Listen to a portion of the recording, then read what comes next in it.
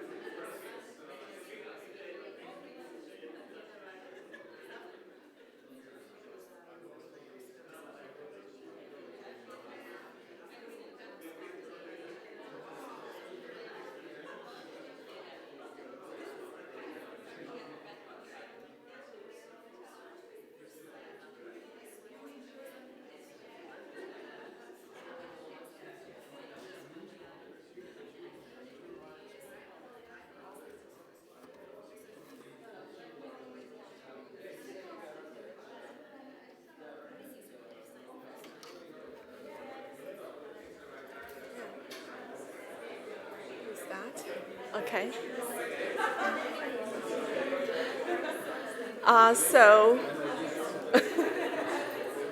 Good morning, everyone.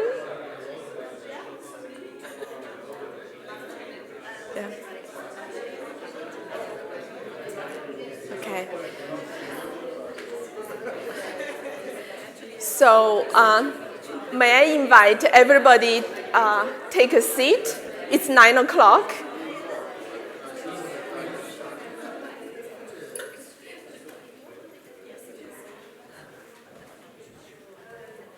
Yeah.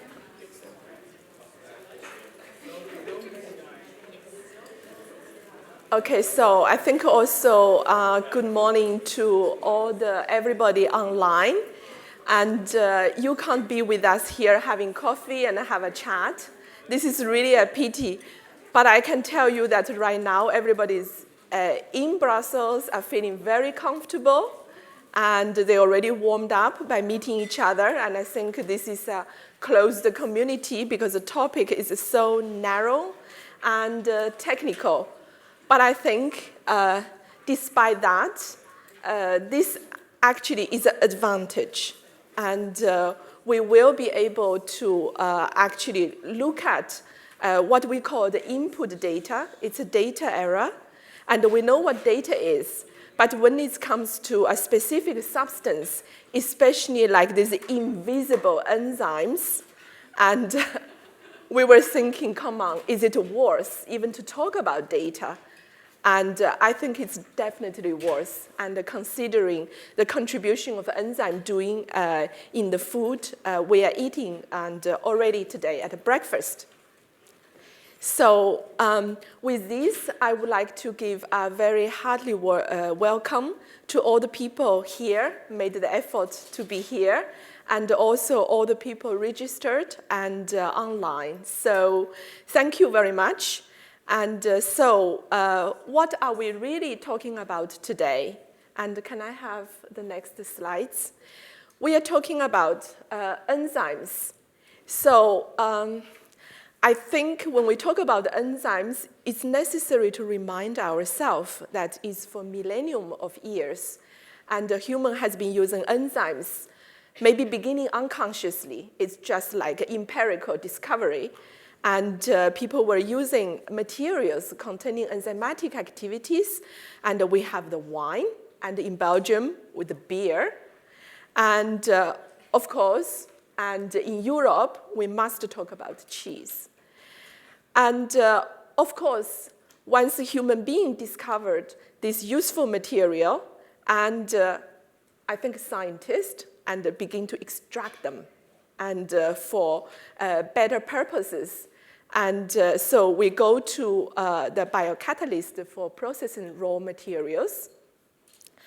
And I think these come up with a list of enzymes, and I'm not going to read it out loud.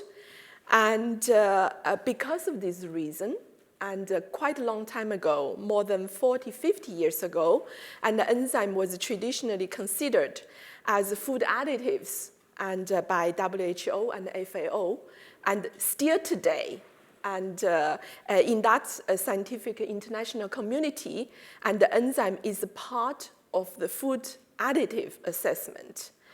And Europe. Europe is special. So Europe decided, and recognizing that the differences between enzyme, additive, and food flavorings, and in 2008, a legislation laid down, and actually to, in a way, to harness or to evaluate the safety of each food chemicals and in foods to protect the human consumers' safety. So next slide, please. And with this, of course, EFSA was funded to do the scientific job. So what do? We lay out a paradigm. And I think I will not read out the slides, but essentially what we do is we look at the organism producing this molecule, and we look at the manufacturing processes, whether or not any unintentionally harmful substances may be introduced. And we really have a close look of what's inside these flasks of enzyme or powders or paste whatsoever. And in some occasions, we also conduct toxicological tests. So this is a classical risk assessment. And of course, today we have to look at the allergenicity and to see what is the potential of them. And this actually brings me to the topic of today, is we actually look at the intended use of the enzyme. And the way of looking at it, this is where data got transformed, and we conduct a dietary exposure assessment. And afterwards, all these pieces were combined, and EFSA reaches the safety conclusion. Next slides, please.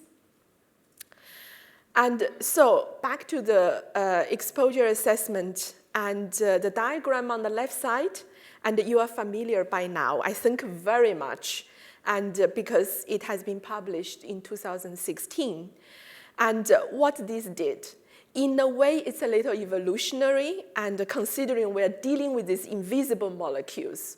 And so we transformed the way of estimating the dietary exposure from arbitrarily considered, how much food, how many liters of liquid we're drinking, into the actual consumption data. I mean, why not? The data are there, and those data are far more convincible to the consumers. And the beauty of this method is it permits drilling down. So we can drill down, and if we need to refine, we can do. But if it's not necessary, or if the data, the input data, one of any of the 4 input data is not available, we still can aggregate. So it's very flexible, both up and down assessment. And by that, and we go to the core of today, the input data. So we have 4 types of input data and to conduct this assessment. The intended use, so this will be the session 1 of today, and the use level, and we have many people from the industry here, and I think you are the owner of those data. And the technical factors, and these are, let's say, it's not invented by EFSA, but is collated because the knowledge has been scattered everywhere. The biggest effort in this sense is we got all the contributions from so many food manufacturers. And thank you all very much up front. And it's because of you today we dare to present you the technical factors, and because the knowledge got combined and checked by you. And the purpose of this meeting is to draw your attention once again and back to these 2 yellow highlights, and have a close look, because it's time to get to the next stage, is to making a tool available to everyone that is interested and easy to use, and to perform the estimation. And of course, the member states must be thanked, and the European consumers who has contributed to the consumption data base, and also must be thanked. And I think this will be my last slides, and the agenda of today is here. So it's a very narrow topic, and you can see that the first session is structured to talk about the process.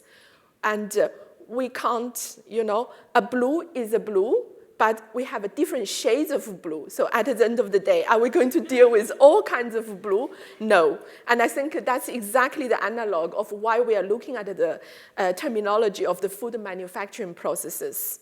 And the second session is really about the technical factors, because once you decided which is your main blue, and then I think the shade can come into play. That's where the technical factors comes.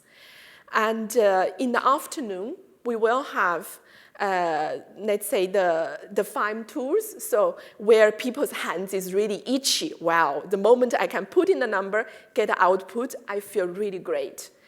And we will have several talks starting from the data behind the scene and to the simple calculators up to the future tool, which will be everyone is waiting for, and EFSA has been waiting for this day for 6 years. And we will have a discussion, once again, recap these two topics. And then, of course, at 6 o'clock, there will be a cocktail. So I hope all of you can stay, and we can exchange words and also about many other things. And one of the things I would like to tell everybody is that during the break, I have a colleague coming from our FDP unit, and she will be there available actually to address a lot of, let's say, technical specific difficulties or advice during the dossier submission. So Costanza is there, and the desk is that one, and looking for the glasses, and you find her.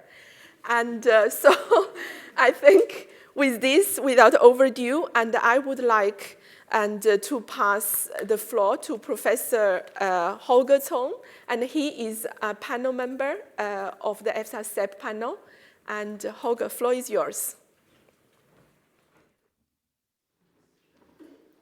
Thank you, Eve. Good morning, dear colleagues.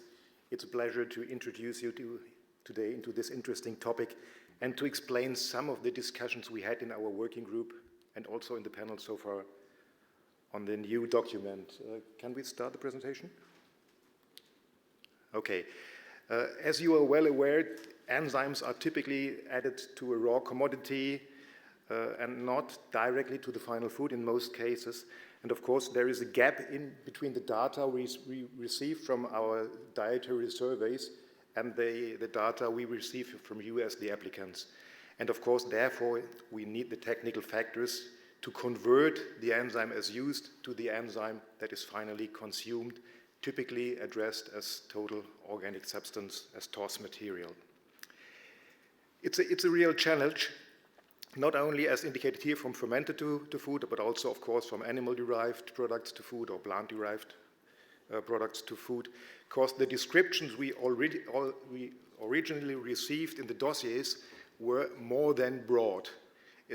To summarize, it's a real chaos. We get, here it was counted in 2016, we had about 100 different descriptions for food processes, and of course, there was a strict need to somehow unify the descriptions to avoid double counting, to properly correlate the data we get with the dietary surveys. Just to mention a few examples here, is processing for grain alcohol the same as potable alcohol production? Are the same things meant here? Do they differ? Are different raw materials used or not? Again, beverage alcohol from distilling processes, only grains, other materials, fruits. So there was a strict need to order that. And that has been addressed first by the Commission, thanks to Katharina. And we will hear more about this process and this working document that has been developed by the Commission. And this working document currently covers 18 different processes. And as you will see in a minute, we thought, or we are currently convinced that this will not be sufficient. That's why we are working on the further development, and the document you have probably already seen. So the main story started already in 2016 when the basic approach was changed from the budget method at that time, which I personally liked a lot, but it was rather easy and straightforward. But now, of course, we all agree it's much more scientific what is done now. And the EFSA placed a self-task in 2017 to ask for essentially 3 different deliverables. The first one is collecting data for manufacturing processes from the industry, from all of the stakeholders that are present today.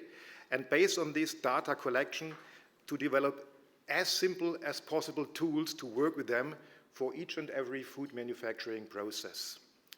And the last deliverable in this process is then the combination of the single FEIM calculator tools to an ideally extremely easy to handle FEIM web tool, just clicking the processes that are intended and to directly get the calculated exposure data, based of course on the individual specific use levels you apply.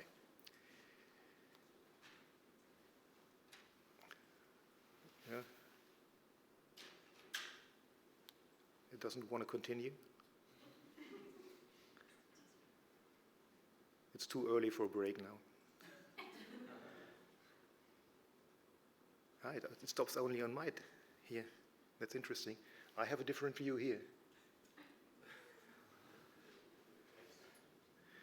Okay, but that may just no, it doesn't react at all.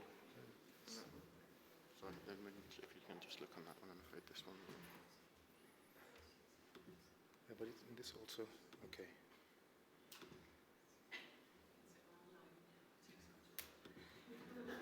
Someone controls us, yes.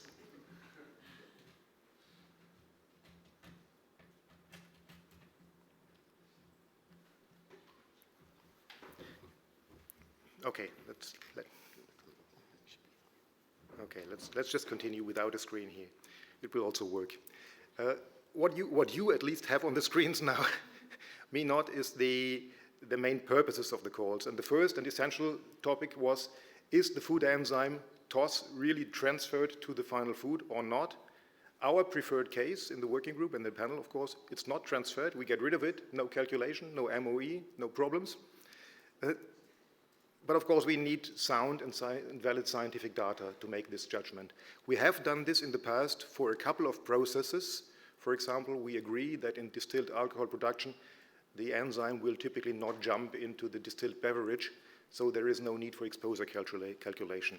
The same has, in the meantime, also be agreed for a couple of different processes, for example, for some processes in fats and oils processing, and also in the production of starch hydrolysates. In other processes, we are agreeing and we are willing to consider also partial transfer of the enzyme into the final food, as for example for the chymosins, where we of course are well aware that not the enzyme, the entire part of the enzyme ends up in the cheese. The data collection started in 2016 with an original plan, as with a community document with 14 calls. With the time, the working group and the EFSA staff became aware that this is definitely not enough, and altogether now, in the meantime, 41 different calls have been launched, for which we have received data from the industry, and for which we also have an indication if the enzyme TOS is removed or remains in the final food.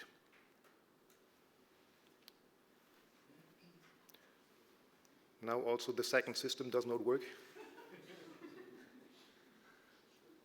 Okay, thank you. Ah, it's back here. Fine, thank you.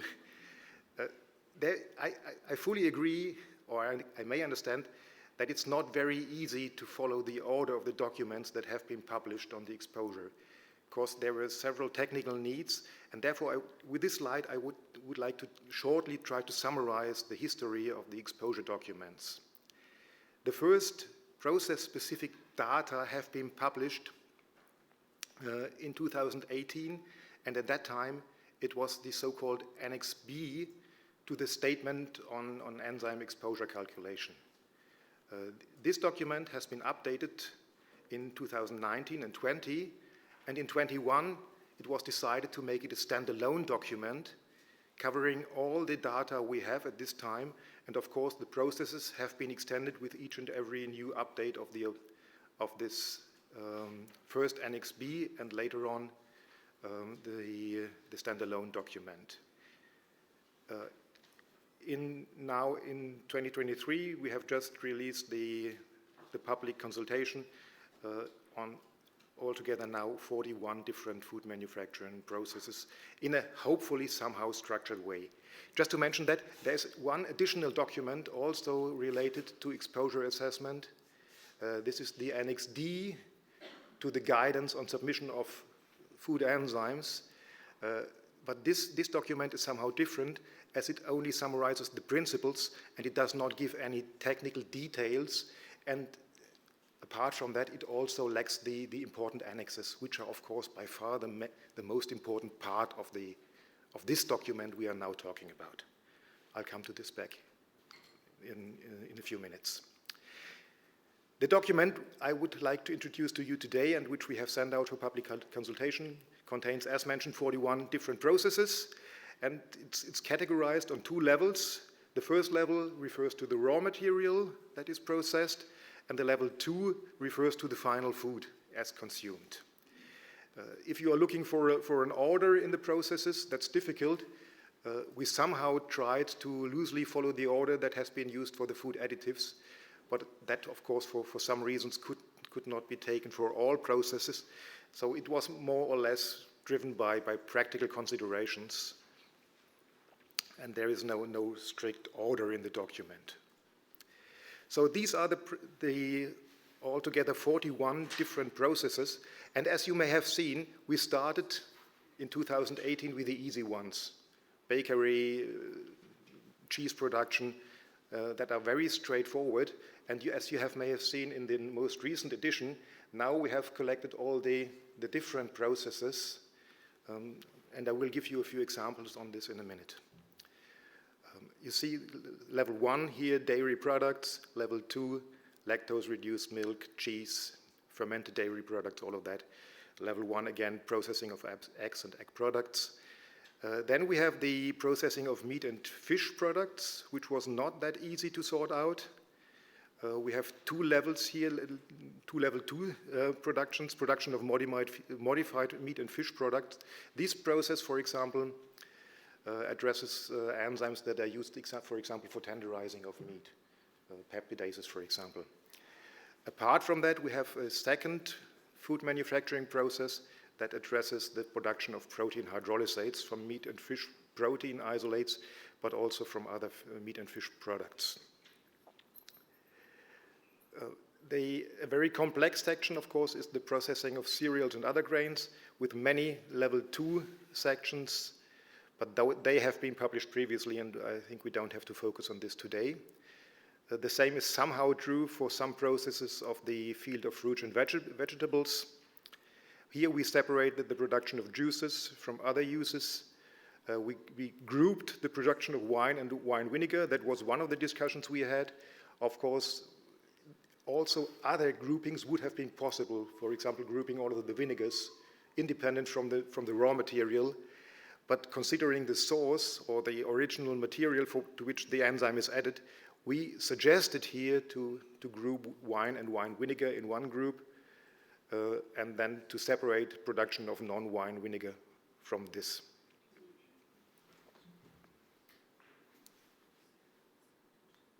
This system is somehow annoying.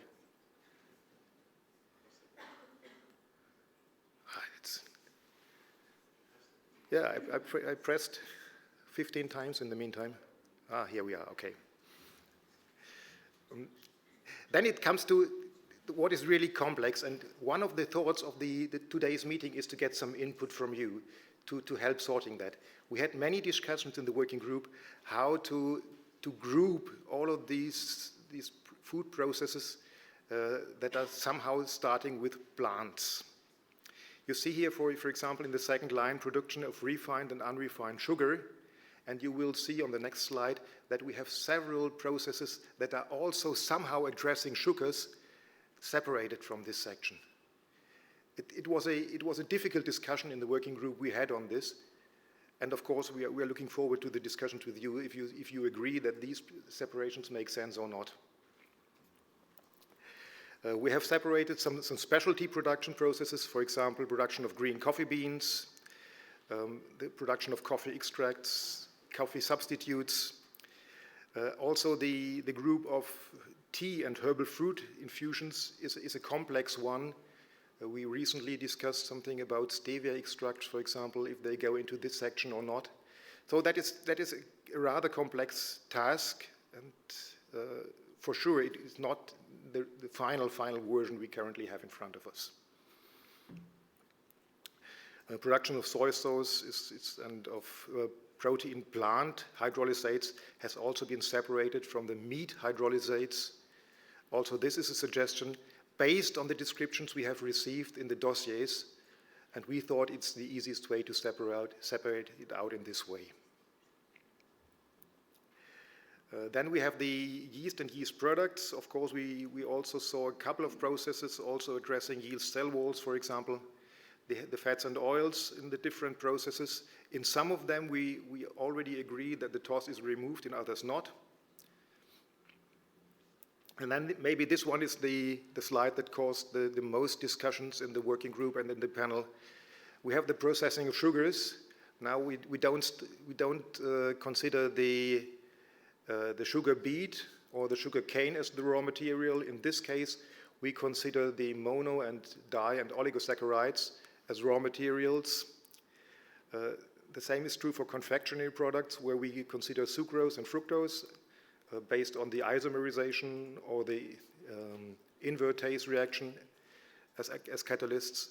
Then again, in a different category, the production of oligosaccharides, first di and oligosaccharides, and then separated somehow from that the different types of mono-D oligosaccharides that is somehow based on the digestibility of the products. That can be is better explained, of course, in the dossier we have, in the draft opinion we have prepared.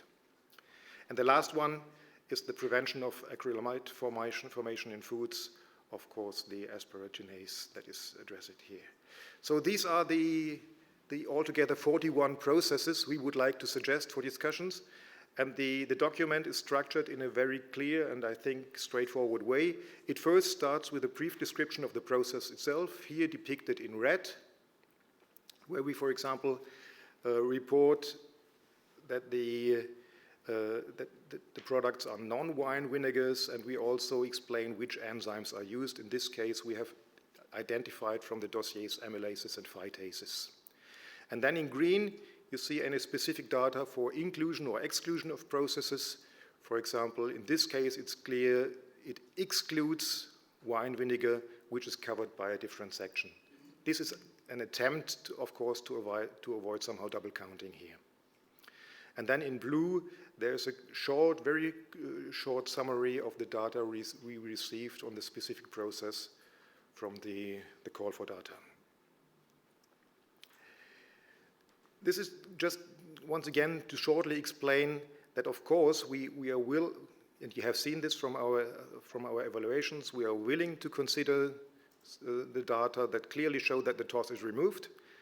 If the TOS is not removed, of course, we have to calculate the exposure, and then this is done, and that is maybe the most important part of this short introduction. The most important part is the annexes. I know it's a lot of work, and especially Ian and their colleagues have put into the development of these Excel sheets. It's a huge work, but unfortunately, I think it's the most important work also for you to double check these annexes, to have a very close look if all of the processes reported in here make sense. To phrase that very clear, it's not the document you have in front and you read and you group the processes which makes the overall exposure and finally the MOE. It's of course the Excel sheets that do the job. Therefore, it's strictly needed that you have a very careful look into these Excel sheets and you check each and every process, because we have seen a couple of enzymes in the past that had MOEs somewhere in the range between 100 and 200, where it's in the critical range, and maybe in some cases it could be rather easy to exclude some processes to lift the MOE to a somehow acceptable range. We tried our very best, and especially the unit did a great job in collecting all the data. But of course, you know, there is, especially in the development of the factors, and that will be explained by E later on in a more detailed way. Of course, all of the processes, first of all, the selection of the food groups according to the new FoodX2 system makes a huge impact on the overall exposure. But of course, also factor 1, factor 2, factor 3 has a huge impact on the exposure calculation. And of course, we know that there is some uncertainty in these factors, and therefore it's really necessary that you critically reflect them. We as an expert group, and especially the unit, tried our very best to derive factors that seem to us to be rational. But of course, having seen, and in preparation of my 2 days presentation, I had a look into all of these 41 Excel sheets and tried to get an overview. It's a lot of work to do this, but I think it's, apart from EFSA's job, it's also your job to double check that, to see if the suggestions we have made are correct. And of course, it's our intention to be as correct as possible, to do an as good job for safety of the European consumers as possible. Okay, to summarize that, what I presented to you, we have currently under public consultation the new document. It started on March 14th and will end on May 9th. So it's the main, I think the main topic of today is to discuss about the advantages, but if necessary, also on the shortcomings of our draft. We have the PDF file that describes the 41 food manufacturing processes in a newly named and newly ordered system. We are looking forward, and we are quite curious to get your comments on that, on our work, what we have done, the unit and the experts. And then the by far most important part of this public consultation are the 31 annexes, which will be used for final exposure calculation in the new Food X2 classification system. And with this, and all of this will go then finally, of course, in the new FEIM web tool that will hopefully be available next year. With this, thank you very much for your attention.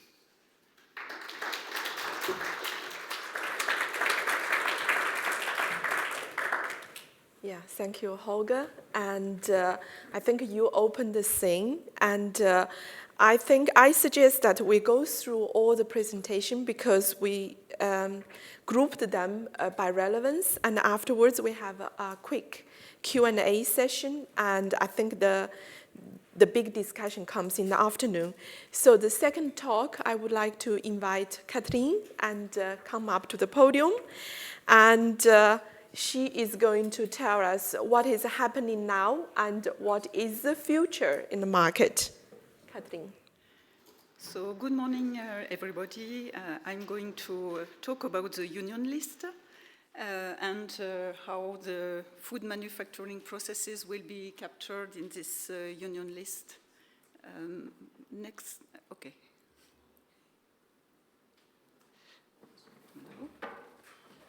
Use this one here. Oh, okay. It sometimes works. So currently there is no union list for food enzyme. Food enzyme are sold in the European market based on the national provisions, and some of member states have already national legislation for the use of food enzyme. And so regulation on food enzyme laid on some rules for the establishment of the union list, which will only be published when all the food enzyme application included in the register will be assessed by EFSA. And you have an overview of the progress made by EFSA. So in green, you can see that more than 2/3 of the food enzyme included in this register has already been assessed, but there is still work to do. And we prepare the union list based on the already published application with the working group on food enzyme with member states. So what are the criteria for including a food enzyme in the union list?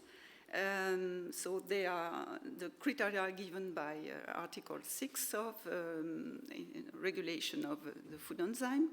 And the first criteria is that based on the scientific evidence, they should not pose a safety concern for the health of the consumer at the level of use proposed. And you have also in the regulation on the data to be provided in the application, an article 13, which explain what information should be reported in the opinion for EFSA. And in particular, dietary exposure is part of the risk assessment, and in the opinion, there should be information on the exposure coming from the use, and including also the exposure of vulnerable population. So, for example, for food for infants, if the food enzyme is used for food for infants, there should be some information on the exposure in the EFSA opinion. If we come back to regulation on food enzyme, the entry of the union list should specify the food in which the food enzyme may be added and the condition under which it may be used. But most of the application contain food processes, not food, specific food. When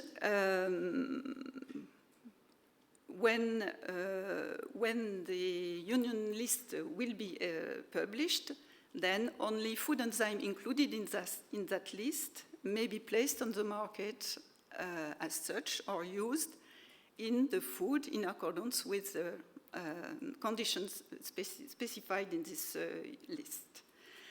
There is also another article which provides for legally binding interpretation of the decision whether a food belongs to a given category for the implementation of the union list. And decision can be taken when the union list is applied to decide whether a food enzyme can be used in a specific food. As I said before, in the application, most of the application contains food processes. So from the start of this work in 2014-15, there was a need to establish a document in order to make a parallel between food processes and translate them in foods in order to pave the way for the union list. This working document at the start contains only 18 food processes. At that time, the exposure was based on a budget method, so there was no need to detail a lot these food processes. But as you have seen recently, we have now more than 40 food processes, so there was a need to update this working document to reflect also the progress made by EFSA in the safety assessment to be in line with the condition that could be included in the union list, because the safety assessment is based on these food processes, and we need to translate them in the union list based on what is published in the opinion. So this document was updated in January, and also some consultation was launched in order to see whether this document cover all the uses. This is not a binding document. It evolves. More food processes may be added on the basis of new information. It gives information that reflects the use proposed by the applicant, and they are not considered as authorization for now. This is used to help EFSA to identify the food processes and issued some calculators if needed for exposure, but it will be also used for the drafting of the union list. It may remain valid after the union list if needed, but there will be a need to follow some internal commission procedure for the guidance to be used in support of the union list in the future. Currently, for each process, there is no exhaustive list of the technological effect and the food enzyme that can be used in these food processes. There are examples. And the intention with this working document is to use the same name of the food processes as in the union list in column 4 of the union list to explain in what food or food processing the food enzyme can be used. So this shows here, it's the same principle as for food additive or flavorings, but in the other area of food improvement agent, it is a list of food, and here we have a list of processes, and in some cases there are also authorization that are requested for specific food. Novel food, for example, it's only for the production of one specific food. So it is the intention is to use the same name as we have in the opinion of EFSA and in the union list. I took one example from the opinion that was already published.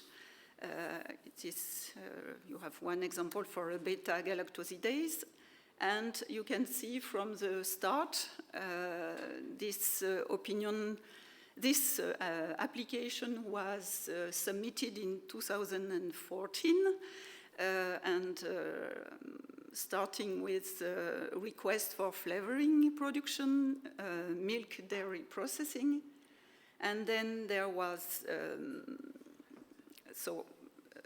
based on the working document on food processes, which describe these two processes, EFSA clarified with the applicant for which product this enzyme was intended to be used, and according with the information provided, then issued an opinion for the manufacture of galacto-oligosaccharides, lactose hydrolysis in milk processing, including infant formula, and production of fermented milk products. So the intention is to use the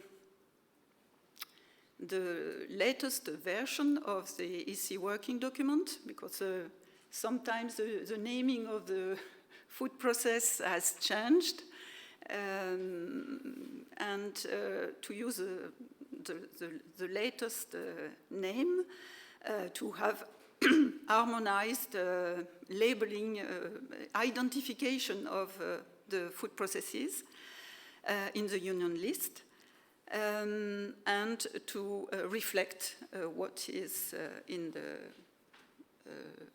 EFSA opinion. The description of the food processes includes the raw material used in the manufacturing process and the product resulting from the reaction, and the purposes of use, and also to avoid overlaps between several processes, includes or exclude several food.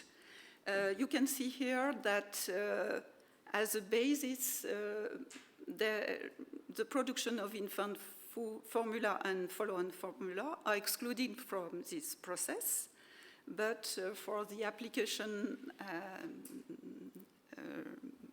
that I showed just before, there was some data provided by the applicant for the assessment of the exposure of infant, so that's why it was added, clarified in the opinion that it includes infant formula. So this is also what we can see in this example, is that there is the process for galacto-oligosaccharides is more broad. It's oligosaccharides, processing of oligosaccharides, and galacto-oligosaccharides are part of this process. So it's not always the whole process taken into account in the union list. It will be only what was really assessed, and it can be sometimes the whole category or part of this category or a very specific food. And you will not find in this document information on whether the food enzyme remain or not in the final food. This is a part of EFSA, the part of the job of EFSA.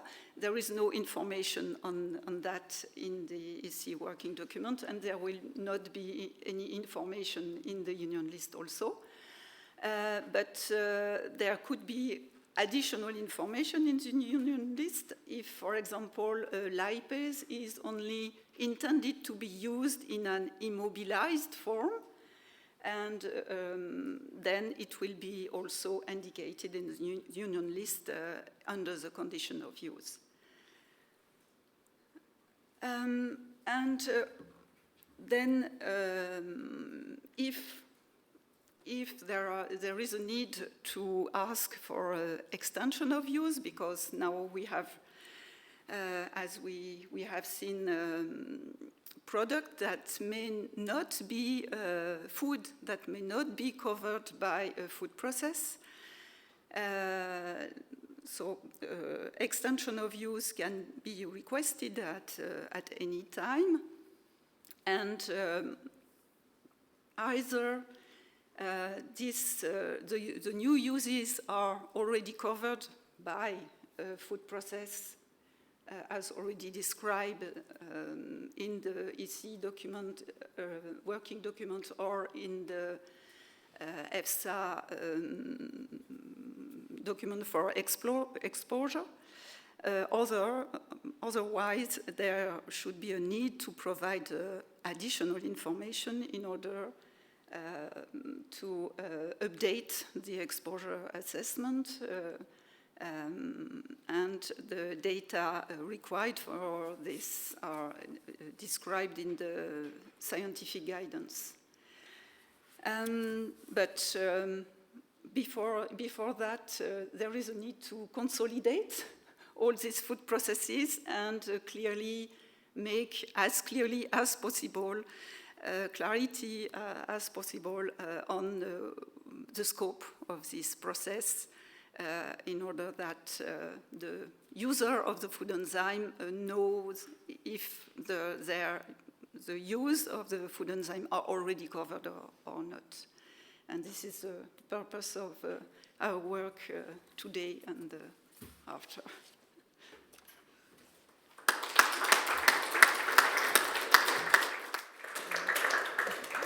Thank you, Kathleen. May I ask you to remain seated because maybe later we can save time. Oops. Okay, so I think having known and after the EFSA assessment what will happen at the European Commission level, I actually would like to invite Mariella and from ANFEP actually give us a perspective from the industry to make the whole thing fit for purpose. Floor is yours.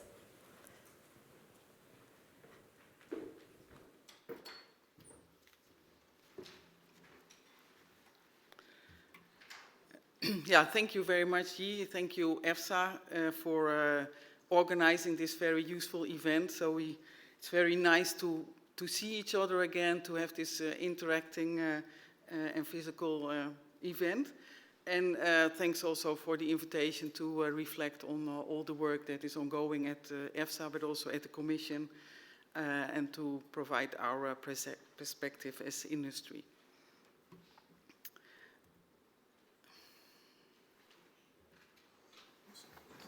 Which one? This one. Oh, that one. This one sometimes works. Ah, okay, thanks a lot.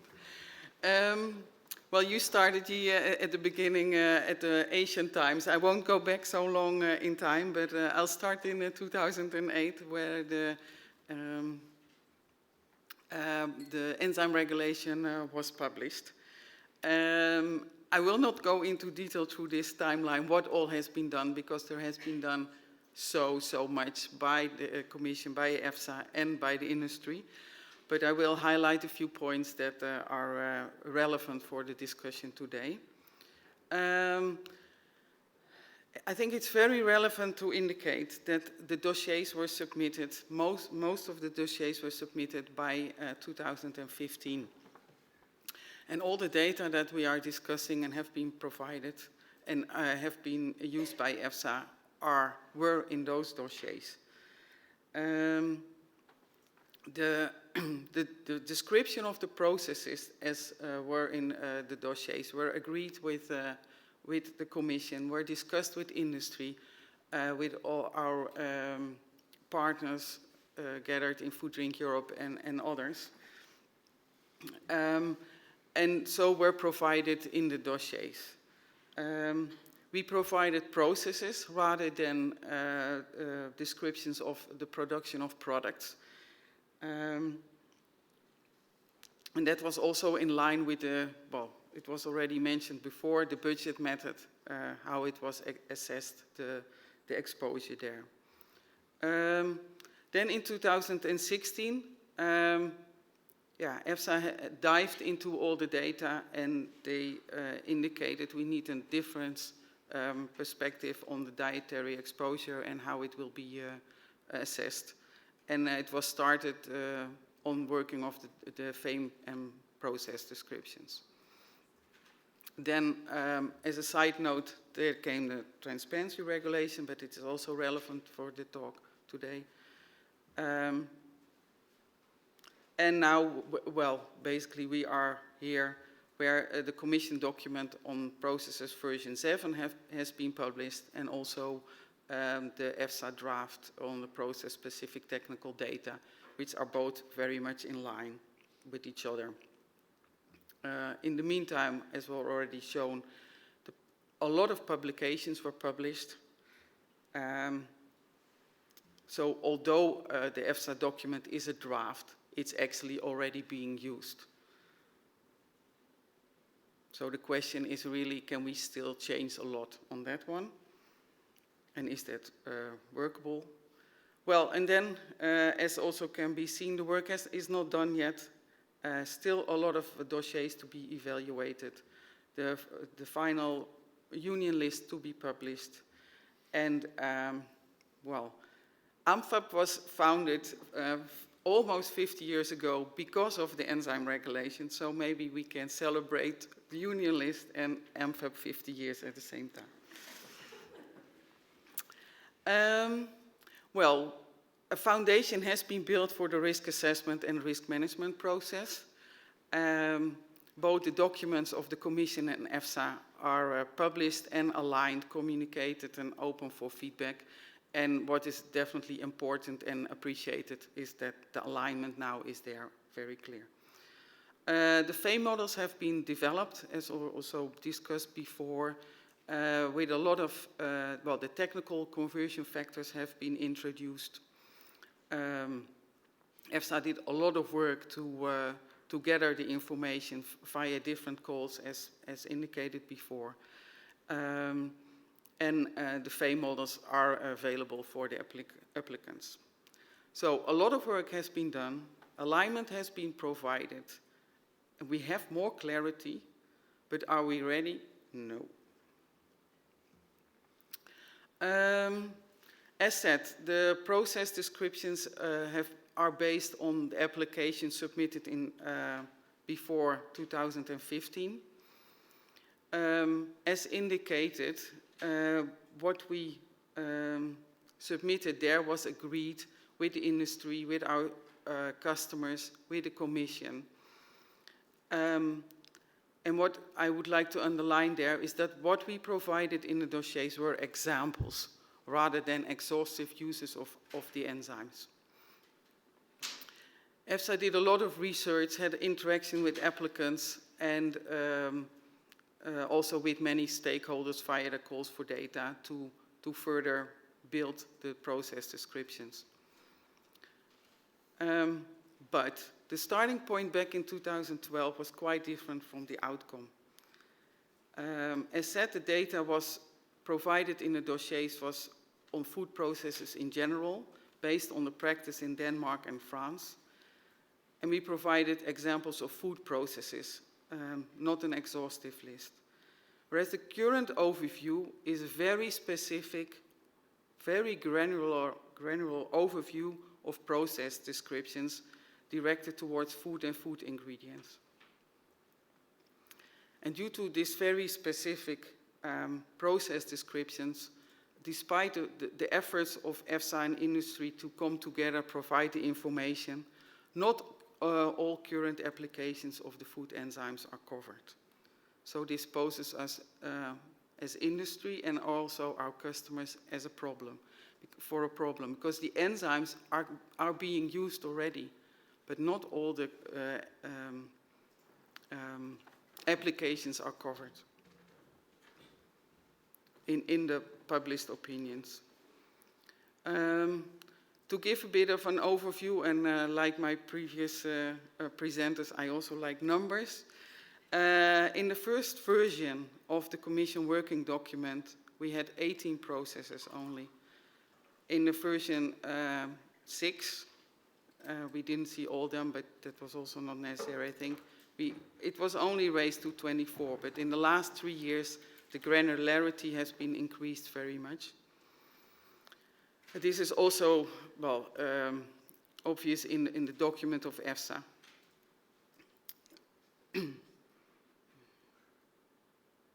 To go a little bit into detail, I think the example was also shown before. We provided the dossiers on dairy processing. Until version 6 of the Commission document, dairy processing was still listed. And of course, we could already see it in how EFSA was addressing our enzymes, and in the opinions that there was more granularity. That is now also shown in the Commission and the EFSA document. But for example,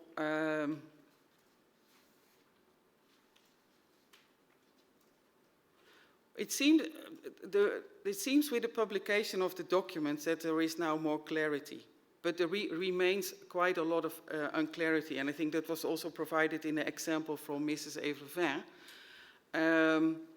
The enzyme that was discussed, the lactase, was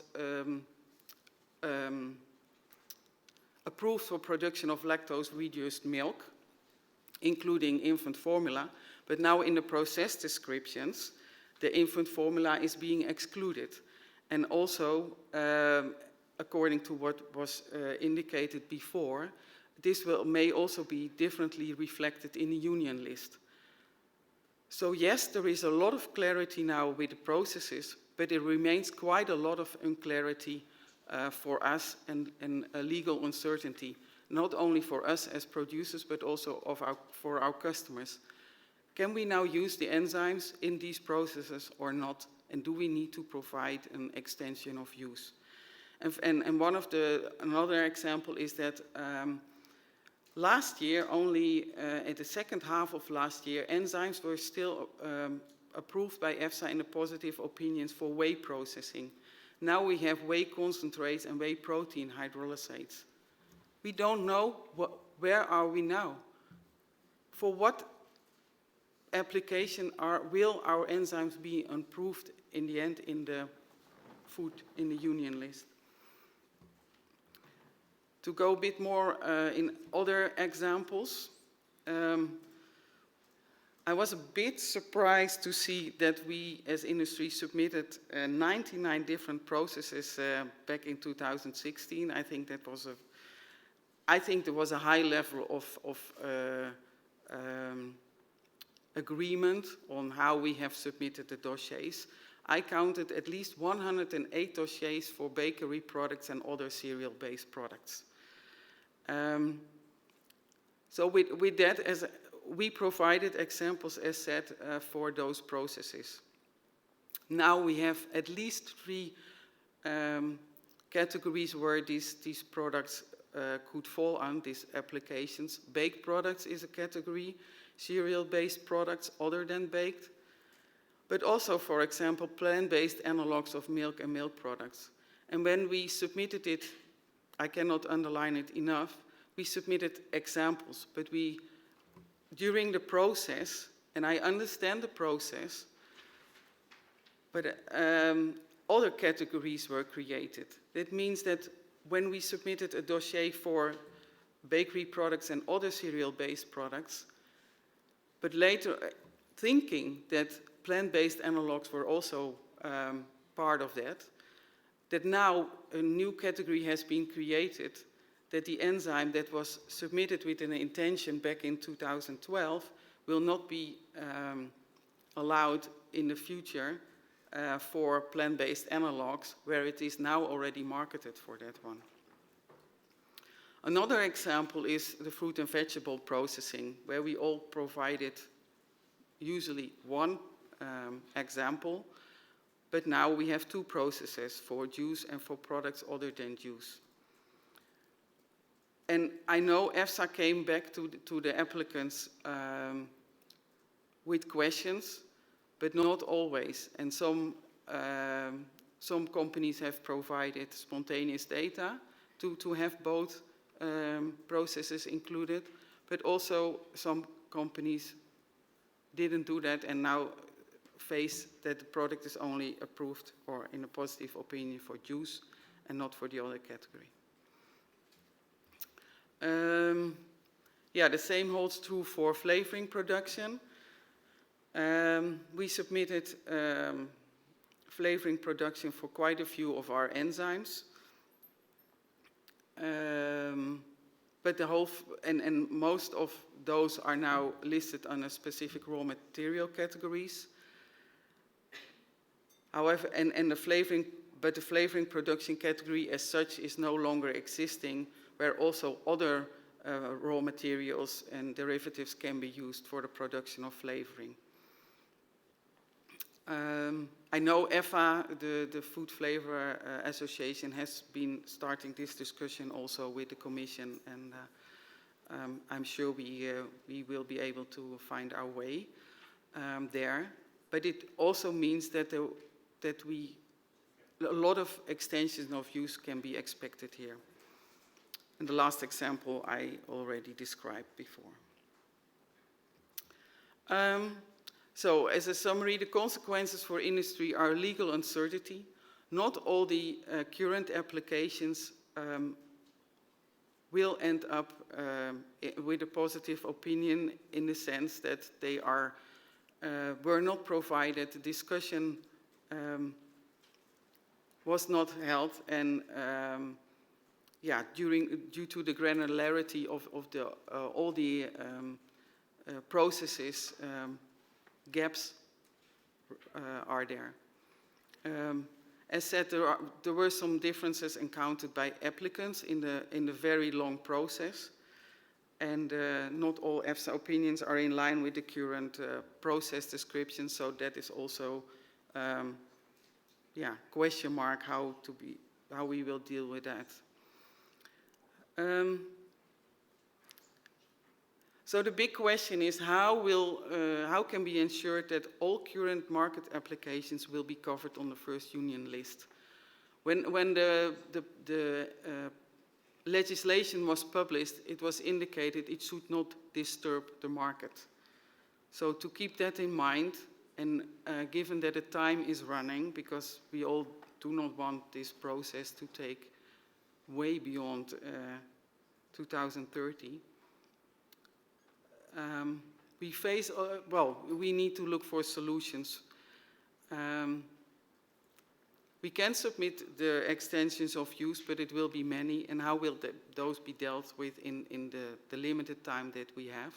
Also given the transparency regulation that requires, that we see that there is more delay in the start of the risk assessment process.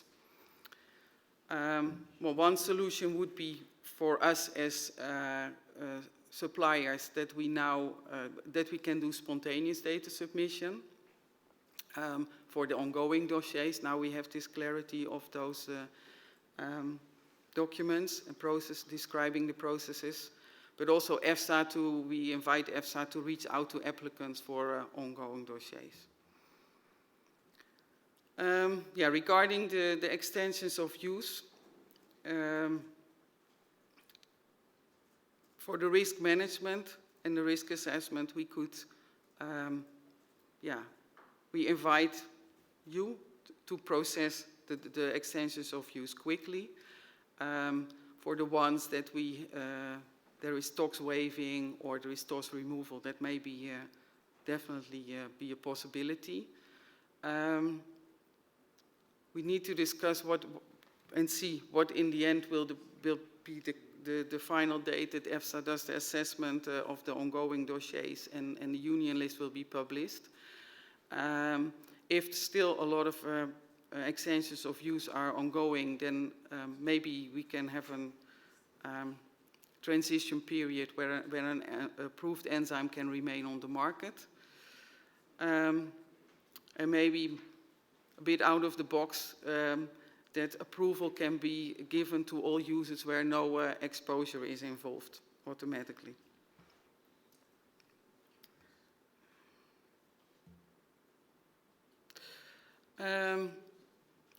Further to the list of processes that have been submitted.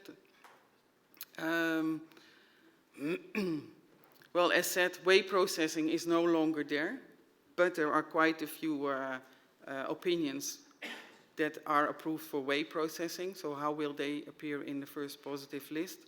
There are some processes not listed at all, for example, production of sucrose-based fermented beverages.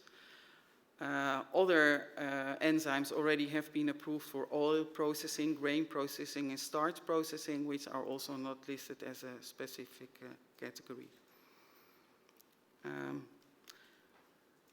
To make the link to this union list, as industry, not only AMFEP, but also our customers like Food Europe, Brewers of Europe, EFA, they are very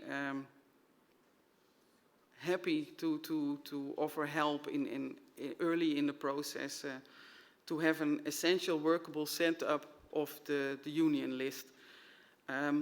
What I just heard from Mrs. Evrenvin, that maybe not all the process, like the example for galacto-oligosaccharides, that it may not appear like that in the union list, that will create a lot of issues. We now have clarity on the processes. Let's then also stick to those. Also because EFSA is already using those and putting them forward in the opinions. And when still things will change, how can we work with that? Not only us as producers or our customers, but also the enforcement will be very difficult in that case.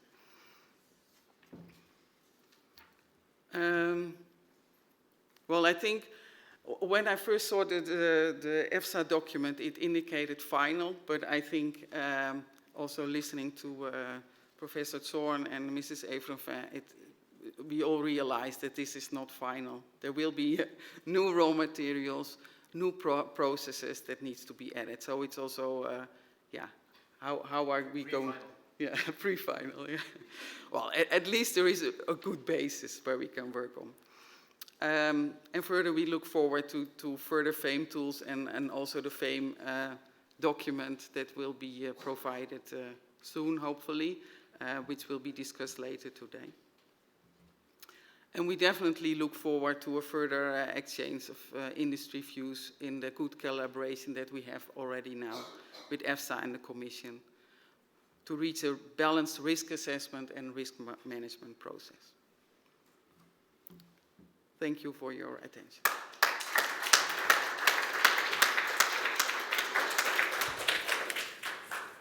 Yeah, thank you also very much, Mariela. And I think you never surprise us with challenges. And I think we have concluded with all the presentations of this morning. And it's great. And we actually concluded before the scheduled time. So this gives us more time that we could have the Q&A session. So I heard that the online participants are totally silent, hopefully not sleeping. So I would like, first of all, open the floor and to the people are here today. So any questions? And please just raise your hand. And if you know whom would you like to get an answer, and you can address to all the people now are sitting on the podium. So, silence also here. Wow. May I break the ice? Yes, thank you. Yeah, let's just ask you. Thank you very much. It was really clear today about how the document was structured, actually. It was a really nice introduction. And I have a question related to the levels 1 and 2. What was the actual purpose to have those two levels, and what consequences it will have for already issued opinions? Because when I read a little bit why this terminology was chosen, it seems that it was due to the biochemical nature of the enzyme. So certain level 1s were related to the certain specific enzymatic activity and raw materials. Can you have it? Yeah, sure. I think the best person to answer this is you, but independent from, maybe I start. During the presentation from Mariela, I was thinking about a potential solution, and having these two levels could be a way forward for the legal security for the processes. Depending on if we calculate an MOE and if it's high enough, it could be an option just to go back to the level 1 situation to cover as many processes as possible. So that could be a chance for industry to make use of this categorization. Yeah, maybe how this works. Yeah. So perhaps I could add something about the level 1 and the level 2. So also take the blame here. So the reason, So how the work started is that EFSA launched so many calls for data, and I think it's irresponsible to let all the calls for data unstructured and lying there by chronological order, and I think that's not scientific. And then this brings us to think, but how are we going to order them? Are we going to order 41? That seems very difficult for the human brain even to think. And the next idea came to my mind was that as the whole story of launching the call for data is about bridging the raw material to the foods. So actually, and these two hierarchical just born automatically without further thinking. And the level 1 would allow anybody, so be industry, be people less familiar with food processing and understand that, okay, my enzyme is added to that physical raw material. So I need to express the use level or converting them. Sometimes you have to, because this is something we encounter during the assessment all the time. And just thinking about the example of the sugar. So sugar is a substrate, but sugar could also be a raw material. And I think if we're talking about the substrate within a bigger material, you need conversion. So I think this explains the level 1. And the level 2 is really very much the purpose of the assessment. We are talking about the consumer. Consumers exposed to foods. And food consumption data are collected by survey. So actually, automatically you see, and that's how it was done. And I also would like to comment on what Holger was saying, that why Mariella presented all the challenges, all the, let's say, maybe the intended users back in 2015 and nowadays. And by being specific, it actually narrowed down. And I guess for the authorization, it could be because the specificity would have to be all extended or with other ways to expand the actual, to reflect the actual use.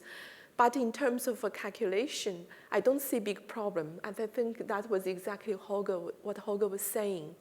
Because the fact that we put out the Excel sheets and why, let's say, why infant formula was excluded. And you will see that that is because the feedback we got from the infant formula manufacturer. And they say that that specific types of ingredients is not used or treated ingredients. So we excluded that. However, and infant formula is captured in a separate, let's say, under another name. And so I think in order to expand the process, for example, green processing, the example, and one way is just to add foods into that. That's the technical solution, but the legal solution, I guess, is something else. So I think that's my contribution here. Mariella.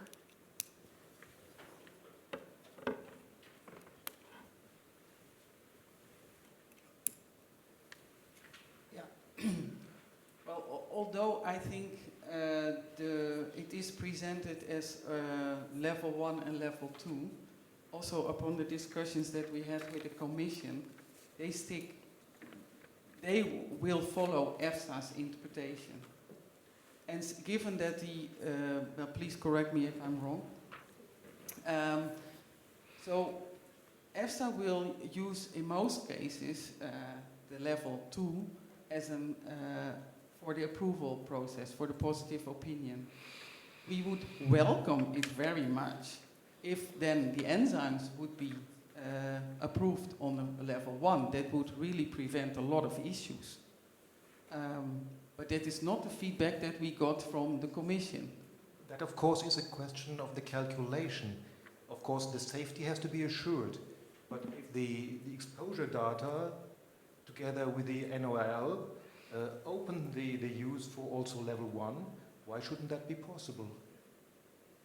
I fully agree, but that means Yes, of course, that it's two ways. Of course, we fully agree, and the message was very clear. Maybe we did not think about that too much in the working group, because we are focused on safety evaluation. We did not think about your problems. But it was good to hear them and to understand them, of course. But the first thing is, of course, the applications got somehow narrowed down. That's clear. But on the other hand, this exactly led to the acceptance of some enzymes which otherwise may have not passed the limit to get a positive approval. Because of course, the exposure calculation was strongly narrowed down using this approach.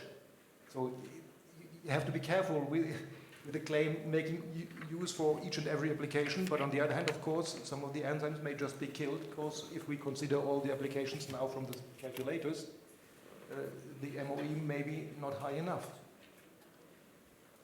yeah, I fully understand the perspective, and that that EFSA made it very specific, the intake calculation.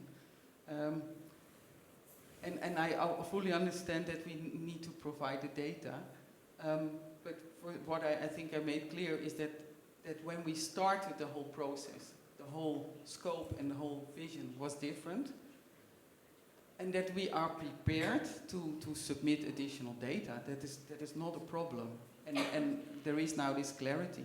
But the question is if we get enough time to get this, to provide the data and to get the approvals for the enzymes that are now currently in use.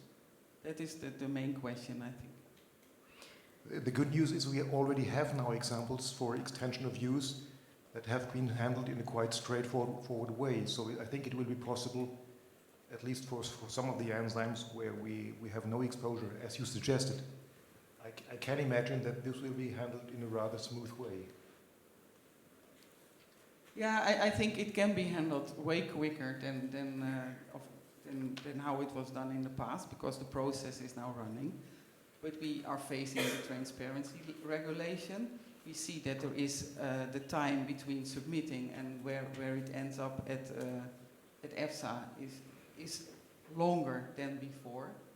And I deliberately also indicated numbers, and you saw quite high numbers for baking and cereal-based processing, for fruit processing. So it's not that we have to provide a lot of data for a lot of enzymes. So that also takes time for us as industry. So it's not that we just click on the button and tomorrow you have 100 extensions. That's not how it also works for us.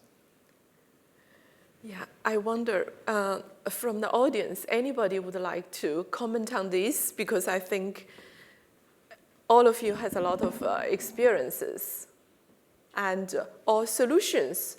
Yes, please. Yes, and could you please state your name? Yeah. Yeah, question maybe more to the Commission, then, because in the regulation it's also clearly stated that there should be no disruption to the market. And what Mariella describes, I think, would lead to a disruption of the market, because current users would not be covered in future legislation. How do you see that?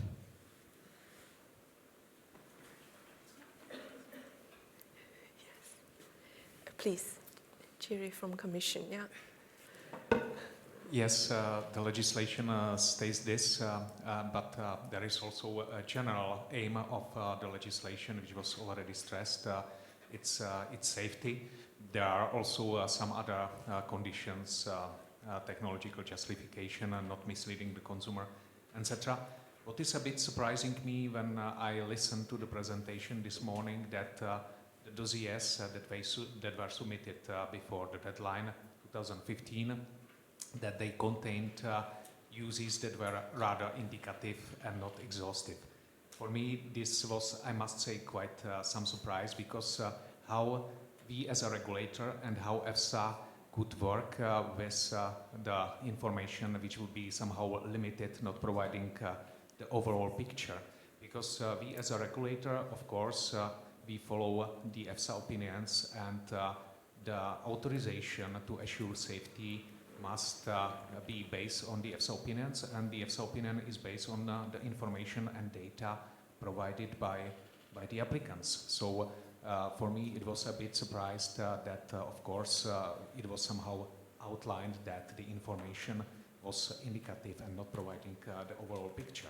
So for me, this is something which is maybe a route for the discussion we are having just now. And of course, we are here today to try to find some appropriate solution, but the EFSA assessment, as well as the regulators, of course, they work on the basis of the data provided. And it's good that you also mentioned that data is there are challenges, and we will have to look for solutions, but we should not also forget that the process as such is based on the data that is available. Thank you. Yeah, I think if I may act on that, and I was equally surprised by the same thing, and when Mariella, you presented. And this, I think, brings us to two topics here.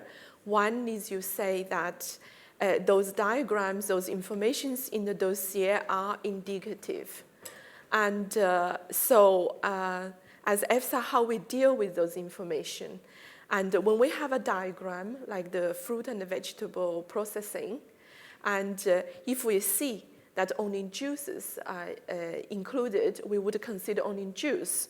And of course, the reason we divide the fruit and the vegetable products between juice and the non-juices, and this is for calculation purposes, but not only. It's also not to, let's say, penalize the dossier, because you can imagine fruit and vegetable products are vast. If we pull everything together, and the opinion has a higher risk of not passing the so-called margin of exposure, and dividing it and offer the solution. So, I mean, it's not that we deliberately offer the solution to rescue some dossier. This is also having pulled all the information from all the concerned dossiers together. So one thing I would like to clarify is actually how EFSA was preparing the course for data. Are we just, go to read some textbook, Google a little bit, read some of your website, and then go? Not at all. We went really very much the hard way. We extracted all the information from all the submitted dossier, and we compare them, and we see, is it possible to break down or not? And then we go on to verify here and there through different sources.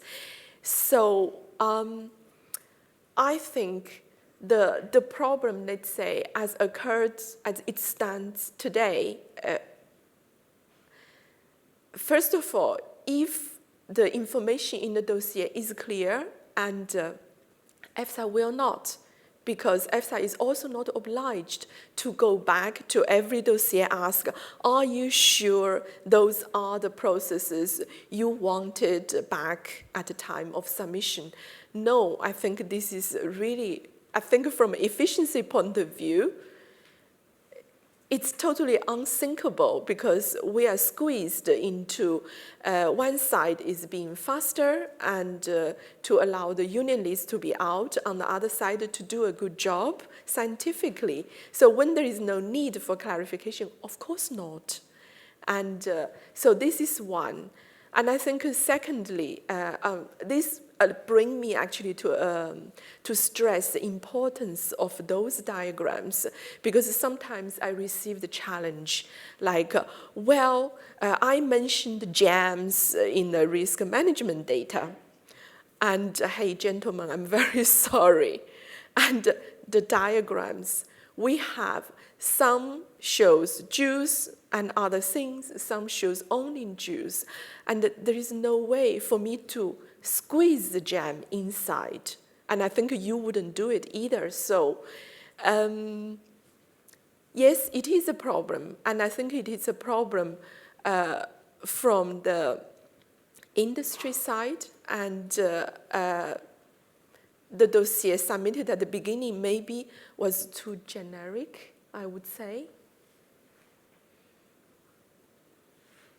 Well, thanks for your reflection, and I definitely we acknowledge all the work that EFSA is doing.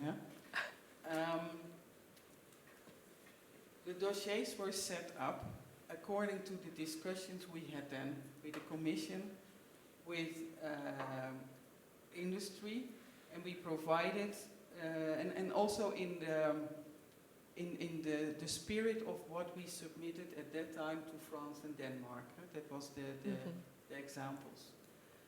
And we submitted, well, I think the fruit and vegetable processing is an excellent example. At that time, we submitted for fruit and vegetable processing. So we provided an example, because the enzyme use, when we would describe every and single use, then the dossiers would be 20, 30, 40, 50 pages more thick than they are now. I think that will not contribute to a good assessment. But also, at that time, and I didn't want to refer to that, but we agreed in the first EFSA guidance, it says we can use the budget method. The budget method uses solid food and liquid food. So that would fit excellent with the example of the fruit and vegetable processing. So it's just, things have changed. And things have changed, I think, for the better. We have more clarity, we have a good process, but it doesn't take away how we started, what we provided, and that this does, in quite a few cases, will not fit anymore with how it looks like now.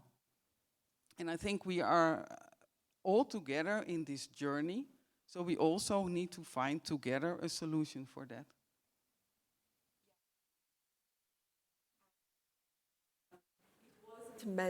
I was just trying to give some explanations.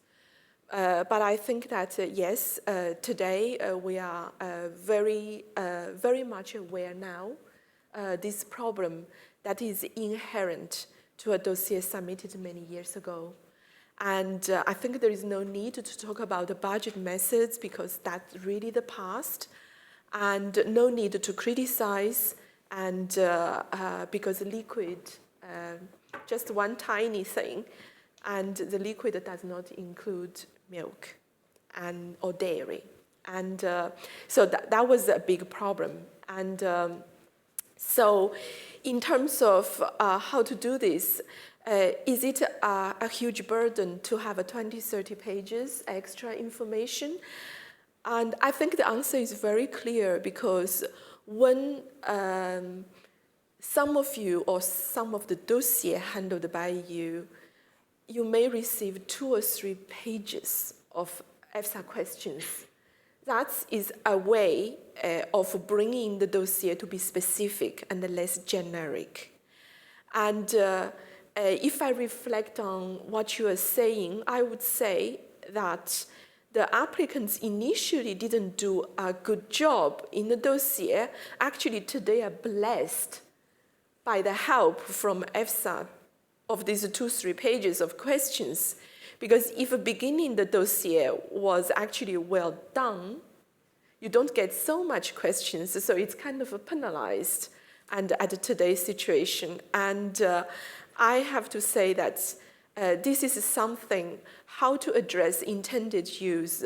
Is it, one very obvious solution, which I think is not a good solution, would be EFSA would go back and with, or you said yourself, spontaneous submission, updating the information. And I would absolutely discourage that right now for a very simple reason.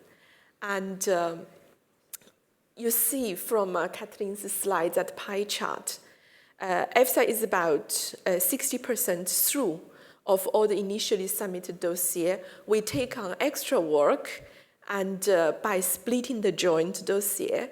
And if we also have to deal with the avalanche of extension of use via the spontaneous data, I think the work is essentially going to be total disruption. So I would say that...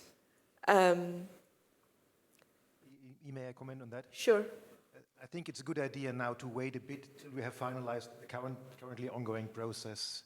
And of course, I fully agree we will need different types of measures to handle the needs of the industry between Commission, EFSA and you. But the first step, and that maybe the essential step for today, is to have a close look again at the new processes that have now been included. You complained about the too high granularity. Now is the chance to send us good suggestions to reduce it in a structured way. We are more than willing to handle your suggestions in a way that helps both of us. We have many new processes now out for public consultation. If you see it's too small sized, it's too granular, please make suggestions for different grouping. We are open for that. That's the reason why we are asking you. That would be the very first step. Well, thanks, and we will certainly do that. But on the other hand, the list of processes is there. EFSA is using it. The Commission will be using it. How can we... Also, that will become a mess. The legal certainty, the clarity is not there when we start changing again. This current document has not been adopted by the panel. It is just a public consultation, so currently there is still a chance to change. And of course, we are well aware that based on the time pressure we have, we are working with a legal situation that is not perfect. But we are trying to do our very best with the situation we currently have. And that would be also my suggestion with the questions for extension of use. I would wait till this process now has been finalized. Then I think after this process, we have a final list of processes that will be very helpful for both of us. Yeah, I agree. I mean, it would even have been way more easy when we would have in 2012 this list of processes. But I also understand you didn't have the information. But also then the question is, do we have still time? A pragmatic proposal here before I pass the floor is that I think EFSA has, and everybody, not only EFSA and the industry together and the Commission, we have spent 6 years and try to bring something that we are able to critically review it today. So I think we should do that. In particular, this level 1, level 2, the mentality of structuring it, ordering it. And I think if we manage to have that agreed and settled, scientifically sound, and then I think it's a matter of adding things in. Then the infrastructure is there. And so for this very reason, I would not begin to maybe fear for the uncertainty by not looking at what we can already be certain today. I would really make sure that the structure is the sound way. And I think this is the purpose of today. I really very much hope that this afternoon, the discussion, we can actually look at them specifically, because I can see many specialists today are in the room. And I hope the online participant and do actively and look, give us your brain. And yeah. Oh, okay. So please, that lady, a question, yeah? Thank you. I have a question. It's on the line of the extensions of use, but not only. So we really acknowledge all the work that has been done and that it's very evidence-based and very scientific, of course, and we understand that it was the purpose. But for some extensions of use and also for new processes, we will need some guidance in order to deal with that, because it's like a kind of self-fulfilling prophecy. If approval or evaluation is going to be based on data, and we don't have those data because the application is new. How we're going to deal with that? And of course, if this is also goes in the direction of the previous comments. Of course, applicants, food enzyme producers will try to reflect all the possible uses of their enzymes, but it's not that the food enzyme producer always is aware of all the possible uses, because it's the food manufacturers that are using the enzyme.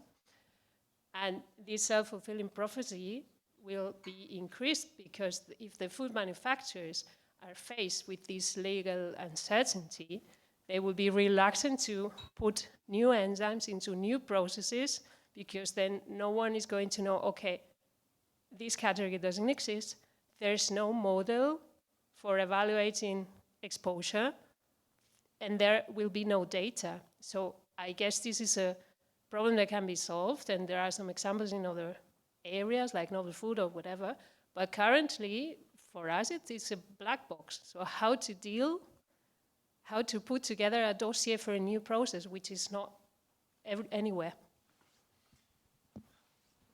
Yeah, I think a very quick reply to that. So I think we are doing the work, but not to forget that when EFSA started the work, or when the legislation laid down, when the dossiers were submitted back in 2015, and those dossiers are supposed to deal with enzymes that were already in use industrially and reflect at that moment the innovation happening at the industrial level.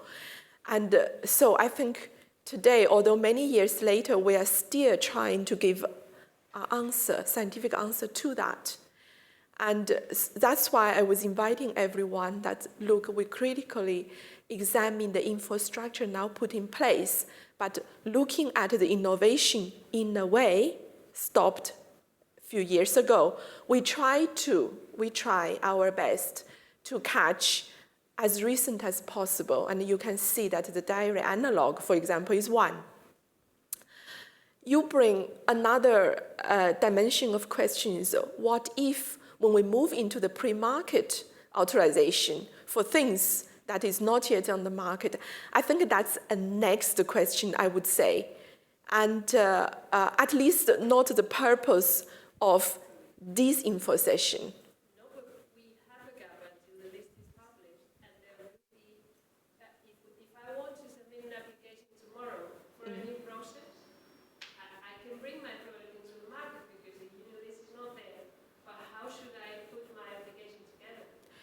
It's true. And, but don't forget that we have the risk assessment and the risk management. So I think me, as an EFSA employee, the question to me is, if I face something totally new, am I able to evaluate the safety or not? And I think this sucrose fermented drink, this hard seltzer thing, is exactly an example you could bring today. And did EFSA do it? Yes, we did. From a risk assessment point of view, we can do. The question is next, how are we going to capture it by commission into the authorization? And I think that's a next homework, in my view. Yeah. I personally do not see a real problem. As soon as you develop a new process for an enzyme, you can strictly follow the guidance and submit your dossier. Take the allulose, for example. Of course, we have new applications that are handled in a very structured way. And also, if you think about insects, for example, it will be pretty easy for us to consider an insect be an animal and handle it in the animal-derived products. So I don't see a real problem here. Hopefully it's like that.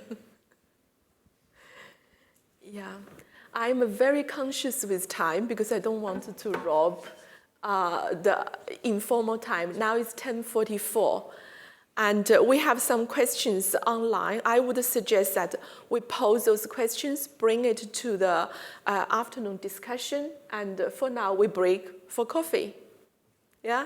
Okay? So yes, please, coffee is outside.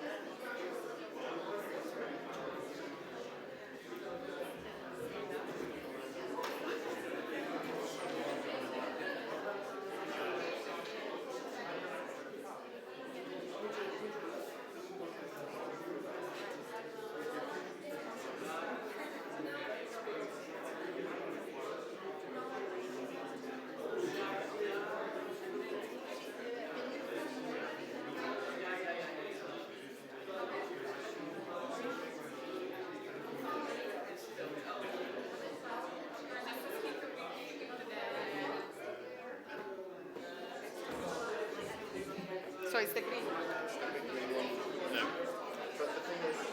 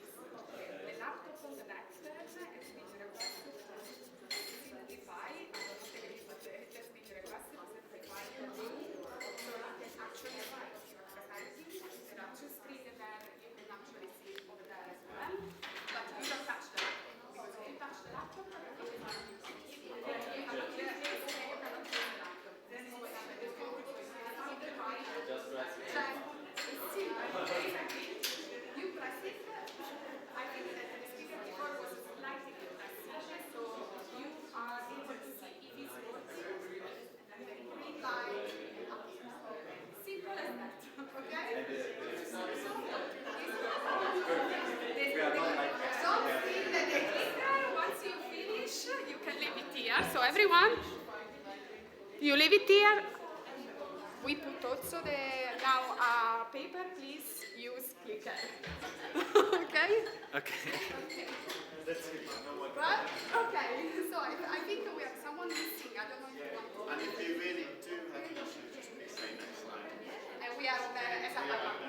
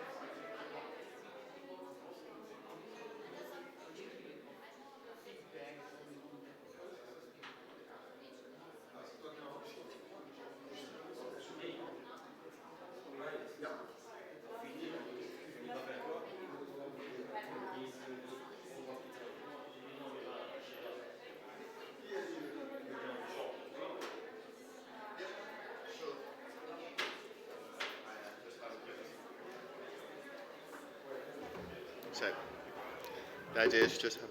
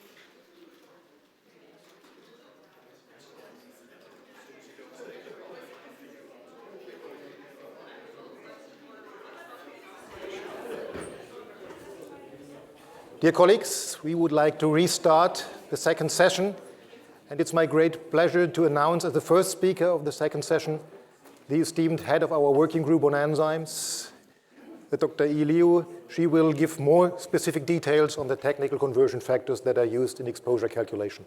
Yi, we are looking forward to your presentation.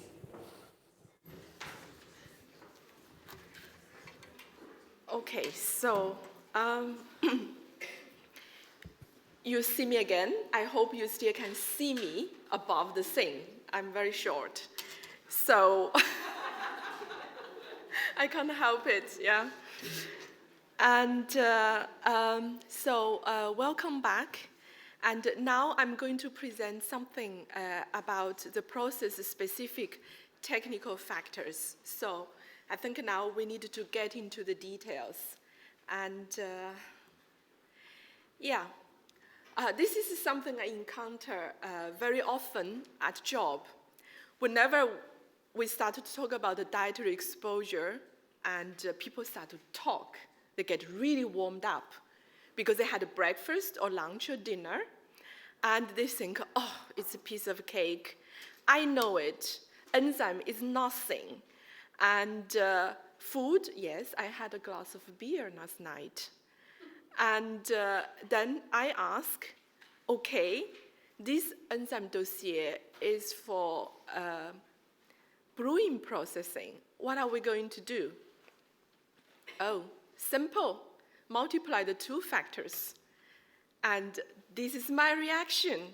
You can't, because the enzyme dose is expressed on, you can see the picture, and what people have drunk is that liquid. Apples and pears doesn't work. And this is how I could justify why I'm employed by EFSA. I do something. I think, yes. So my job is painstakingly and try to find ways and to bring the picture from the left and the right become talkable. And what are those elements, minimum elements?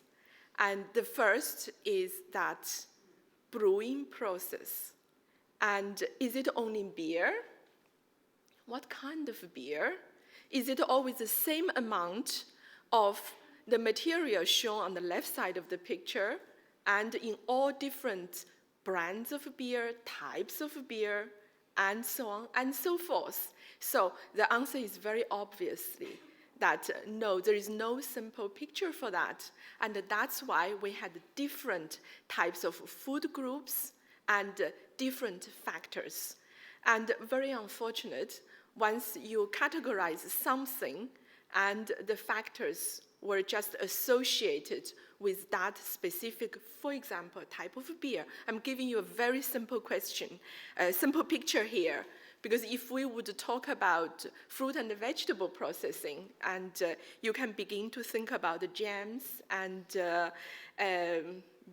baby puree, and this would make the picture even more clear that we need different food groups, and for each one of them, different factors. And okay, factors, why you use a plural term? And I think this is what it is. So we try to put the food groups and its associated factor in order to meet the challenge to trace the enzyme which comes out from a fermenter. And it got utilized, and either to trade a raw agricultural commodity or a food commodity or food ingredients or industrially processed foods. I had a look of outside, and you can see some cereal bars, typical example of processed foods, and many different ingredients are used there, and they are all potentially can be treated enzymatically. So this is what it is, and we were trying to trace the enzyme, and that's the hard job comes. But of course, as a scientist, are we just going to, in order to look at all this data, and but what for? I think the what for is what interests you most. We would like to not only collect those data, but the purpose is to develop something that is easy to use and everyone can use, not even a specialist can use. And these are the FEIM calculators. And we can have very simple calculators. These were developed along the way whenever EFSA managed to unpack one food manufacturing process. And we are, let's say, the first step of ambition is to bring all the existing calculators into a web tool. And so the beautiful thing is in the future, and behind it, this is a lot of numerical things, and that's what we call the data. And this is the Excel sheets, and in the first talk you heard about, and this is the Excel sheets that currently we invite all of you and go and have a look. And starting from the food groups, because that you can understand, everyone can understand. And is that description of the food manufacturing process got somewhat captured by the list of foods included there? Is it incomplete or is it too much? And I think as EFSA collated the first data, so we tend to give a longer list and more conservative factor, and then what it is, because we know that deletion is easier than addition. And therefore, please do, and have a careful look. Once you looked at the food groups and some of the specialists, the food formulators, can come in and have a look of the 3 different factors. And you can see that the 3 different factors are actually for, I would say, at least 2 types of specialists. And let's look at the F2 factor, the one in the middle, the red arrow, second one. That's also the one that everybody is much more familiar with. That's the ingredient factor. And this ingredient factor would define how much flour is in that cereal bar, or sugar is in that cereal bar. And I think that nowadays you can find a lot of those information in the food label. And this is one source from which EFSA has taken those values. And the F1, and I cannot emphasize enough about the raw material because that's the enzyme word is about. And that factor converts the ingredients whenever it's not identical and back to what the raw material is. And when it's identical, is 1. And this would allow the combination of the use level and get combined later on with the foods on the right side of this picture.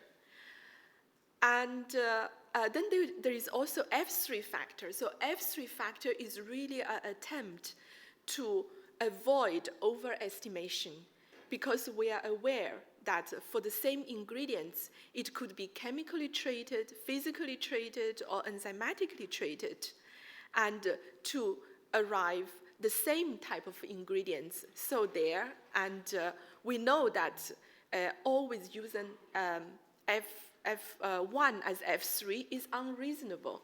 And secondly, there is also some niche products, or new products, if you wish to call it. And one thing I would like to emphasize in these slides that F3 is not a market share of the enzyme. And that we don't know, that fluctuating, that is too much influenced by the market. And that is not used in the risk assessment. And we need a factor, a reduction factor, which is independent from the manufacturer or the applicants, because during the registration, we already got one question by asking that, well, you know, and my company have 5 competitors. Are you going to divide, let's say, among us in order to make an assessment specific to my dossier? We can't do that, because what if tomorrow you buy your neighbor company and then that factor changes? It's just too volatile. No, F3 is also not that factor. And the F3 is really extracted on the occurrence of, let's say, the enzymatic components from a food label, or sometimes a particular ingredient on a food label when it comes to new ingredients. And so back to the food groups, one moment, and you can read the bullet points. What I would like to emphasize is that the food groups, they are coded in 2 classification systems. And until now, we have been working with the Food X1 system and the future. And right now, no enzyme dossier has been affected by the Food X2 yet. But the new tool we're going to develop and is the Food X2. And why is that? It's again, and the evolution of the data availability and the resolution of the data. And so Food X2 is more, let's say, relatively more abstract, although it's not abstract at all, because if you go to the level 4, and you can have thousands of food groups. However, the Food X2 has a faucet, processing faucet, and other types of faucet, and this would allow the refinement when it's needed. So that's a very useful feature to have. And for the food groups, of course, depending on the descriptor of the manufacturing process, the foods are selected by that, and that's why. And it's necessary to read the 2 documents together, the Word file, the description, as well as the Excel file and the list of all the food groups. And those food groups has already been subjected to the feedback from the stakeholders. But let's say, due to the fact that we were unboxing the food manufacturing process one by one, so you and everybody else have had the chance to see that groups, let's say, in a steady time point. And I would say that today, and it's possible to look at it systematically, and it's because of the systematic check, it's worth effort once again. So the F1 factor, as I said, that the F1 factor is really meant to bridge the use level and begin to go into the food ingredients. And so a big part of those F1 factors come from the FAO, technical conversion factors. Why is that? That document, a few hundreds of pages and a lot of diagrams, and they focus on the transformation from harvest and into the food commodities. So that's very useful. And however, it's also not sufficient sometimes. And we went on to the literature search, and of course, we relied on the feedback from the industry. The F2. And the F2, I said earlier on, is ingredient factor. So the example here is a very simple, just everyone can understand it. And we know that bread is not 100% flour. And water has been evaporated the moment it's baked, but if it's in the dough, the water is still there. And so the consumer is exposed to a baked bread. That's why it's 0.7. And we could argue, should it be 0.7, should be 0.8, because there are different types of breads, white bread and whole grain bread, and that's another reason it's necessary go and read the Excel file, because that level of details is captured there. And I listed the data source, so in case you would like to get help from that. And if for people that is familiar with the EFSA raw primary commodity model, there's a lot of numerical values, and you can use that. And I know that many of you begin to use the Minto GMPD database, and also there, and it gives a lot of information, sometimes numerical, can be easily extracted and from the food labels. Whenever that is possible, And we extracted those numerical values, and we go with the median value.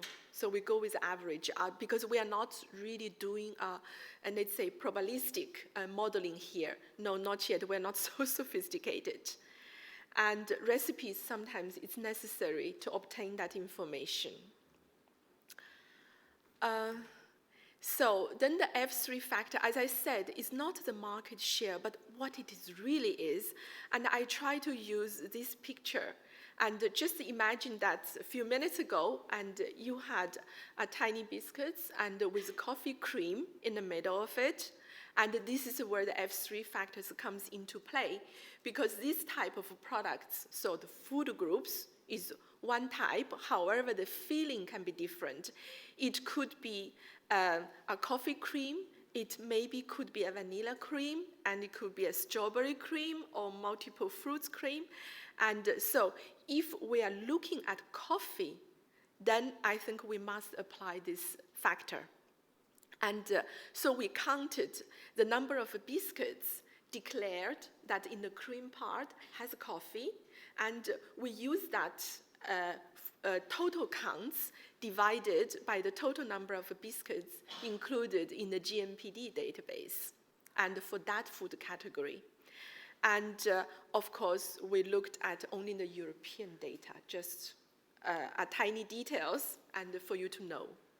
And this factor, as I said, that it's absolutely,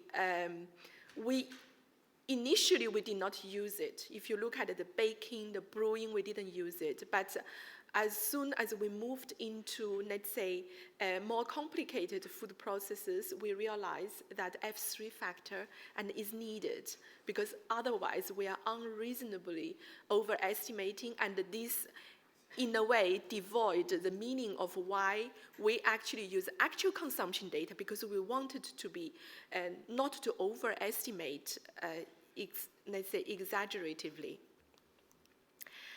And so you can have a lot of Excel sheets with hundreds, thousands of cells, and how are we going to actually make sure that EFSA got all these data rights? And as you can see that I'm not the one formulating the foods, and I simply collated the information scattered everywhere. And this is a call for data comes into play. So we decided that the best is to ask the specialists, people formulated the foods. And we put the Excel sheets on the website, and we launched the call for data. Of course, EFSA prepared them, and through the call for data, and we obtained, let's say, a lot of input, and very much focus on the F2 factor, and sometimes also food groups.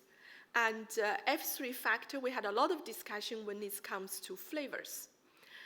And so once we got your feedback, and we analyzed them, and most of the feedback were taken into consideration as it is.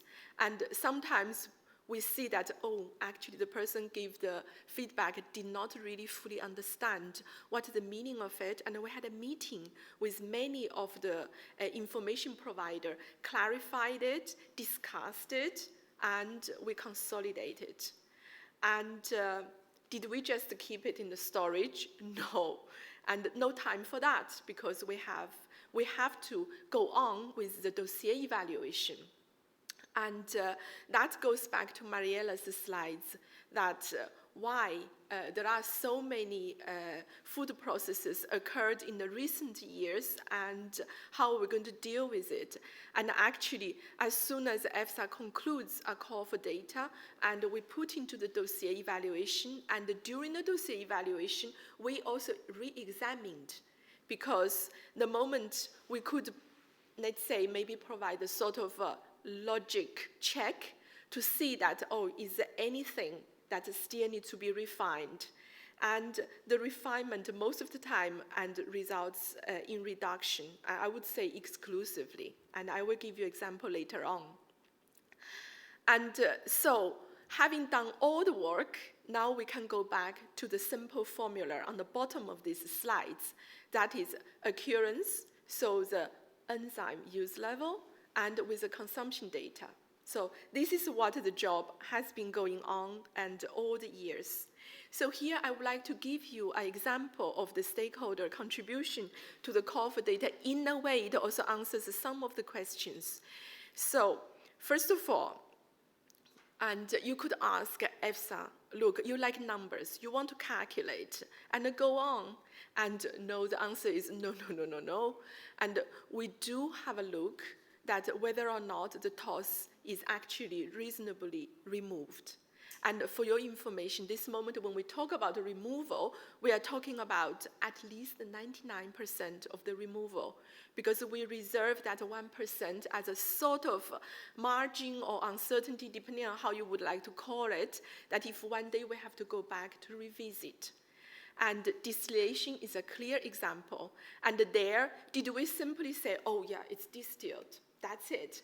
No, we actually relied on the data coming from the European Distillate Association, and they took the sample from different plants and analyzed it, and at the end we got very much convinced by that.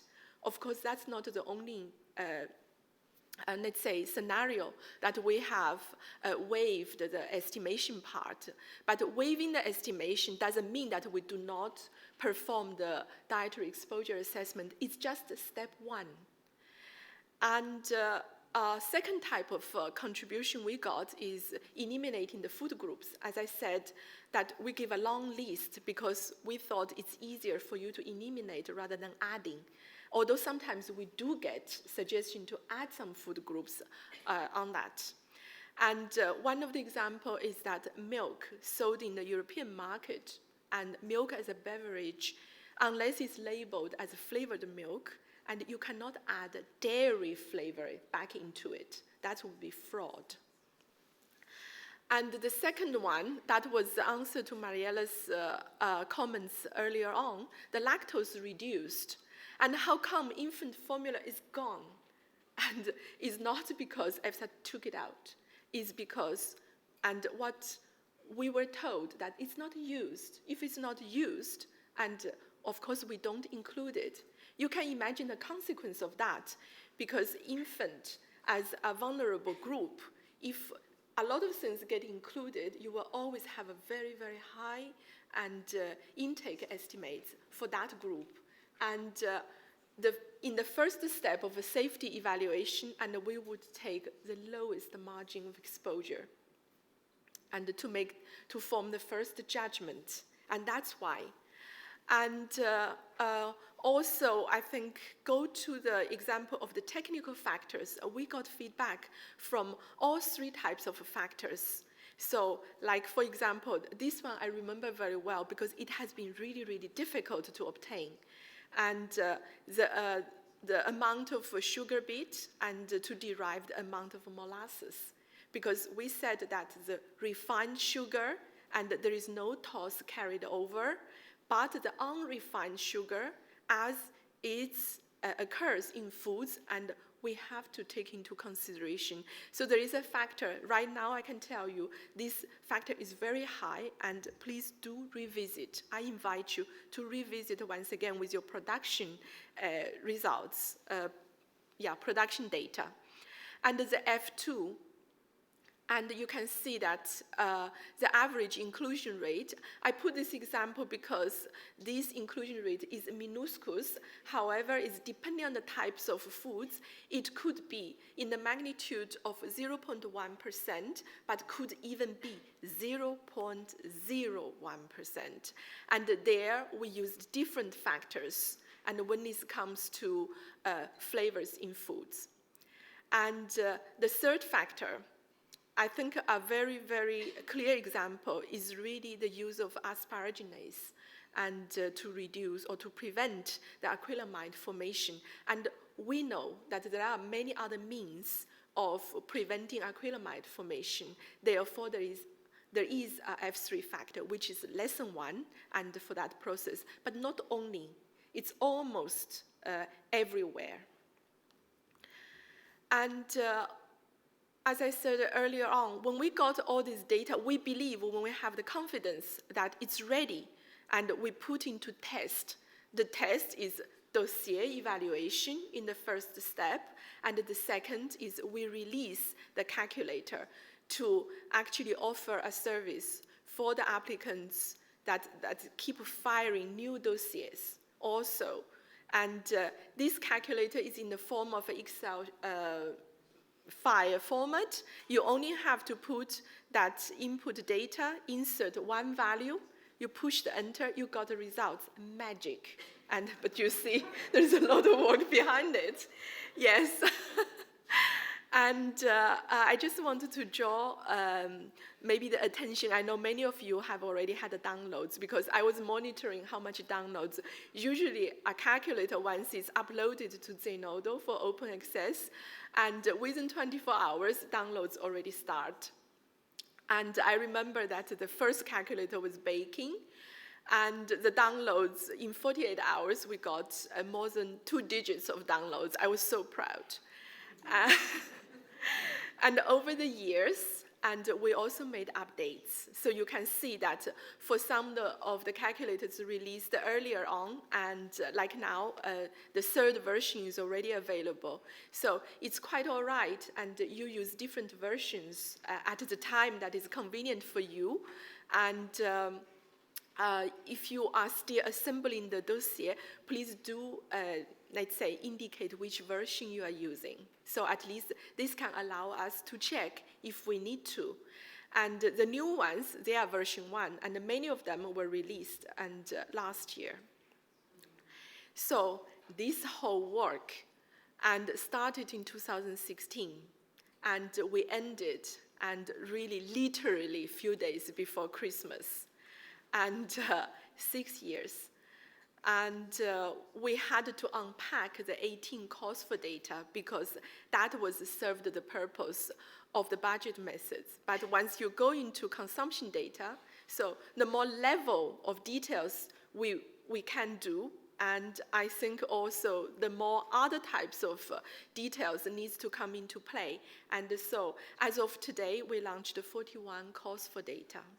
And these 41 calls for data, and some of it is really to address and whether the enzyme toss is removed or not. And for that, we contacted ANFEP and as the pivotal player and to collate those data.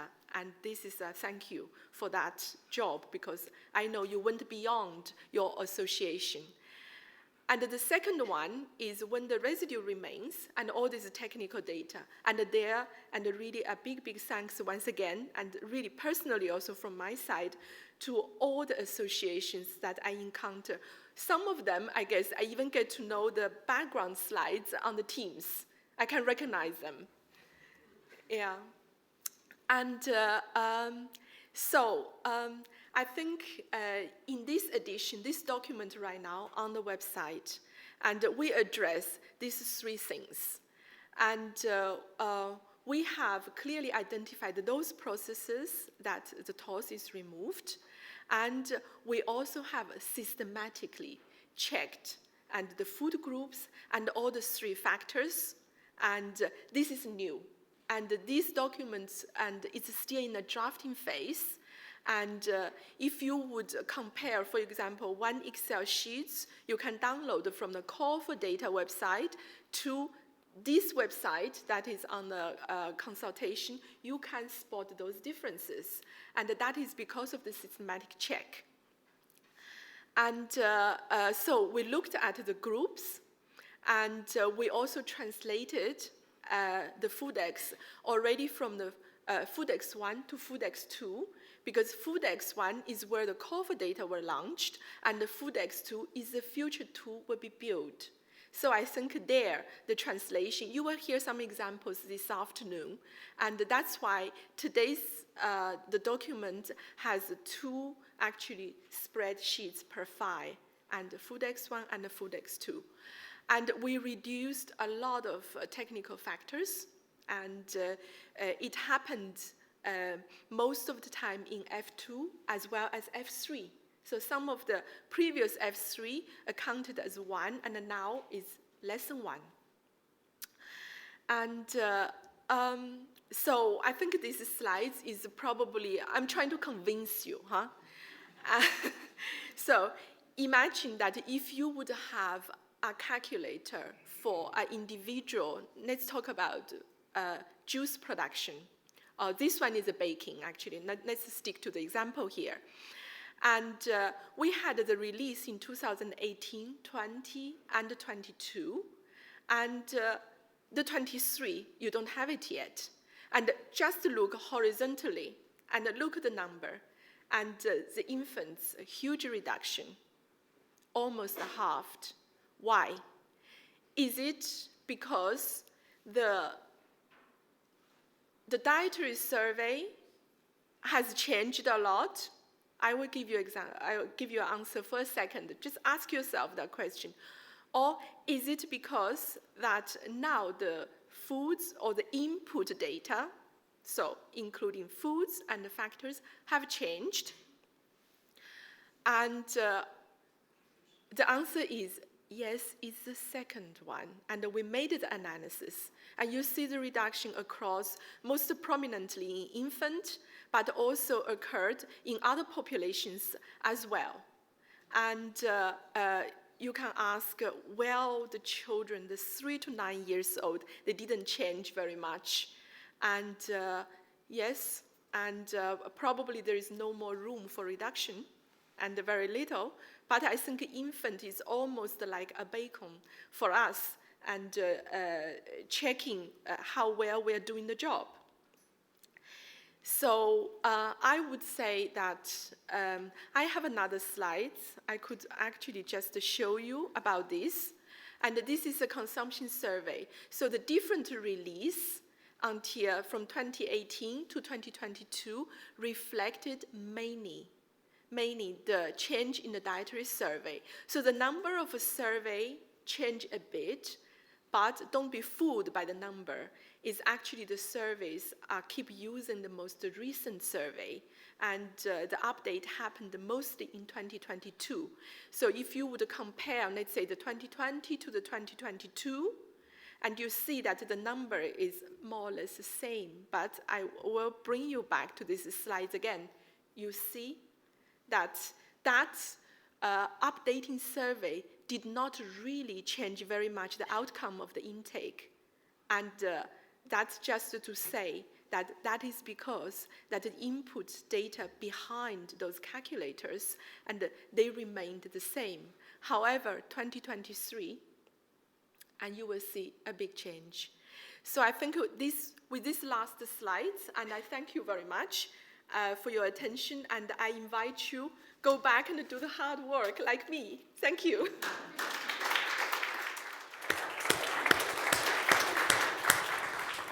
Thank you very much, Yi, for this very informative talk and presentation of the technical factors. And now, as a direct reply, we are looking forward to the AMFAB position, which will be presented by Dr. Helnoff from Novozymes. The stage is yours.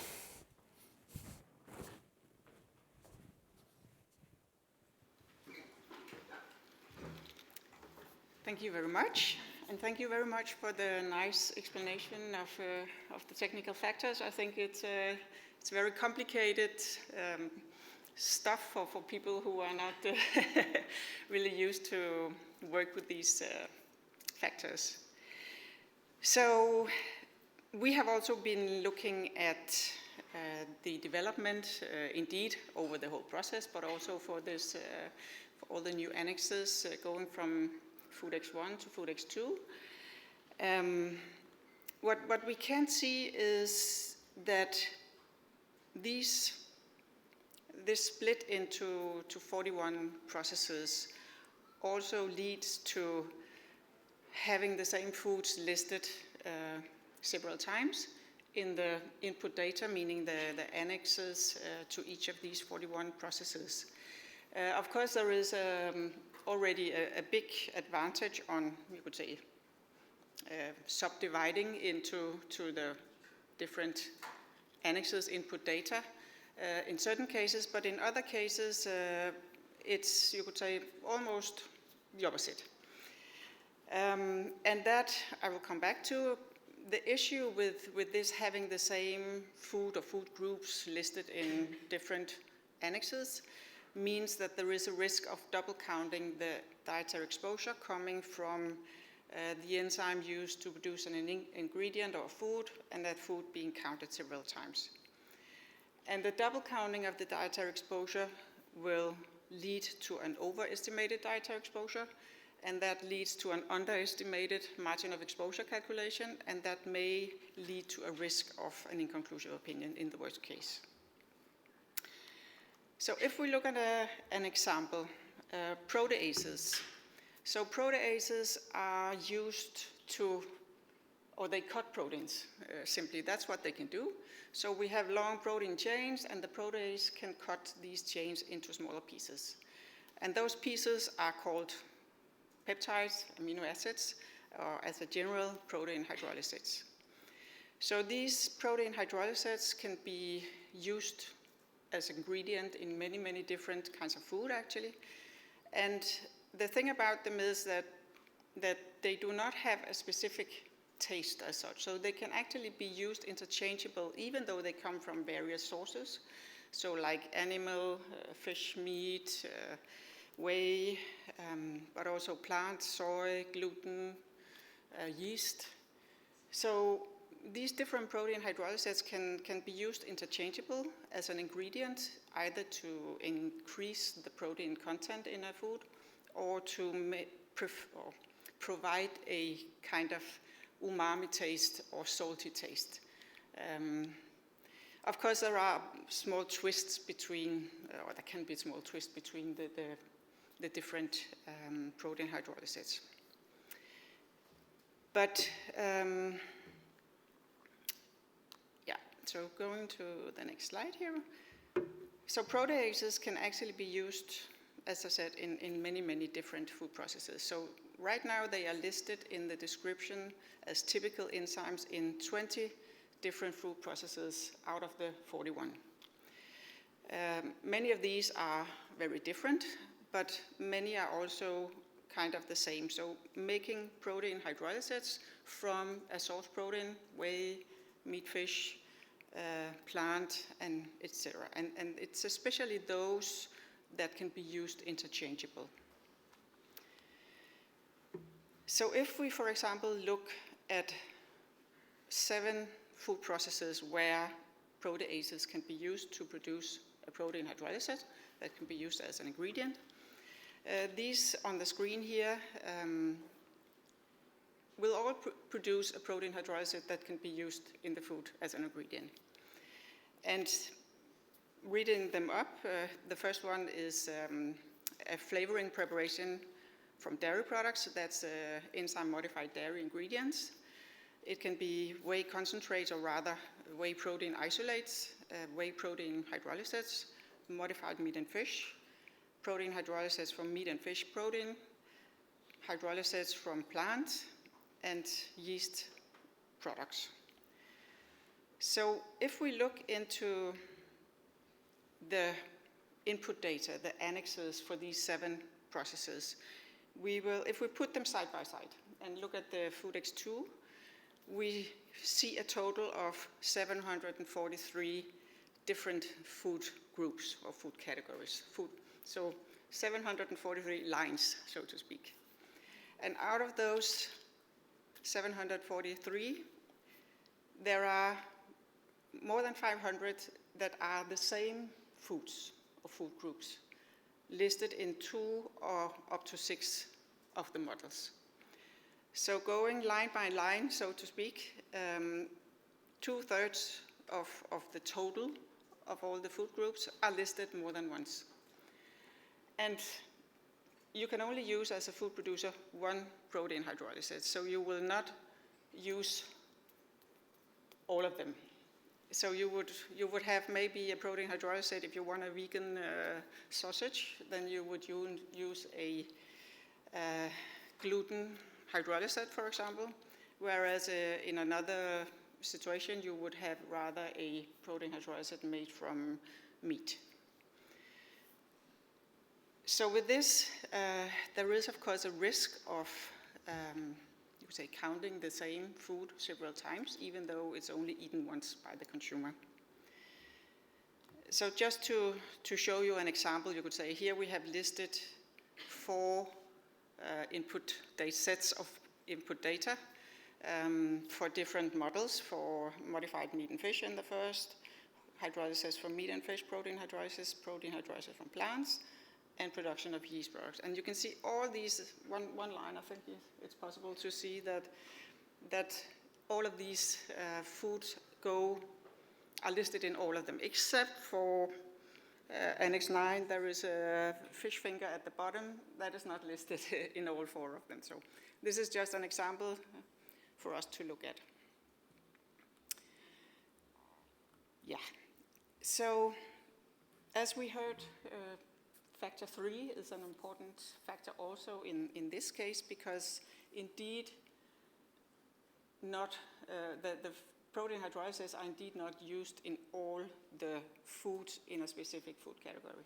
And sometimes even it's because one is used maybe from yeast, another from plants, but it could also be that it's simply not enzyme treated. And that happens a lot as well. Because you only use the enzyme if you really want the specific what it does. You can also just add a protein. It doesn't have to be enzyme treated. So some of these foods may have protein ingredients, but it's not enzyme treated. And therefore the factor 3 should not be one. And when we look at all the 7 models that we shown as an example, we can see that there is indeed different factor 3s. So some are 1 all over, and some are less than 1. And if the factor 3 is 1, we have, you could say, an additional issue here, because not only are the same food listed several times, but if they are all listed as including 100% of the ingredient that has been enzyme treated, it will of course be adding even more to the overexposure of enzyme in the calculation. So an issue or a way forward to, you could say, avoid some of this double counting of having the same foods in this different input data could be to make an adjustment in the F3 factor to reflect that different hydrolysases can be used. Yeah, so in the conclusion here, we do have a risk of double counting in the situations where an enzyme is used for the same activity in many food processes, like a protease. And that double counting of dietary exposure can, in the worst case, lead to an inconclusive opinion because of the overestimated dietary exposure and thereby underestimated margin of exposure. And that, of course, is very unfortunate. So we hope that we will be able to solve this issue, or maybe you have already encountered that. I think you have already encountered in having a F3 factor for some. Maybe we can look at that even further. Yeah, so I think that's probably what I wanted to say. So thank you very much for your attention.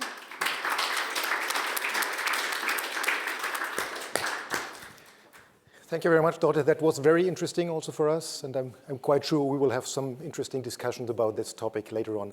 Just to mention one comment, your colleague complained this morning about not considering the flavoring production for some of the opinions. One reason was that you named protein hydrolysates are used for taste modification. According to the flavor regulation, taste modification, of course, is a flavor. So that was exactly the reason why we did not consider the protein hydrolysates as a flavor, just to avoid double counting. But in a much better way, in a much more detailed way, which measures are taken by EFSA to hopefully avoid double counting are now presented by our colleague Daniele Cavanna. Daniele, please.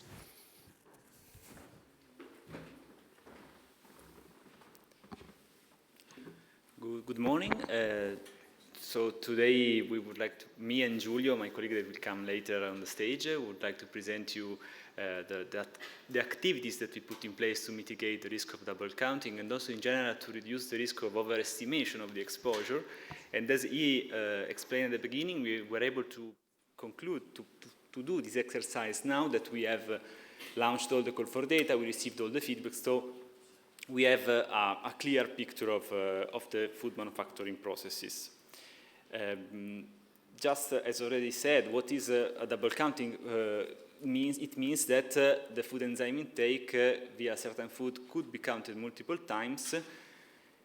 It happens when you have the same food enzyme that could be added to two different food manufacturing processes that are the same enzyme is used for the same activity and is ending up in the same final food. So the two pillars are that you are using the same food enzyme in at least two food manufacturing processes that are ending up in the same final foods. But having the same final foods is not enough to talk about double counting. We identified different points in the food manufacturing processes that could be studied and focused on in order to identify where the risk of double counting appears. You can see here an example of two simplified food manufacturing processes. You have the same food enzyme that is added to two maybe different raw materials or not. These are ending in two maybe different food ingredients or not.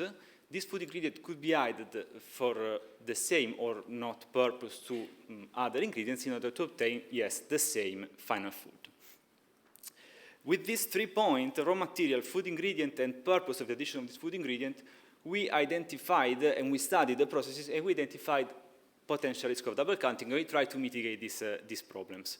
First of all, we identified some processes in which, at least 2 processes in which we identified that the same enzyme was added to the same raw material that was added for the same, that obtained the same food ingredient that was added for the same purpose to the final food. This was a clear case of double counting, and we decided to remove this food X category, this food, from one of the 2 processes. And an example of this is represented by the yogurts, because originally yogurts, when we launched the call for data, were present into 2 calls for data. In the call for the production of lactose-reduced milk, and also in the call for the production of fermented dairy products. But it's true that beta-galactosidase is an enzyme that could be considered in these 2 processes. So here we have a risk of double counting. In addition to this, the yogurt is naturally with a reduced amount of lactose because of the fermentation process. So considering yogurt in the production of lactose-reduced milk would have, in any case, need the introduction to an F3 factor that is small.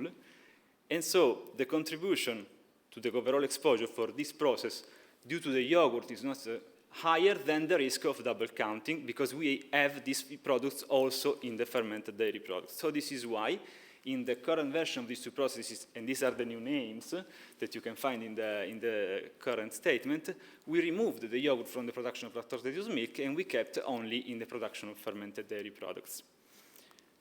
Another type of double counting is partially what was presented now.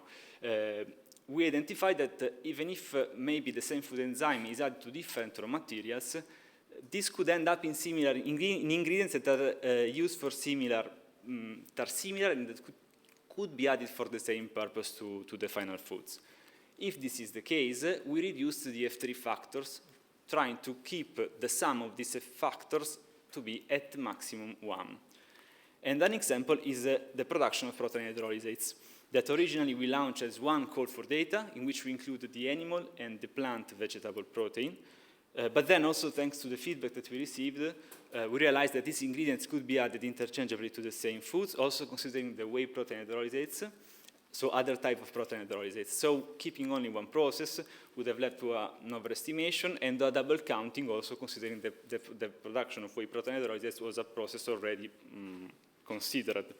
So we did 2 steps. First, we split the process into 2, and now you can see that on the statement we have the production of protein hydrolysates from animal sources and from plant sources, but we also reduced the F3 factors in all the processes that are involved in this possibility to obtain food ingredients that are interchangeably one with the other. You can see, for example, here we have this category, food for weight reduction, that could contain whey protein hydrolysates or protein isolated from animal or from vegetable source, from plant sources. And we reflected the probability, reducing the F3 in a way that, on the basis of our search on Mintel and other databases, the probability that this food for weight reduction could contain one of these 3 food ingredients. And the sum is less than 1 of the F3. And this reflects also the possibility that maybe these ingredients could not be included or could be obtained without the use of enzymes. But there are also examples of same foods, in the same final foods in 2 processes or more, but not double counting. And an example of this is if we have 2 food manufacturing processes that are one the prosecution of the other. So we have different raw materials that could end up into the same food ingredient that could be added for the same purpose to the final food. But in this case, if you need to add the enzyme into 2 different steps of the food manufacturing processes, and these 2 additions are needed, the overall exposure should count the double addition of the food enzyme. An example can be found in this simplified process. You can find the 2 processes on the web. One is named production of flour, and the other is named production of baked products.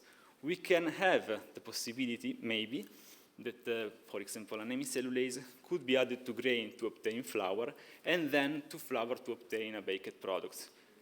This is why you will find that for these 2 processes in the web, the tables contains the baked products with the same factors. And this is because if you need to add the enzyme into these 2 different raw materials, it, from our point of view, is correct to count 2 times the addition, these foods, because you are considering the 2 additions of the food enzyme. And this is why, in this case, if you sum the F3 factors of the same food in these 2 processes, the values are higher than 1. This slide is simply a recap of what I tried to present to you now. Now I can move to the additional mitigation activities that we put in place to reduce the risk, the overestimation in general of exposure. So we are not talking about now the double counting, so the use of the same food enzyme. Even if we are talking about different enzymes, we just try to be consistent. So, for example, we identified that some food X categories were not included in the proper process. Now that we launched all the food manufacturing processes, there were some foods that had to be moved from one process to another. We reduced the F3 factor because we wanted to reflect the probability, in a similar case of what I presented before, the probability that maybe some food ingredients could be added in an exchangeable way. And also because we made, as he already anticipated, we made a refined study of all the factors during the translation from Food X1 to Food X2. This exercise also helped us to check again and to do a refined search of all these factors, and this is why, and I will present you now, we reduce some factors. And the last mitigation activity that is always put in place concerning the F2 happens when a food enzyme is intended for multiple food processes. If this is the case, and Julie will present you later, there is a mathematical correction that will be presented in a few minutes. But before going into this last correction, just few examples of what I explained you, I presented now. When we talk about moving foods, we can talk about the flour. Originally, the flours were included in the baking process, but now that we launched also the process that was the former name was processing of grains for the production of flour, now is named production of flour, we realized that flour, okay, maybe it's not correct to keep in the baking process because flour is the raw material of the baking process, while on the contrary, flour is the final product of the production of flour. This is the name of the process. So this is why we thought that it would be better to have these flours in the production of flour process, and we moved these food X categories from the baking to the flour production. Reduction of the F3 because of different food ingredients that could be added alternatively. Wine vinegar, non-wine vinegar. When we launched the call for data for the wine vinegar, the process is production of wine and wine vinegar, for example, we assume that for the prepared rice salad, wine vinegar is always added, and we put an F3 of 1. when we launched the call for data for the production of non-wine vinegar, we assumed that prepared rice salad contain always non-wine vinegar, and we put an F3 of 1. Now that we have the clear picture, we can see that it is not consistent. We adjusted these F3 factors, we reduced these two F3 factors, and we reflected the probability that prepared rice salad could contain wine vinegar or non-wine vinegar. Some example of refinement due to of reduction of the F3 due to refined search, for example, we can take the use of wine in fish soup that we originally assumed that was always present, the wine in fish soup, but after this search we prefer to reflect that only 30% of the foods that we identified on Mintel contains wine, and we reduce the F3 accordingly. The same for the apple strudel. Originally, we assumed that always contain egg products, but now we prefer to reflect only that half of these foods contains egg products. And this is for the F3. For the F2, I leave the floor to Giulio that will present you the adjustment.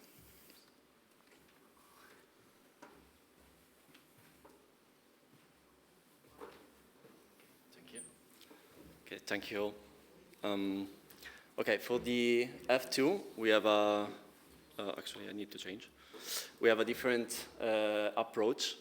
In the past, we were using to adjust the F2 when we have the issue of having the sum bigger than 1, so considering more than 100% of the amount of the food. So we need to lower it, and in the past, we were just manually updating the input file with a reasonable amount of percentage, okay? But we want to move ahead from the manual adjustment, because also in the vision of providing a self-assessment for applicants. So in order to remove the manual adjustment, we introduce a systematic approach to the issue. And we introduce a formula that you see there that is keeping the sum of the F2 in any case lower than 1. It has a neglectable impact when the F2 is quite small. So for like very low percentage, if you sum, you will get something that is very close to the original sum. So I mean, we could have also left the sum as it was, but we want a systematic approach, a formula that is smooth, and the modification is done smoothly in any assessment that you might do. In the example that you see some sum or small numbers, for example, the first line, and you see that from 0.02 you will pass to a sum that is 0.0199, so almost negligible, 0.1% difference. But you see, up to the last line, in which you see that we have really an issue because we are considering two ingredients at 90%, so there is a clear overestimation, and we don't have these cases anymore in the database, but the formula, yes, is used in general. So in this case, we are reducing almost to the half the sum. In the next slide, you see some real case example extracted from an assessment that we have done. I rerun the assessment with the updated data, so the updated factor that we have now in the database. And you see, I extracted like the 3 examples. In the first one, you see that we have an overestimation, even if it's small. We have an F2 factor that in sum is greater than 1, so 1.03. It's quite small, but we reduce it. And this approach is reducing automatically without manual correction. And you see that it's reducing by like 3%, not much.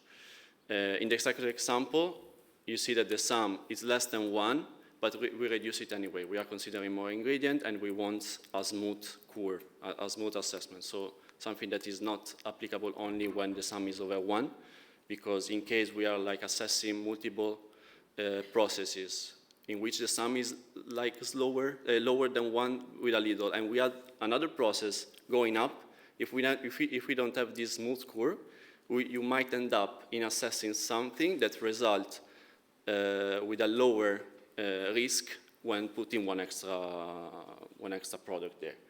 So that's why I didn't adjust only when the sum was greater than 1. And you see in the last example that you have like a non-neglectable adjustment, okay, like 0.1% more or less. That's it. As a recap, what we just presented is that when you encounter the same food twice in different process, it doesn't mean that it's a double counting.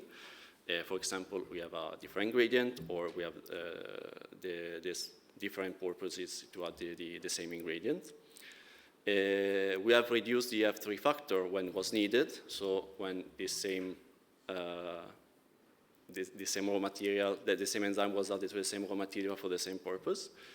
And as just explained, that the F2 is always less than 1 systematically. That's it. Thanks.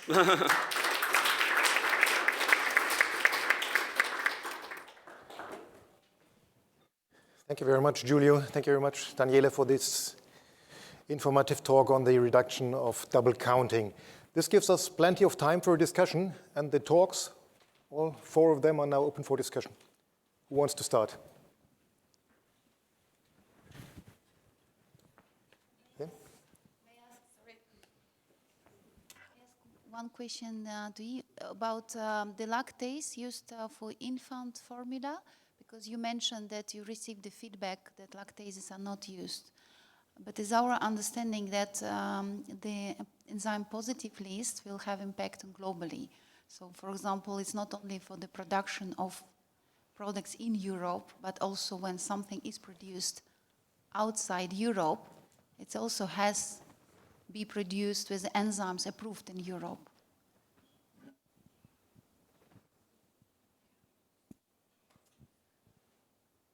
I guess this is a misunderstanding there.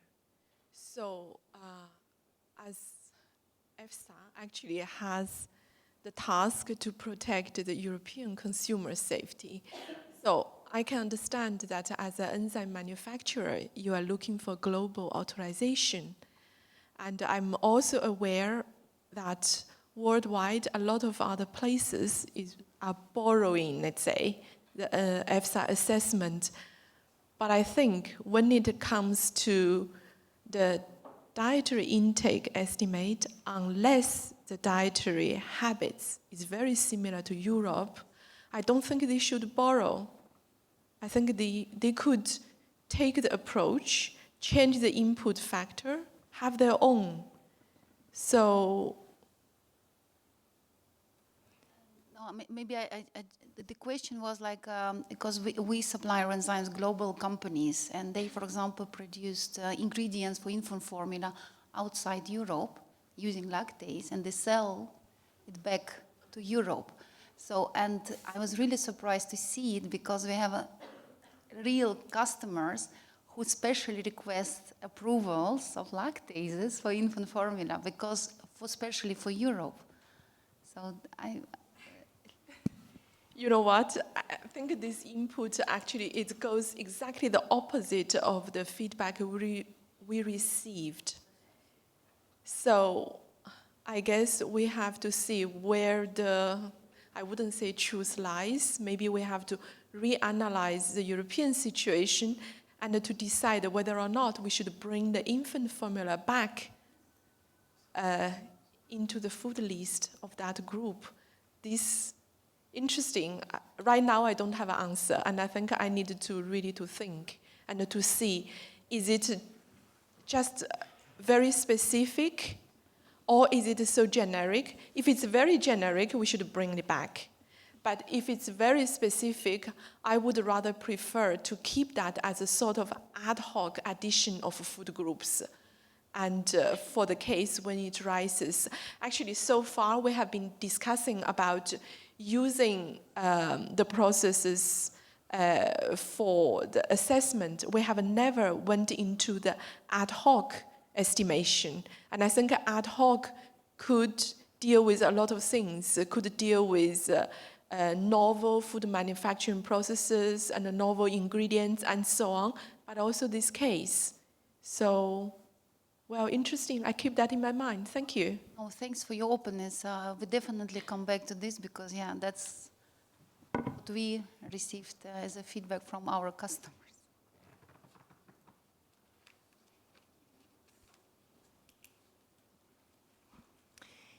Thank you very much for those presentations. I think that was very, very insightful and also shows how much effort EFSA has been putting into developing those tools. I have a question more on the long term, how this will be maintained. I've understood that the models are also kind of updated on a regular basis based on the new survey or data consumption data that might be also be input into your system. And then second, again, when we have innovations, new processes, how will all that be, included in the tool, and how frequently will you be update those tools, and just as out of curiosity.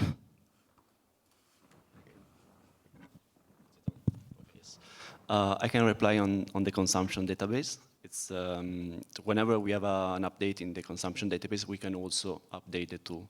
You will see in the afternoon that we are planning to develop a web tool that will put together the single process assessment together with the multi-process assessment, and you will have everything together. And also behind that tool, we have the consumption database. So whenever the consumption database is updated, we might, well, I would not put it automatically updating the FEIM tool, but just we need some check and everything, but we will update the FEIM tool. And regarding the factors, I will leave the floor to E because I'm...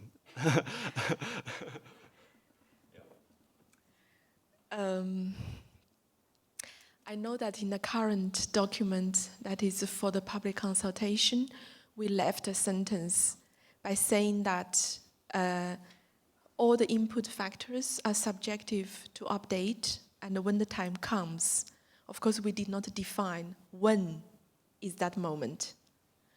And I have to say that at present moment, I can't really predict and when that future moment will be.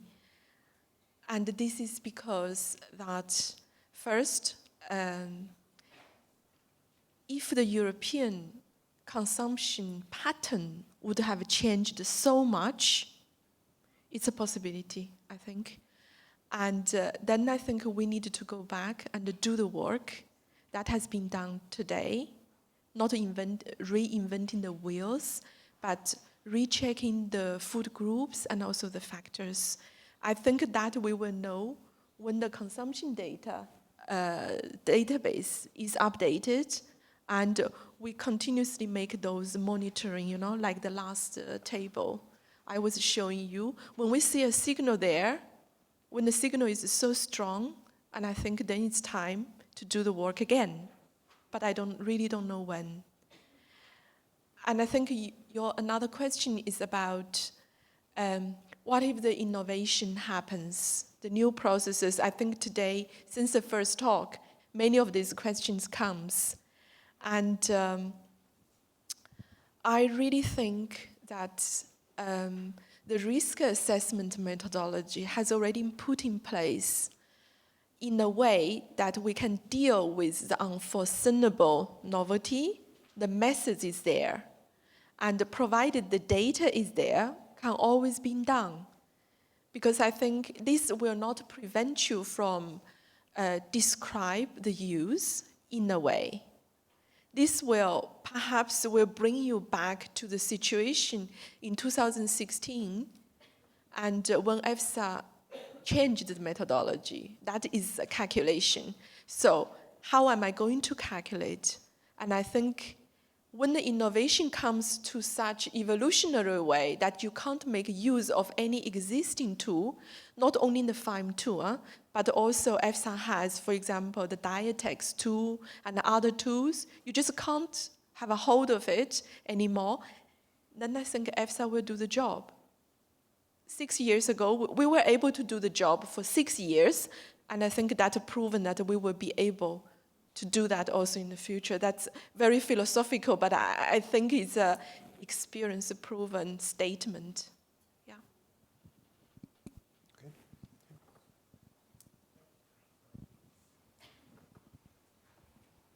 Good day. My name is Ruud Bremmers. I have two questions, in fact. The first question is related to when you have a dossier and you have a relative high exposure, and then you come to the conclusion that the margin of exposure, or EFSA comes to the conclusion that the margin of exposure is too high. But then later on, the model, the FEIM model, is revised. What is going to happen? What do you suggest as a procedure? Should the manufacturer take care and say, well, this opinion is not valid anymore? Or does EFSA will take this action? Because then you have an inconclusive opinion, and the manufacturer, of course, has a problem. That's my first question. The second one is regarding the F2 factors. When you're talking about more feed ingredients, or food ingredients, you have, for example, a cereal which is treated with an enzyme on one hand. On the other hand, you have a bread which is treated, but those products are interacting with each other. One is more or less replacing each other. You have a breakfast either with muesli, or you have a breakfast with bread, but you do not have both. Should there be a correction for things like that too, for foods which are replacing each other? I think I will. The second question is more technical, it's easier. So, yeah. I can say that in the consumption database, the level of detail on bread and cereal, I mean, it's two different food, and we have data on who consume bread and who consume cereal, so we can estimate the exposure. I mean, we will not count that subject as consume bread and cereal if it doesn't. Okay, so I mean, I don't know if this is answering your question. That's it. I mean, we have enough data in the consumption database addressing this one. But I think if you calculate your exposure, you would say he's consuming on one side the muesli, and then the other side bread, and you count it together. Then you're looking at the exposure. Yeah. You will not put together. You know. Yeah. At the end, when you are like taking the average of different consumers, you are averaging everything together. But for the single consumer, so to calculate the exposure curve, you are not putting together the two consumptions. Yeah. I guess that's a satisfactory answer, because I think it's actually the details gives the reliability of the estimation. And although the table in the opinion reflects that, children, infant, and so on and so forth, but actually depending on the individual contributing to the data, and some people eating is only muesli in the morning, and some eating only bread, and I guess very rarely they're eating both. So, yeah. Maybe, I don't know, if someone on a ski holiday, terribly hungry, may eat both. I don't really know. This morning I got both. Oh, okay. Yeah, but even those are captured, because then the quantity is different. Yeah, okay. So the first question is still open, E. Yeah, the first question, yeah. Well, look, this question touches very much the procedural. See the question from the web. And it's for you. When of course, the margin of exposure, what is safe, what is not safe, it's a judgment, I would say. And in many ways, you could call it a management decision, and I'm just looking at Catherine. And this is really a judgment thing. And from the risk assessor point of view, what we do is we divide two factors to derive the margin of exposure. So when the margin of exposure is not sufficient, whatever threshold is, you know that there are the both nominator and the denominator and can be changed. So whether the dietary exposure and deserves to be refined, usually when we think about refinement, we always think about reduction. This is one possibility. And the second possibility is actually take a close look of the toxicity test, the dose. And you know that in our daily work, we encounter the situation that sometimes, I guess maybe it's a misunderstanding from the past, that we saw that the dose is so low and there is not much you can do, even you keep refining the exposure, because it can only be refined to that extent and with available data. So I think when the applicants conduct the toxicity test, it's necessary to keep in mind that the dose has to be expressed on TOS, because otherwise it's just a fraction of it. So I think that's probably, without directly answer your question, but does give a suggestion of what to do. Yeah. But of course, as an additional answer, of course we try to avoid such a situation. I think as much as possible in the panel, as we don't have a sharp borderline value for the MOE. So of course, if there should be minor modifications in the exposure scenario, this should, in principle, hopefully not influence our final decision on the enzyme. And if there should be a major change in the exposure, maybe based on a mistake or whatever, of course, then the opinion would have to be revised. Clear answer. Okay, then I think we have two interesting questions from the web. And I think the first one will be addressed by Giulio. So the first question is, in the work to mitigate double counting, can F3 be mathematically adjusted to secure that the sum is less than 1, similar to what is done for the F2? The answer is no, because it's not an issue that the sum of the F3 is bigger than 1, because it's not a percentage of ingredients, it's something different. It's the probability of having the enzyme in the raw material. So it can be that the F3 is 1 for one raw material, the F3 is 1 for another raw material for the same food. So isn't that summing the F3, it makes sense if the raw material is the same, using for the same purpose, and then this was adjusted in the file. But in other cases, it's not an issue. So no, we are not doing it because there is no need to do it. Okay. And then we have a second very interesting question from the web. I just read it out. What is the documentation needed for suggesting changes to the food groups and the factors F1 to 3 in the FEIM calculators? Can EFSA share their documentation for setting these factors in the draft FEIM calculators? And I think, Daniele, I hand over the question to you. Is it what? Yes. Okay. Yes. I can start with the second. Can EFSA share the documentation? It's written in the statement. What are our sources? Also, he presented how we obtain these factors. How can you suggest? For now, you can reply to our public consultation. And you can mention, we ask you to mention which cell of each annex, because you can select the annex, so you can write in the comment related to the annex which cell has to be changed, and how to prove that it has to be changed. This is related to, you usually ask us explanation, if possible, some technical documentation. It's more related to different factors. There is not an official way to prove it. What we used up to now is related to what we received. With the factors that you can find are already checked by the associations that provided the feedbacks, and we relied on them because they provided documentation like papers that proved the F1, or on the basis of their knowledge that was proved, they provided some information related to the receipt, so the F2 and the F3. So I don't see a specific official way. It's more related to how to be reliable, and obviously if you can provide some documentation that proves your assumption, that is also that is an help for us. And we can evaluate and then decide if and how to change our factors. I don't know if you...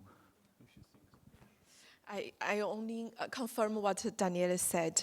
So actually, during over the past years, and what kind of evidence we obtain, it would be the equivalent answer to that question. So essentially, and you tell us, is it because this is industrial practice? Is it because that it's just totally unreasonable, and that and that and that? And what we do is that we actually go to study what you give to us. So I guess that if you give us the source of your information, and unless we can verify, if you say this is industry secret, of course we cannot. And, but generally speaking, and as I said, that most of the feedback have been taken aboard by us, because we trust it. I mean, we have to start with that. There is a trust of knowledge here. So I think try to be as explicit as you can. And if you want to revise the F3 factor, I only want to emphasize that that's not market share. So if you come up with that argument, you know that it's automatically out of the window because nobody can control it. It's a market controlling it. Yeah, that's just a little reminder. Okay, the next question is again from the audience here. Yep. Thank you. Greg Ladix, just getting back to the innovation question.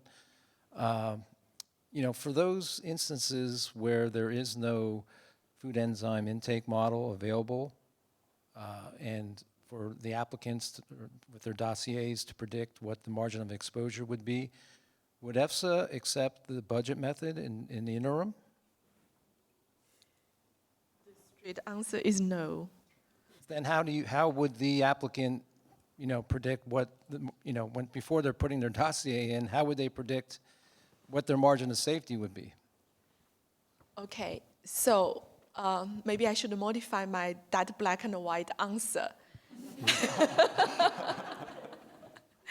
So I think in terms of assembly a dossier, I would say that the applicants,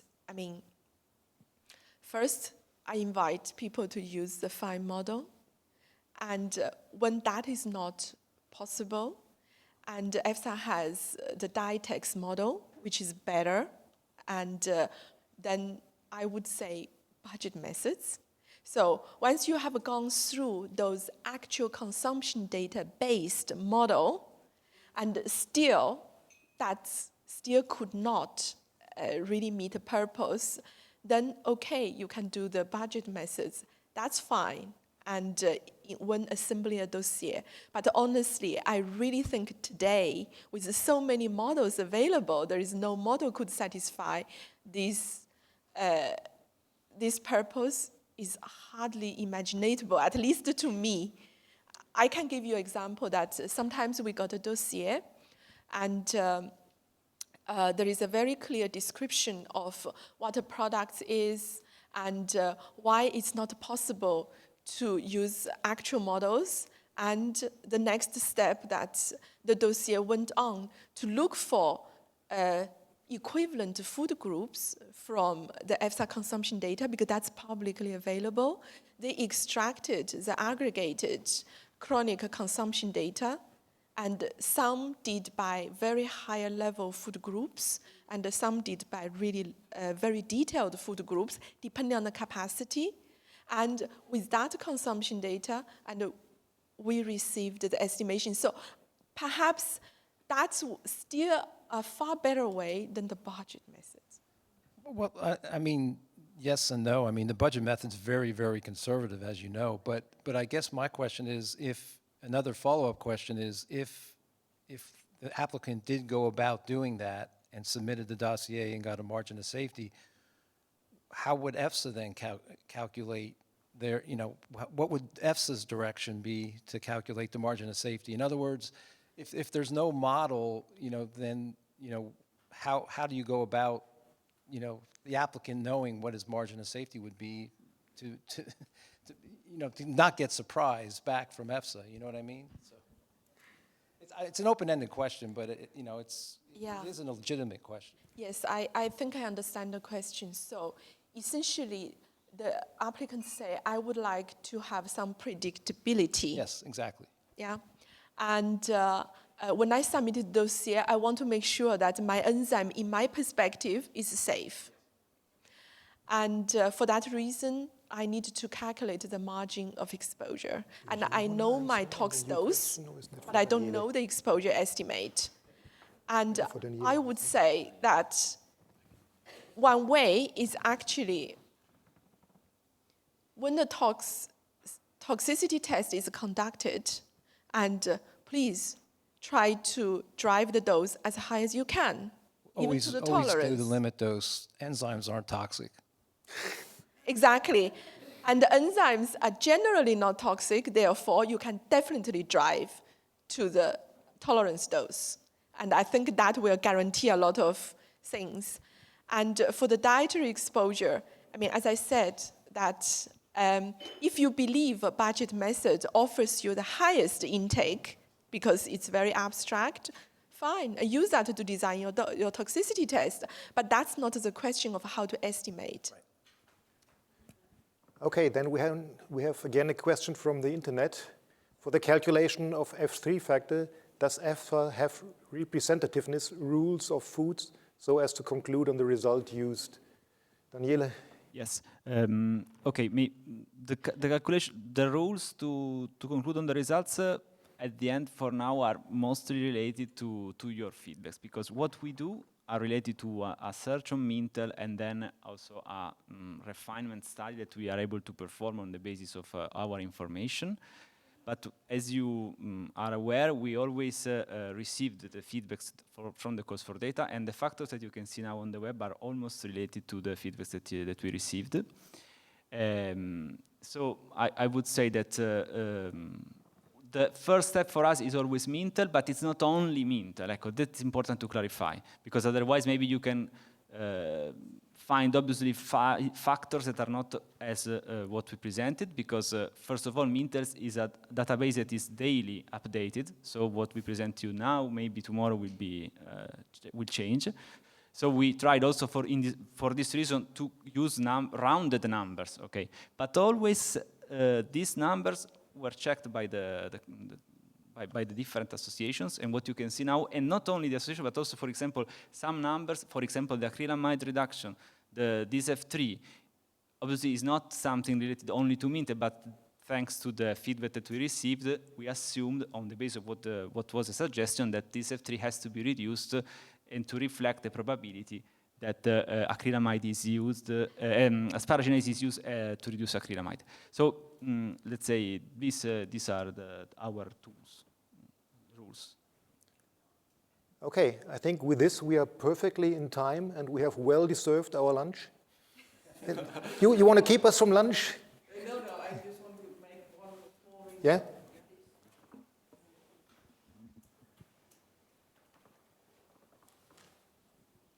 Well, thanks a lot for the good insights in your work and allowing us also to provide this data. And from experience, I know you take it all very seriously that we provide the data to you. So also for people online and in this, if there is any data you can provide, submit it to EFSA.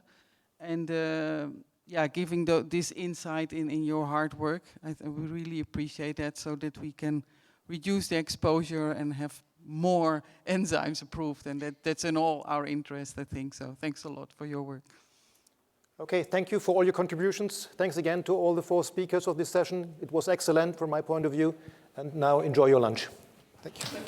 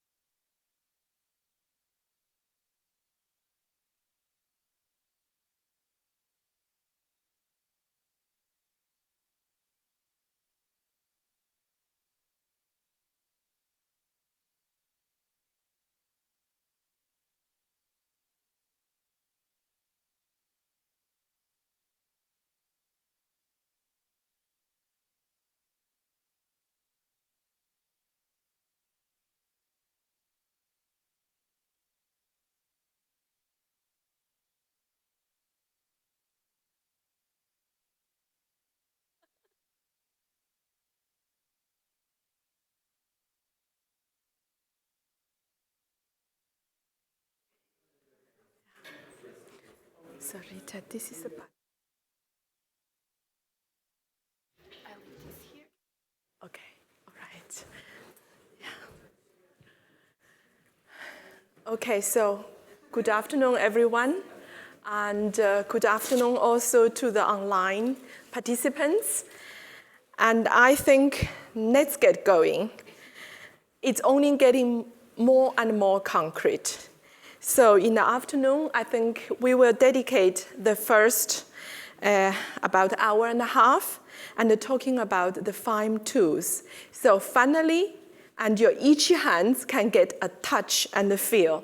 So I think the first talk will be given by Rita and from EFSA, and she is going to talk about all the single process calculators. Rita. Thank you, Yi. So I will start my presentation today exactly by showing you the single process FEIM calculators. And then I also hope to bring some more clarity, more detail in terms of the food consumption data that is used for these single process calculators, but also actually for the multi-process assessments that EFSA does, and also provide you with a introduction for this translation that we are doing between Food X1 and Food X2. So I will give you some more theoretical, concrete details about Food X2.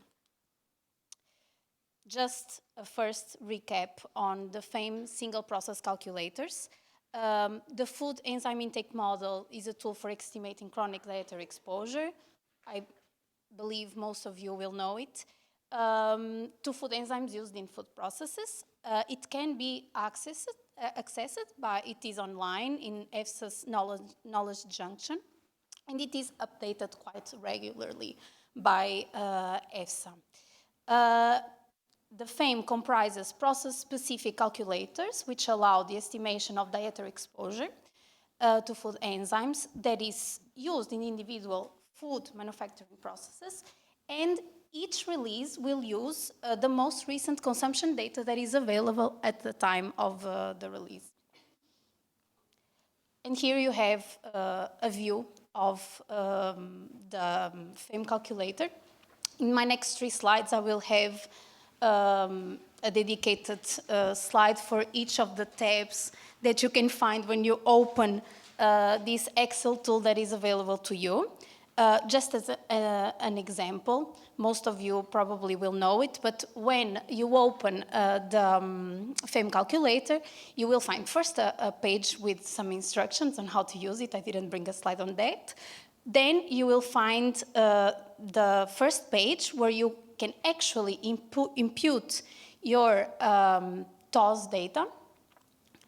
So the maximum, you should use the maximum recommended level for a specific food manufacturing process, and you will then get the exposure results reported as a range. So you will find the mean exposure that was found among the results for the different surveys, the maximum exposure that was found for the different results of the different surveys, for the P95, and then you will also find the mean exposure.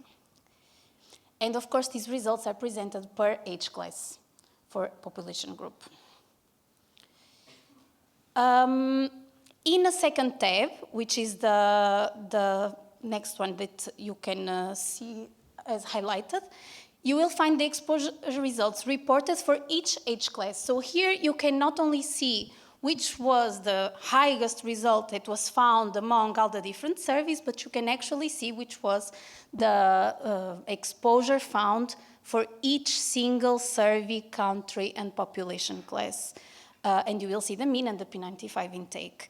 And you can also find the number of subjects of each survey, and this is important because when we do have a survey which for a specific population group reported a very low, included a very low number of participants, then we do not calculate the P95 because the result would not be statistically reliable.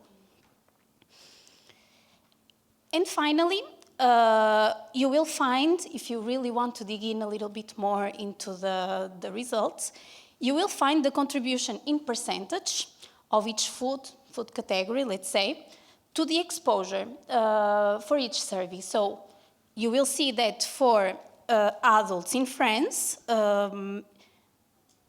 in this case, black tea infusion, I think, was the food that contributed the most to the exposure in this country for this age group. So you can have a little bit more of detail on which food is actually driving the exposure results. And this was what we can find in this Excel tool that is available, one for each single process. Then, continuing my presentation, I would like to focus a little bit on both the consumption and the food classification that is being used. We spent quite some time during this morning discussing the different input data that we use a little bit more on the side of the occurrence. So now we go to the other part of the story, let's say.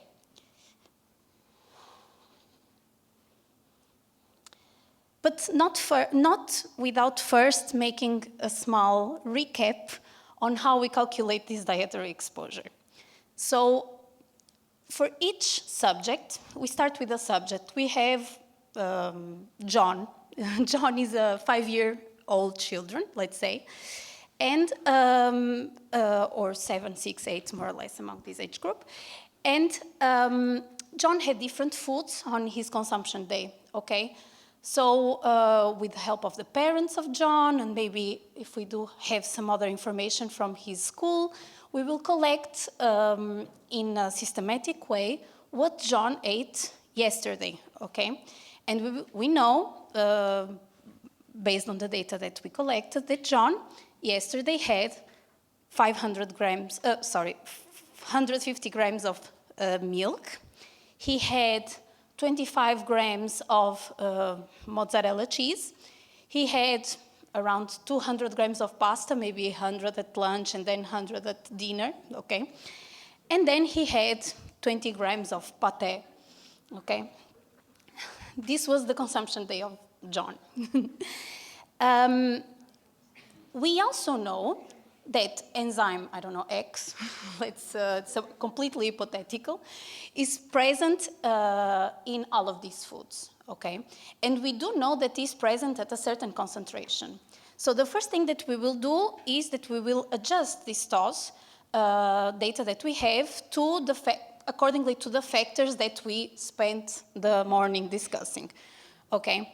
And then we will have as you know, the TOS will be expressed as per milligrams per kilogram, and we will adjust it to per 100 grams of food, okay? And the same thing we will do by applying a rule of 3.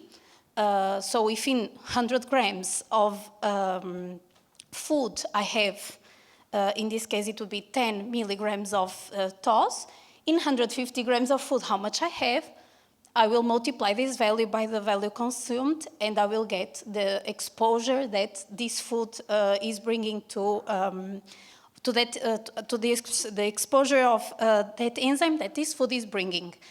After I do this for all the single foods that John has consumed, I will get a sum, and I will calculate the total exposure that John had on that day. If John if I have the consumption data for John for 2 days, then I will do this dividing by the number of days in which John consumed the different foods, and I will get my mean exposure for John, for a single person, okay, based on the actual consumption data that we were able to obtain. We will divide this by the body weight of John, which is 18 kilos. And then we will repeat this for each single children that we have on that specific group, in that specific country. We will have our distribution curve. We will look at the mean. We will look at the P95. And this is how we get our results of exposure. this is for the exposure. But how does EFSA actually get this food consumption data? So the food consumption data, as you know, are essential, and EFSA is using it in many different fields, many different areas. And this food consumption data is currently stored in the Comprehensive Food Consumption Database. And it plays a key role in assessing the risk to all of the different possible hazards that we can assess. So the EFSA Comprehensive Food Consumption Database contains really lots of data. This data is collected using 24-hour recalls or food records. These are specific methods that are used in the area of dietary assessment that are well known, discussed in the literature. The one I was telling you before was actually an example from a 24-hour recall. It is used when you go to the person and you ask her, what did you have today? And you really have a lot of probe questions, a lot of, let's say, ways of really trying to surpass all the different bias that can occur when you are trying to recall what you ate. You have different tools that allow you to better quantify your portion sizes, so that it's really very much studied in the area of dietary assessment. The same thing with the record method. It is collected at individual level. In the EFSA comprehensive database, from the EFSA comprehensive database, we usually extract from our assessments the most recent data we have for each country and population class. There are many different age classes covered, as you can see, many different surveys and countries for each one of the population classes, but also on some specific groups like pregnant women, lactating women, and vegetarians. More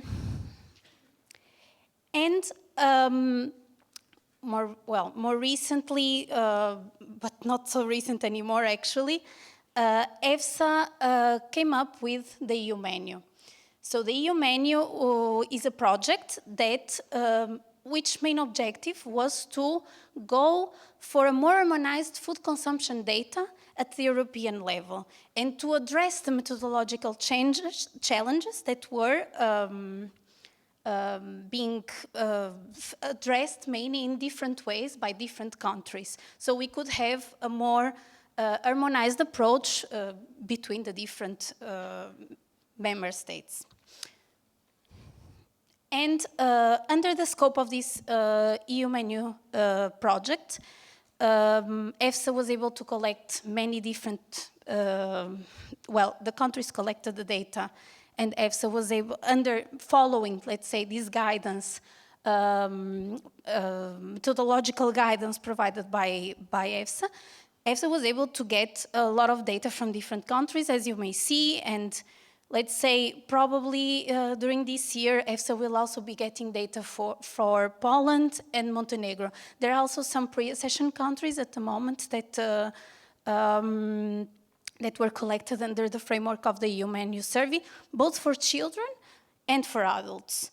In the case of adults, we will be expecting data in 2023 from Poland and then Croatia, and then, let's say, this first big cycle of the EU menu will be closed for now.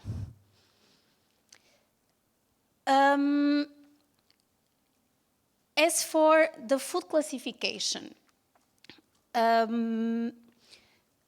you are aware that for now, in the case of food enzymes, we have been using the FoodX1.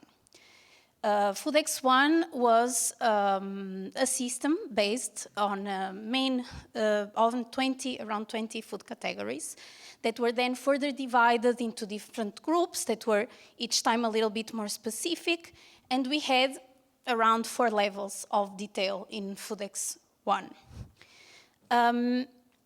Each food group, subgroup, and then food code in FoodX1 had a specific code, and in total we had around 1,700 endpoints, so 1,700 specific codes. It was built on different food description and classification systems that were available at the time when it was built. It would also consider different legislative requirements at the time.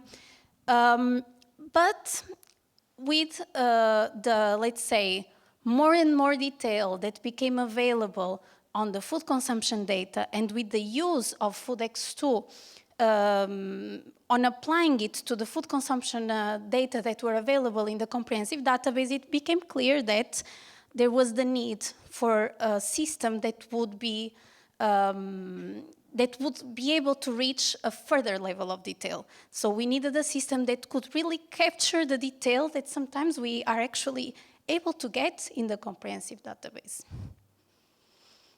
And this is how FoodX2 comes, actually. So it's, I think, around 2015.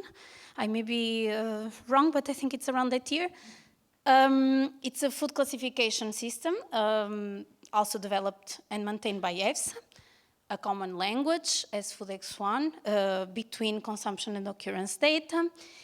This time, FoodX2 includes 7 levels. So we are not speaking anymore about 4 levels of food categories. We are speaking about 7 levels that are organized in a hierarchical structure, as the same as FoodX1. It also has a kind of a hierarchical structure. And we can, I think right now we have over 4,500 codes, base terms in FoodX2. So this morning, I think, I don't remember anymore if it was E or Daniele who said that they took the opportunity of this translation from FoodX1 to FoodX2 to also systematically check the factors. And actually, the FoodX2 system offers this opportunity because it was a way of flagging specific foods and base terms that could have existed and for which a specific factor needed to be developed. And the FoodX2 system includes facet descriptors, which are additional pieces of information that you can add. So you know that you had, taking this example, a tomato containing cooked sauce, but you can also have more information. You can add information through facets on the different ingredients that were added to, or that were part of this product. You can have information on the processing. You can have information on the packaging material. Of course, then these facets can be more appropriate to some areas in risk assessment than others. Of course, you should also keep in mind that these facets are available on the food consumption data depending on what the survey participant was able to describe, okay? This is usually the main driver for the availability or not of facet descriptors. This is just a picture for you to have. Maybe you cannot see it very well, but the 20 food categories of FoodX2. And if we go a little bit more in detail into one, like the milk and dairy products, you see that you start by the group 1, milk and dairy products. Then you have a more specific level that is milk, whey, and cream. Then you have another level that is milk. Then you have another level that is cow milk or American buffalo milk or European buffalo milk, or you really have all the different kinds of milk. And under cow milk, you can have a base term for cow milk, natural high fat, whole, semi-skimmed, skimmed. So you can really go and capture this level of detail, and this is very positive. And at the same time, it's also very flexible, because if a survey participant tells us, look, I had some milk, but I don't know if it was cow milk. I had it in the hotel. I don't know if it was cow milk or if it was some other type of milk from another animal. Then we can describe it. We can capture. He had milk. That's what we know. If the participant bought the milk, he pays so much attention to everything that is to know about this milk. He knows this milk is fortified with which vitamins. He knows everything about it. Then we can also add it, and we will find this level of detail in our database. And these are some just examples of the 28 facet groups that we can find in FoodX2.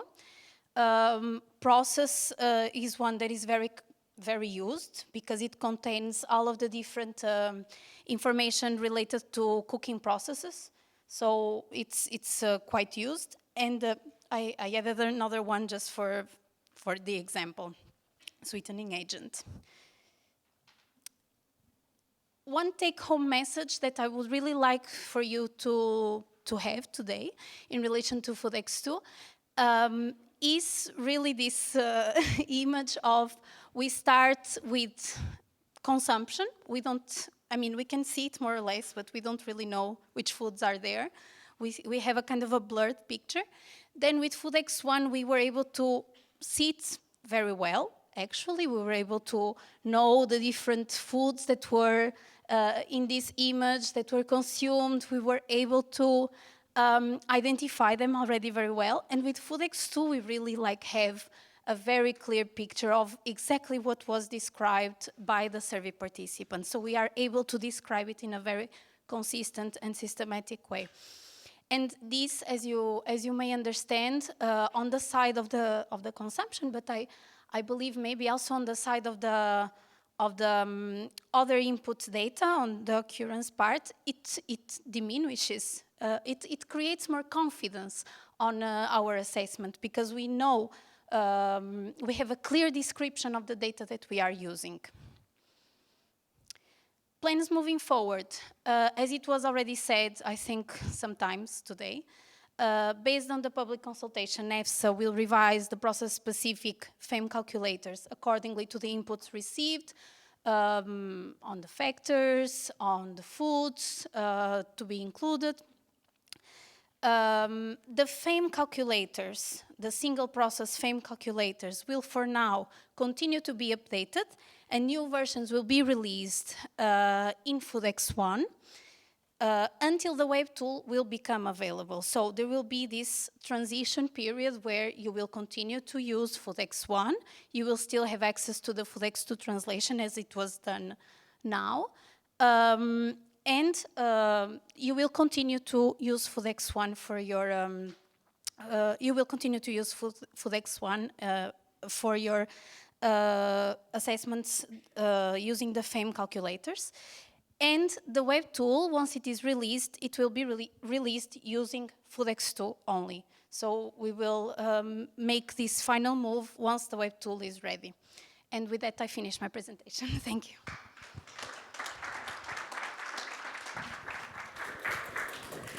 Yeah, thank you, Rita.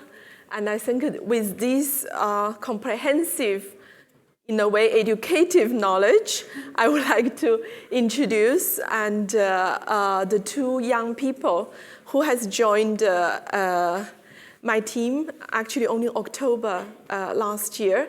And you will hear the example of how the translation from FoodX1 to FoodX2 have been done. So they will give you the example, and I think personally, I believe they made an impressive piece of work. So carry on. Good morning, good afternoon from us too as well. Me and my colleague Francesco Pesce, we're going to present you our work regarding the translation of FoodX1 to FoodX2. And to begin with, for the next few slides, we're going to talk about why the word translation, the term translation was chosen, which methods and the logic behind the translation, and we are going to provide you with some representative examples. And we are going to finish our simple and short presentation with some take-home messages. So, why the word translation was chosen? As we have said before from the previous speakers, the FoodX2 give us the possibility to have more detailed estimation about the food exposure assessment. However, in order to use the FoodX2, it is necessary to have the conversational factors for all the food items presented in the food database. So, since our goal was indeed to translate the food presented in the FoodX1 language to the FoodX2, we used the word translation. And to give us some representative numbers about what this translation meant in practice, we have been working during the last months with 31 food manufacturers processes where the food enzyme dose remains. That means that there were about 6,000 food items and more than 20,000 technical conversation factors that have been translated for the Food X1 to the more detailed language, this of the Food X2. Okay. The methods that were applied, first of all, we have to check the Food X1 database and the food items that were presented in the statement process-specific technical data, as well as the call for data from the stakeholders. This was the base for the simple cases of translation. And in order to have a more detailed description and search, we searched the Mindel Global New Product Database to further support our translation of the food items. To begin with, I would like to introduce the first example with the more simple cases, which we call direct match. This direct match means that the food item have the same name and the same level, representing the same food item, both the Food X1 as well as the Food X2. So we have to look at the Food X1 and the EFSA statement and translate, apply the same factors as the Food X1, the Food X2. For example, in this case, we have the process prevention of acrylamide formation in foods, with the diet prunes as a food items, and as you can see in this case, the same food factor, the same technical conversation factors were applied to the Food X2. Another representative case of this direct match can be found in the production of plant-based analogs of milk and milk products. Here, the food items refers to the almond ring, where there was the same name, the same level, so the same food technical conversation factors were applied from the Food X1 to the Food X2. May I continue? So we can now go on with another example we encountered during the translation. We called it higher accuracy, meaning that Food X2 provides a more detailed identification of the food items. So let's go into the example we have here concerning the food manufacturing process production of coffee extracts. As you can see, in Food X1, the list of coffee drinks is about coffee drink espresso and coffee drink americano. While in Food X2, we now have a greater number of food items and coffee beverages, espresso, strong, average strength, weak strength. And all of those newly introduced food items, they were well described in Food X2, meaning that the dilution of these coffee beverages were provided. And so, with that data, we were able to assign a very precise F2 to all of these newly introduced coffee beverages. And of course, the F1 and the F3, they remain unchanged. Another example of higher accuracy that we can show, which is about, again, a more detailed identification of the food items in Food X2, can be found in the food manufacturing process, production of wine and wine vinegar. As you can see, the list of food items that can be related to the food item wine is much greater now in Food X2. And this will allow a more detailed exposure estimation to food enzymes that might have certain specific applications to some types of wine. And about the technical conversion factors, we talked the same as we had before, consulting the EFSA statement, process-specific technical data used in exposure assessment of food enzymes. Okay, another example we have encountered during the translation can be called more categories, meaning that in Food X2, we now have a greater number of categories, which is food items that were not present in Food X1 that are now present in Food X2. But in Food X1, the consumption data about these items were referred to a broader category. So the exposure estimation is not affected. But let's see it in a concrete example. So as you can see from the slides here concerning the food manufacturing process, production of baked products, we now have in Food X2 a new item which was not present in Food X1, which is called wafers. Now, the consumption data related to wafers were previously assigned in Food X1 to biscuits, cookies, which is a broader category. So what Food X2 allows us to do now is to relate this consumption data in a more specific way to the food item. But still, the exposure estimation doesn't change. And we made our evaluation, and the technical conversion factors were the same as in biscuits, cookies in Food X1. Another example to understand this kind of translation about more categories, so newly introduced food items in Food X2 can be found in the food manufacturing process, production of wine and wine vinegar. Here in Food X2, the new item that has been introduced is port.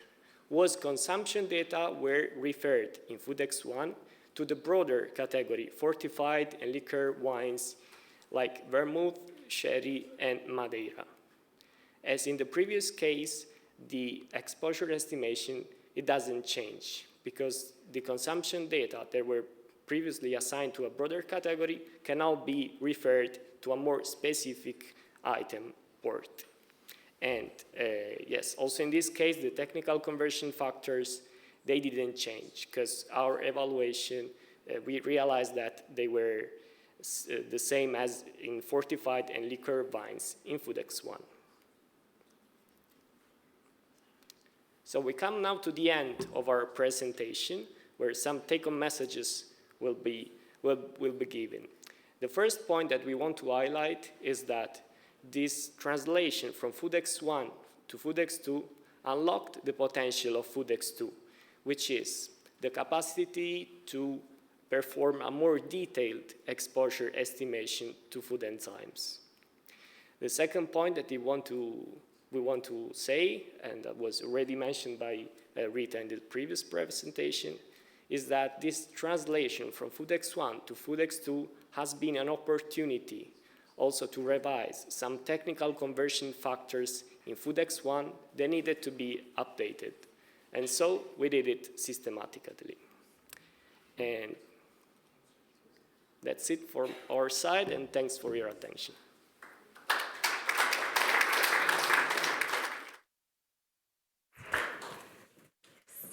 So, as you can see, that this job actually goes really into details.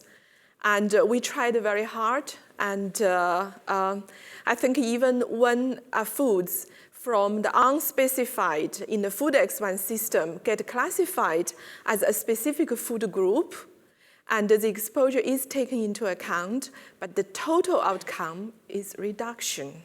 And I think that's probably get very much illustrated by one of the comparisons we made this morning. And with this, I think I would also like to introduce Giulio back again, Giulio, to the podium.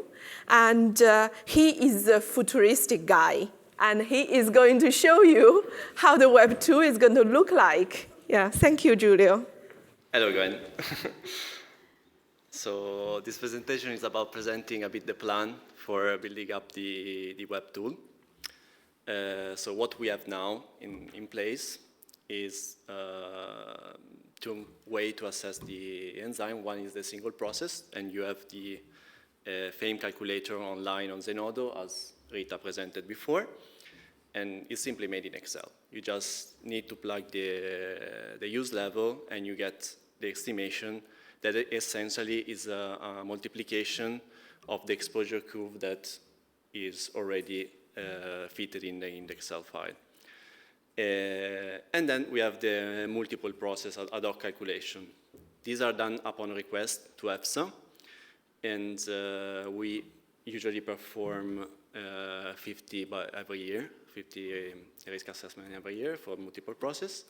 And it is not possible to open, as it is now, this calculation to the public because we need to run again the exposure back to the raw data in the consumption database. And we cannot give the consumption database out for confidentiality, essentially. Also because the program behind is quite, it's heavy, it's running 20 minutes, and I mean, it is required a database behind, and we have confidentiality on it, on the raw level.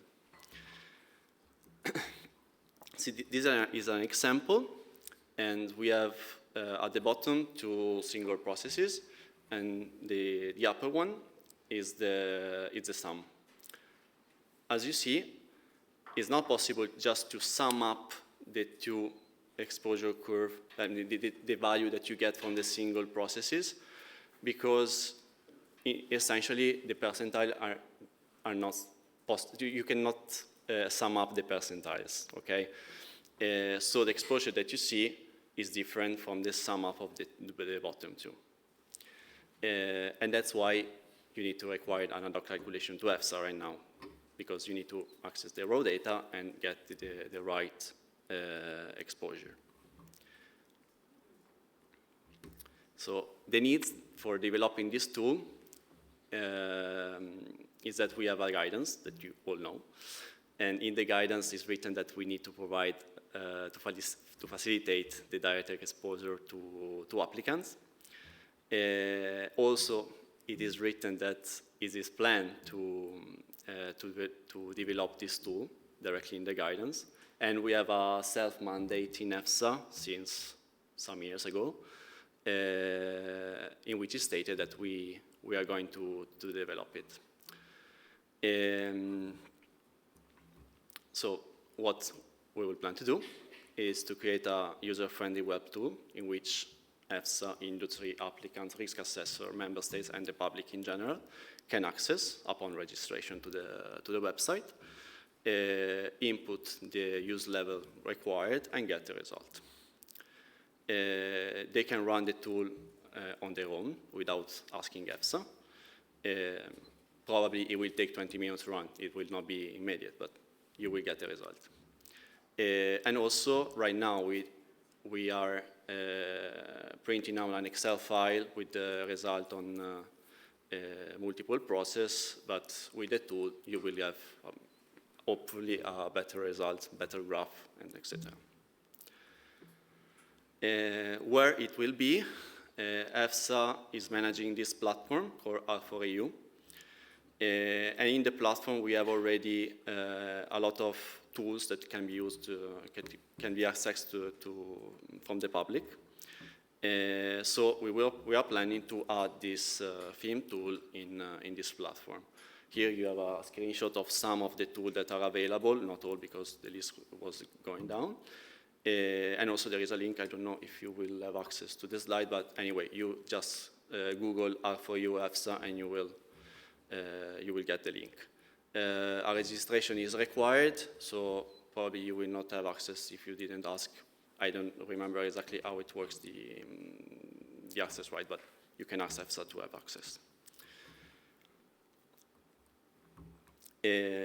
Coming back to the tool, as said, the user will be able to enter the recommended level for every food manufacturing process that he wants to include in the assessment. Possibly, this is not confirmed, to modify the list of food included in the food manufacturing process list. So what we have described today, you have a list of food with the factors, and possibly you can autonomously modify it, like excluding some food or changing manually the factor. But of course, it will be effect in the output that the user didn't use the default value.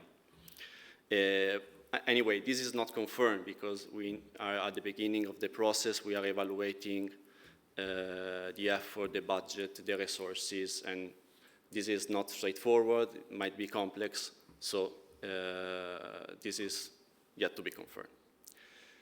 Then the user, of course, will run the assessment. We'll get the numerical output as it is now in the Excel provided in the docs calculation. Here, maybe there will be some changes. This might have been seen. Also, it depends on the feedback that we will receive today or in the day after while we are collecting requirements. So also the discussion that we will be having today here in the question and answer, also in the panel, will be taken in consideration for the development. Then once the assessment has been run, after maybe 20 minutes, I don't know, you will get the graphical outputs with the graph, the histograms, and etc. And also you will be able to download the result. A last point that is not confirmed yet is that the tool will be accessible through web services. I don't know if you know what they are. It's just a request that you can do in a programmatic way in R or whatever program that you want. You will send a file to the tool and you will get the result without using the interface. So it's a matter to skip the interface in which you need to plug in the data manually, but asking the tool to give you back the result without manual insertion. So if you want to program something that is running 10 or 20 or 100 risk assessment in one day, you can program it, you can launch 100 web services and you will get the result of 100 times. So you don't need to insert the value 100 times. But this is still need to be confirmed because it depends on the budget, on the resourcing, etc., etc. This is just a prototype. I took this image from another tool that we have. It's the tool is called Primo 4. It's under publication. It's under public consultation now, and you can access the Primo 4 in the App4U. I just took the front page, changing the title just to give an example of what can be the FEIM tool. This is the front page in which you have the title, of course, the possibility to enter the data manually, as said, or to upload the file. In case we will have the web services, the file that you upload there will be the same of the web services. There is also a template in which you can download the template for the file to insert. In our case, the file will be few records in which you will mention the food process that you want to include in the risk assessment with the TOS. Then, once you have or here, you will have also two tabs, one for the manual entry, one for the modified food list. Again, the modified food list is not confirmed. So in that tab, in case we will put it, you will have the possibility to modify the list. So you will see the input that you have selected with specifically with the food and the factor, and you probably will be allowed to modify it. Not sure. Then run, so there will be like a button, and then you get the output, so the graphical outputs and the possibility to download. This is the work plan that we foresee for the development. We are at the beginning, so totally preparatory work. So we are we need to ask permission to EFSA to understand the budget that we can allocate, to ask resources. The project has to be approved, and we are in this phase. Then there will be a collection of requirements that actually we are starting now, and subcontracting, because we need to ask consultants to develop the tool.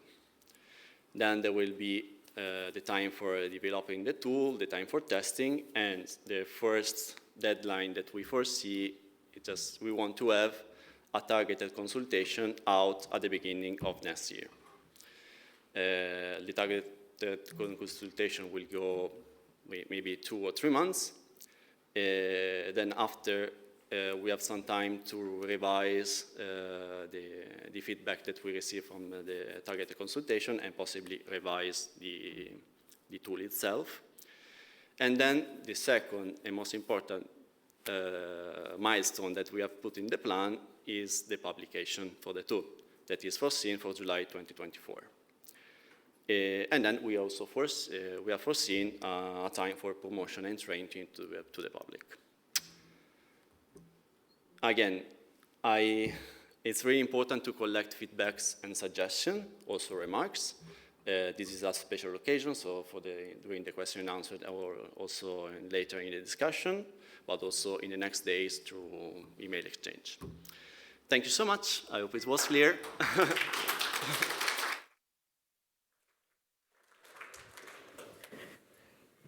Yes, thank you very much. And I think now you have a glimpse of the current tool and the future tool. And I guess now we can have, now it's 45, we can have maybe 15 or even more time and for the Q&A. So depending on how it goes, and we may start the coffee break a bit earlier. So I think the immediate question is open. So yes, please. That timeline you showed, is that for the multiple? Perhaps just hold on a second for the online people, unless, yeah.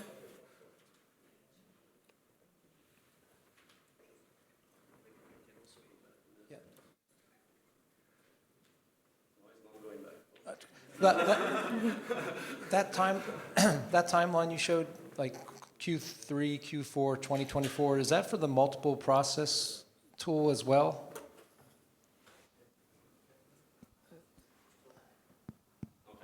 Yes, it was for the web tool development, so it includes the multiple process and the single process, but using all together in the web tool. So the plan is to put the two things together, just to have one source of information, more or less. Yes. Will the multiple process tool separately be available before you combine them, or will it all? Do we have to wait till that? No, at the moment it will stay like it is now. So it's upon request until the web tool is out. Okay. And it will be performed in FoodX1 until the web tool is out, right? Okay. Yes. Yes. So the web tool, we will introduce the FoodX2 also. Okay. Yes. Perhaps I may ask to put the slides where the timeline is. Yeah. I guess that one will, yes, this one. Thank you very much. Yeah, so any other curiosities?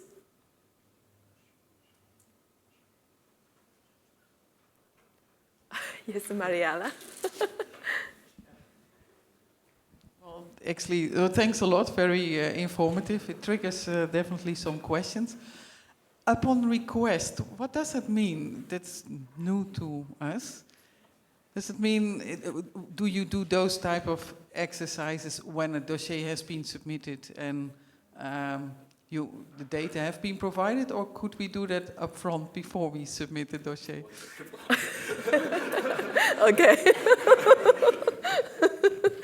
Okay. I think there are multiple meanings of upon request. So I think the first upon request meant by Giulio is that you need to register yourself on the website, and in order to have the access to different, whatever tool has been developed, but also future, the FEIM tool. So that is upon request. So it means please register yourself, write an email, and filling in that form. And the second upon request meant by Giulio is actually upon request from my unit and to his unit. We work in the unit. I feared something like that. Yeah. Yes, the gentleman back, yeah. Yeah, just to follow up on that. So currently now, EFSA is the only one who can do the multiple process analysis, but I guess back in 2021, there was a slide deck that was shared where EFSA recommended, I think, to, just look at my notes here. Yeah, the method consists of adding the highest high level of exposure from one of the processes to the mean exposure values of the remaining processes. And for each population group, age, country, and dietary survey. And I guess my question is, how is the exposure data averaged for those multiple food processes? How is average? Yeah, we've tried to look at that internally and try to compare, you know, what you presented, and we couldn't add, the numbers didn't add up. So, you know, maybe we could talk about that offline, but... No. I think perhaps, Julio, that slides where we have the baking, brewing, and a sum up, that could be the... Can you please revert to the slides, keep going backwards to his presentation? And where you have the three table, that one, yes. So I guess, if I understand your question here, is, look, if you start with the bottom two, and if you try to sum up the columns, let's just take an example of the maximum and mean. If you look at the column more or less in the middle of this table, and that sum, it's okay, you can sum it up. Okay. But the same simple sum cannot be applied to the last two columns. And I think this is, I think Julia will try, yeah, please, yeah. Yeah, it's work, yeah. Actually, being here that you see maximum and minimum mean, you cannot really sum up, because maybe in one country the maximum is something, but it's not the same country that does the maximum in the other. For brewing, it's, I don't know, Germany that has the maximum exposure for adults. No, I just selected one random country. I don't look at really at the data, so I don't really know. But can you take the average of those? Yeah. Can you just take the average of those maximum means, and then that gives you a number? No. No? No, I don't. No. I don't think so. No, I think what Julia is trying to say. I mean, in theory, if you sum up the maximum of a country, is not mean that the same country that's the maximum for baking is the same, no? Right. So you see a maximum, but at the end, the sum is not the same, because the country that have the maximum are not the same. Okay.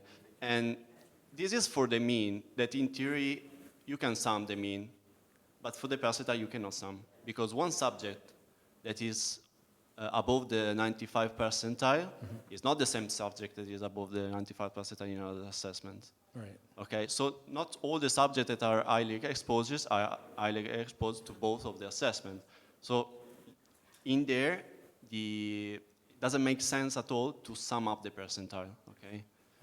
Statistically, I mean, it's an issue. Yeah.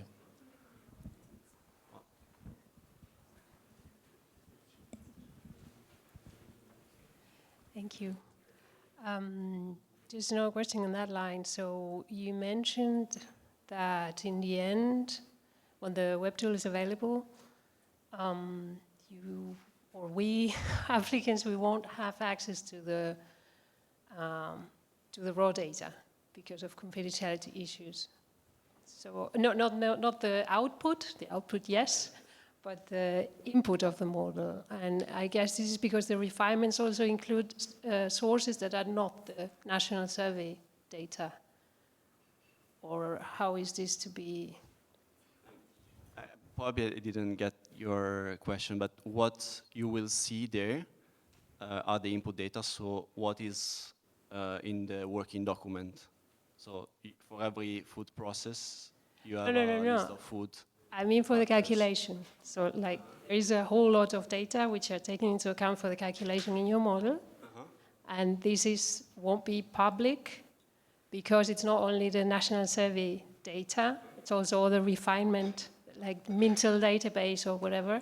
So this is what I understood is correct. No, in the tool, the tool will have access to the consumption database. Yeah. But what is in the Mintel or the data that we use for refinement of the factor will not be there. Yeah. You will see only the factor. Yeah. So you will see what is in the working document, and you will not see, but you will use the consumption database. Yeah. And you will get then the output. But it will still be possible, for example, to see which categories are influencing most the levels. But because this is very interesting information, if you have to refine your calculation, that we also have the way to refine our calculation or try different scenarios to see, these categories making the most impact. That's the idea of putting the modify input in there. We need to understand the feasibility of it. So if you are allowed to modify the default value that you see in the working document, then you can act as this scenario, no? A what if scenario, sorry. Yeah, I think this is answering. No? So if you can modify, you can work like, what if I just put one food? But it's a bit trial and error, and you have to, And this is also another issue that we need to investigate. By allowing to modify the food list, you can select one single food, no? So you will get an output for one single food, and I'm not sure that we can allow it, because you might retrieve some confidential information from the consumption database. This is something that we need to investigate before the development. Okay. Thank you.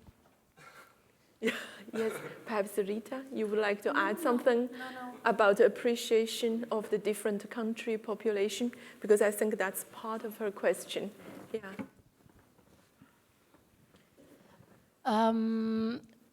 Yes, so on the tool, right now, as you have now, on the single FEIM process calculators, you have the summary statistics, but you don't have the presentation of results at the individual level due to the different issues that mainly related with confidentiality that Giulio mentioned. And the objective for the FEIM tool will be to continue to present these results at that level, both for the single process, but also the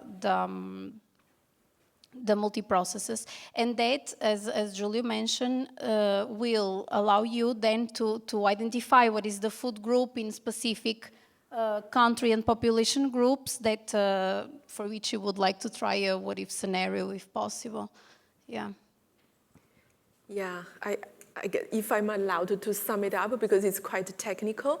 So essentially, and let's say what people outside of EFSA cannot access is the individual consumption of John.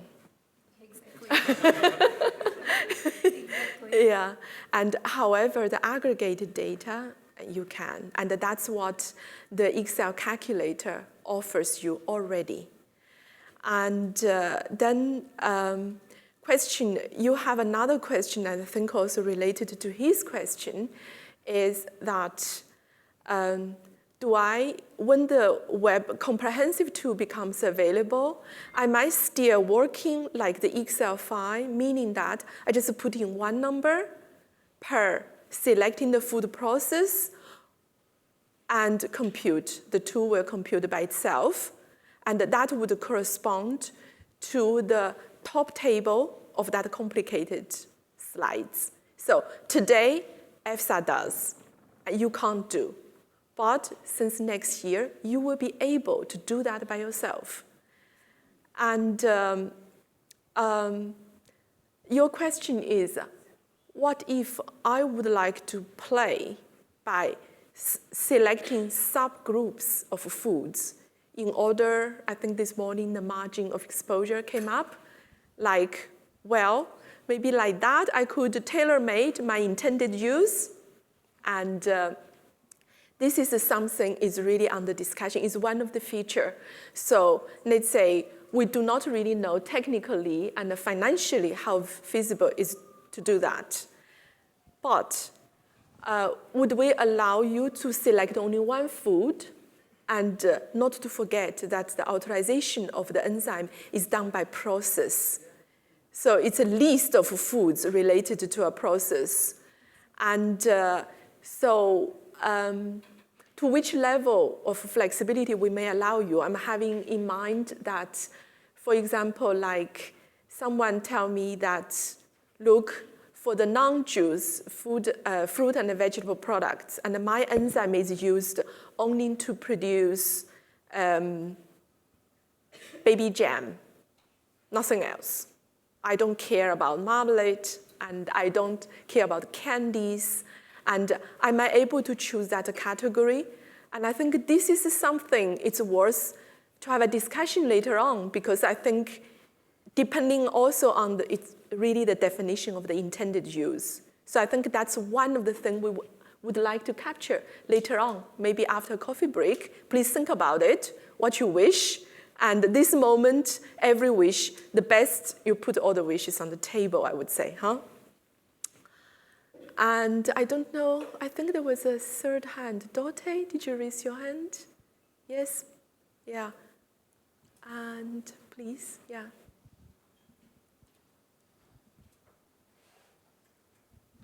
Thank you. To follow up on a little bit more on this distribution of high use and mean use. So how will it, because I'm not sure I fully understand, so how will these multiple use intake data, will they all be based on P95, or will they be based on a mix of P95 and some other mean use data? Because I think if an enzyme is applied for 10 uses, then and that's, I mean, we see for the classical enzymes, that's indeed not unusual. And also with the 41 uses, I think we will see a lot of multiple use enzymes.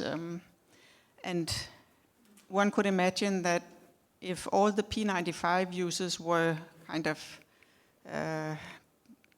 summed up, then a human being would eat 10 kilos of food coming out of that calculation, and I guess that would not be good for a chronic intake exposure. So how is the distribution for data used for this intake calculation in the multiple tool? Okay, maybe allow me to break down the question. And I think there are at least two questions and in your question. So the first one is, what would be the layout and of the FEIM web tool? And even more specific is, would it report only the average, so the P50 and the P95, or it would also offer the possibility of other percentile? And I think that question, I would let Giulio answer you. Yeah.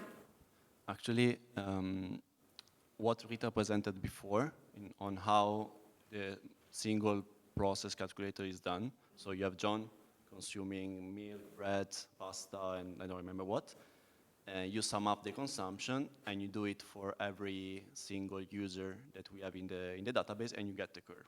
The same thing will be done for the multiple process.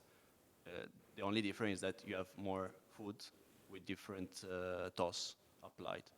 Okay, so one specific, and maybe also the same food with two TOS applied, but the factor are reduced. So you will get anyway a curve, and you will get anyway the mean and the P95. In the tool, we can add other percentiles. Doesn't matter. I mean, it just, once you have the exposure curve, it's just a matter of printing the output. So we can also add like a box in which you are selecting all the percentile that you want to see in the output, and you will get it. It's not a problem. Don't remember the second question. I think the second question is more, okay, so the second question I did not break down, so I do now. The second question, I think, Dietary, is that you are saying that it's unrealistic to sum up all the P95 because then a person would be consuming that huge amount of food, which is beyond capacity of a human being.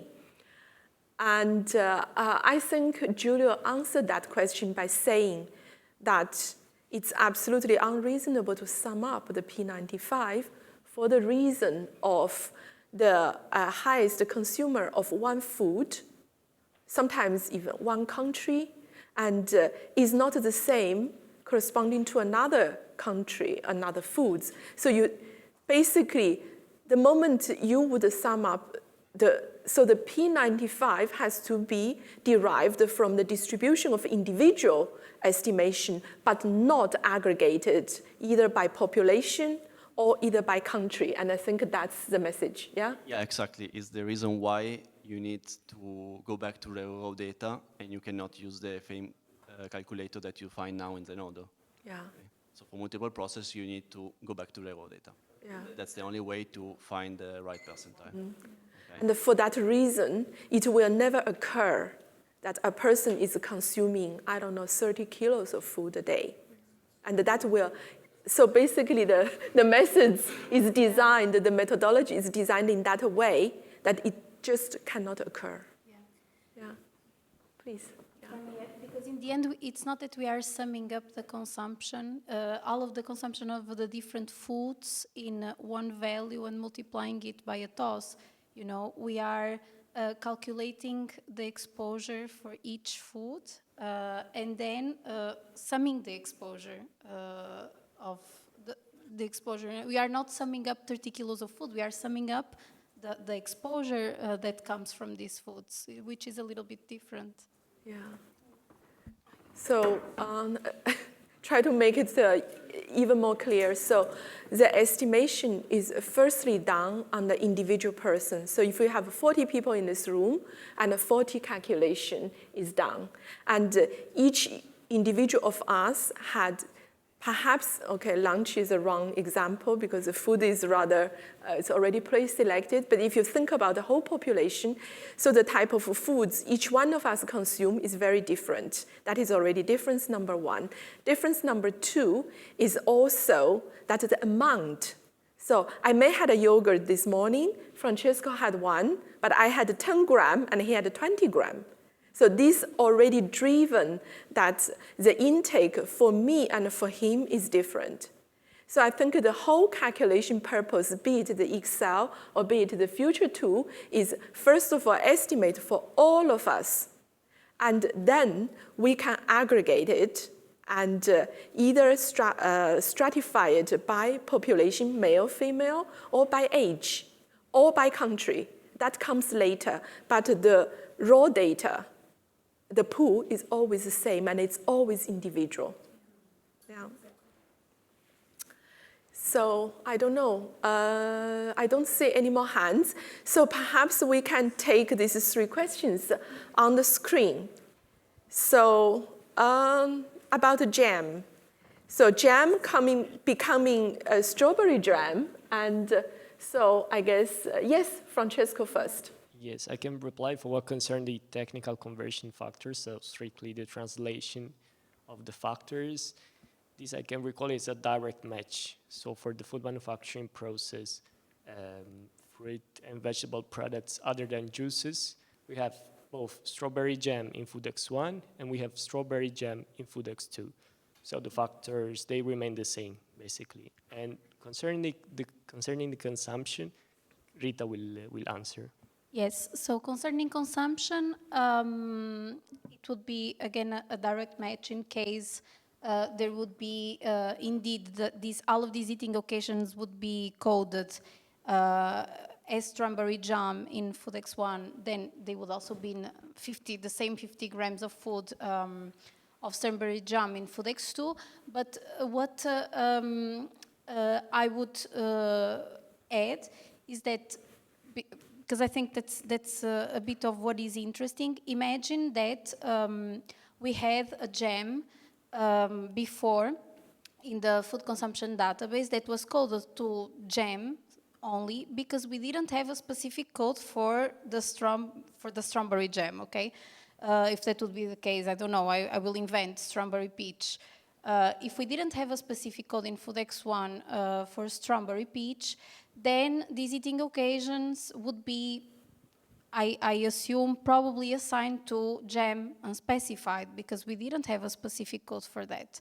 Now, in the food consumption database, in FoodX2, these codes will have their specific code. Yeah, so that in that case wouldn't be a direct match, but it would be yeah, a more accuracy as you were saying before. Yeah, I guess another consequence of being more accurate is also the F3 factor will change. Yeah, so unspecified jam has one F3 factor, but strawberry jam is definitely and smaller. Yeah, so. Okay, so I think we can take the second question. Who is responsible for filling the tool, EFSA or applicants? If applicants, does EFSA check the accuracy of the data and the filling? I guess there is a very easy part. So if we talk about the tool which you can download, so think about the Zenodo, you can have already the Excel calculators, and in the future, you will have the web tool, and that is meant really to empower you. So you will be inserting the number yourself. I think the first two questions. The last question, if would be applicants, would EFSA check the accuracy? And many people can answer this question, and who would like to offer the answer?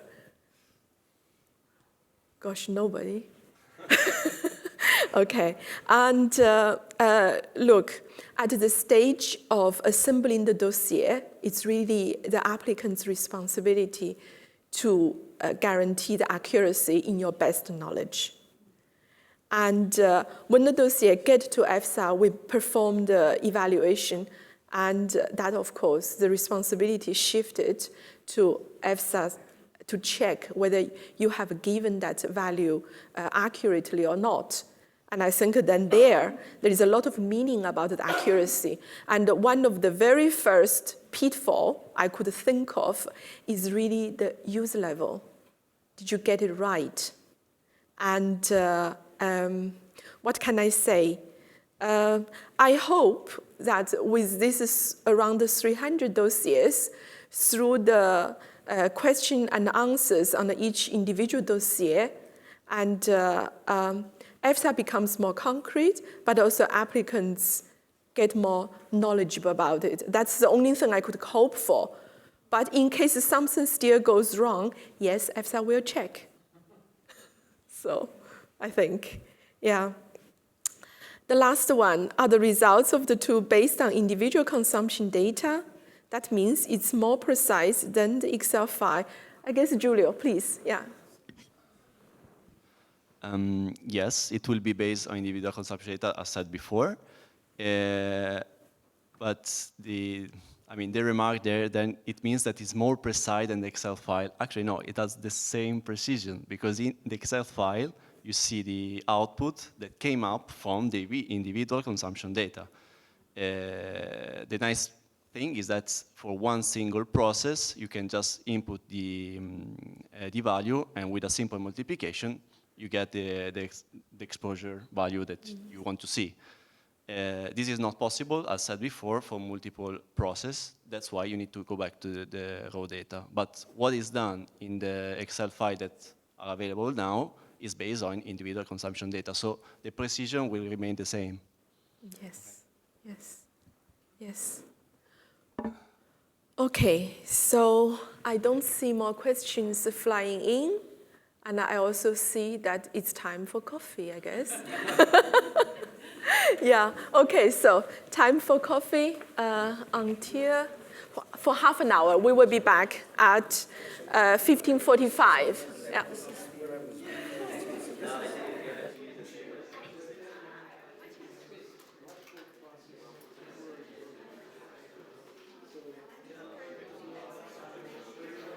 Because I didn't see the slide, it was given me by email, I didn't see the...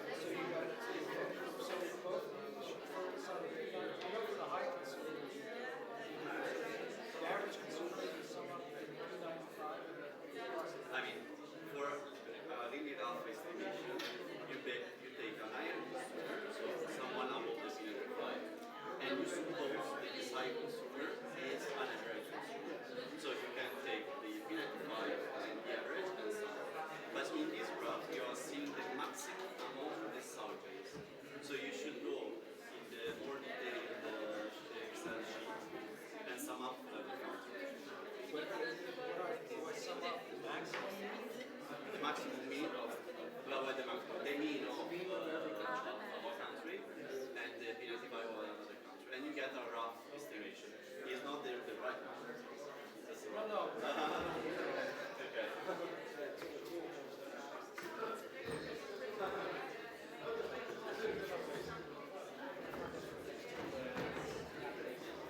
Attends, je vais...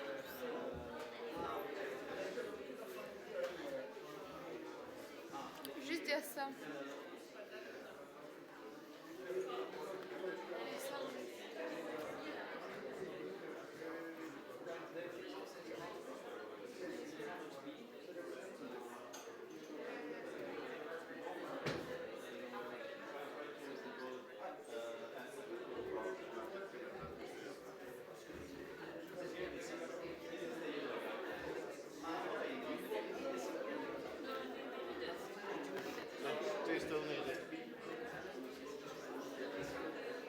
Et là, il y a les 7, hein. Ouais.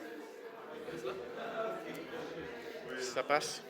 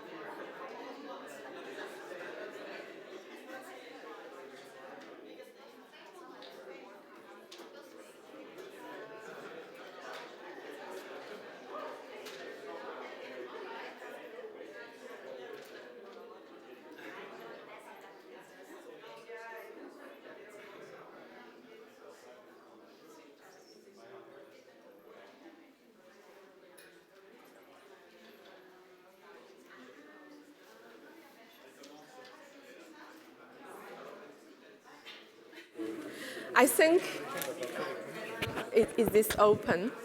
Okay, yeah. Okay, so I think may I get your attention? And I know that it's getting really relaxed, but we still have work to do. So may I invite all the panelists and go up the stage? And okay, so let me see. So Holger, Jose, and Catherine, Marianne. Oh yeah, here we go. Oh yes, yes. Okay, Julia. Okay, perfect. Yeah. And all right. So how are we going to conduct this discussion point? And I think a lot has already been said this morning and during all the breaks.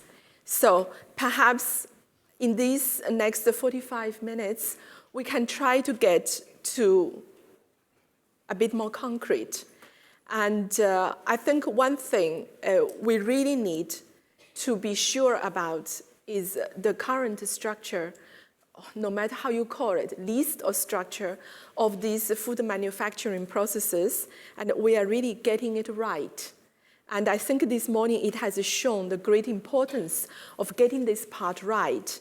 And so if we get it right, and I think the users authorization, the risk assessment can also go, either going more refined, go to level 2, or perhaps can be aggregated and back to level 1. And this was one of the suggestions made. But that can be done only if we know that the relationship between the current level 1 and 2 is correct, the position is correct. So I think with this, and I would like really to have a free discussion.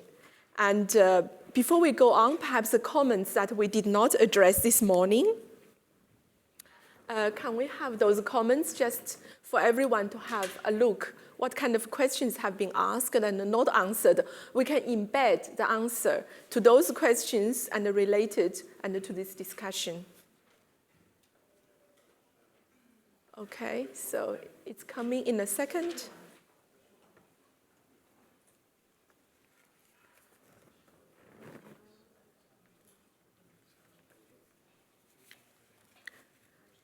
Oh gosh.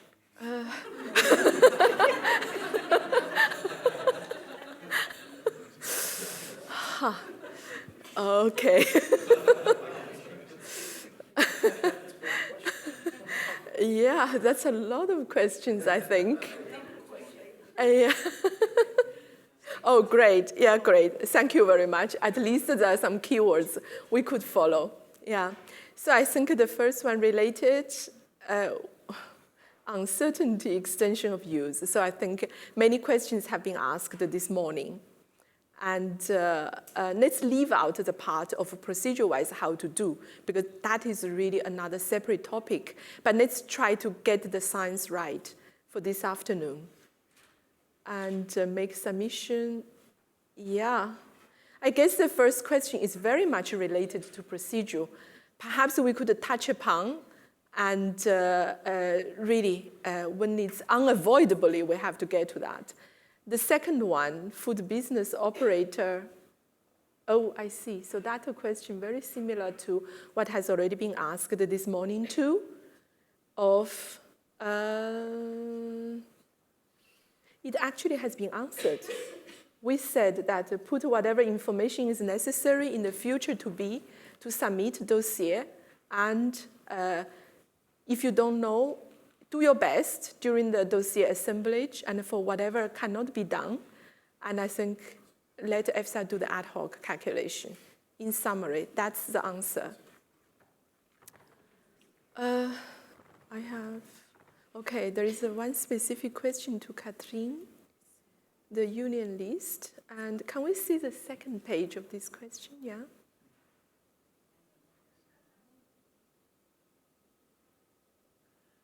Okay.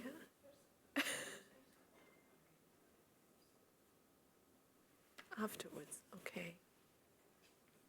Yeah, okay, so keep that in your mind, Catherine. And the last one, green treatment, enzyme able to improve milling yield.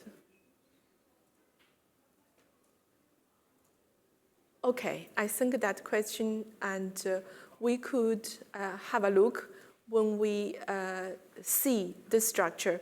So let me try, because I find that this session is very difficult to conduct in reality.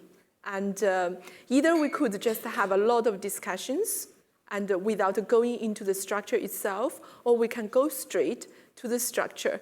May I propose at least try to see that whether you agree already from the audience and also the online participant that is anywhere and you see something is seriously wrong or should be improved.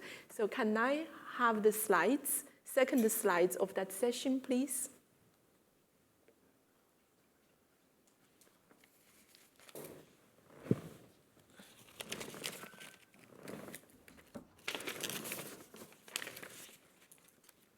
Okay, so I have a printout. It's faster. Yes. Yeah.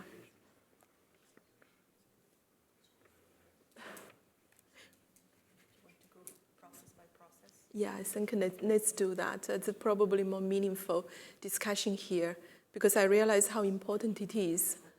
And I realize it's more important this morning than yesterday night. Yeah, so, okay. Would you be able? So it's this table, if that helps. Yeah. Sure. It's called a panel discussion, food manufacturing processes.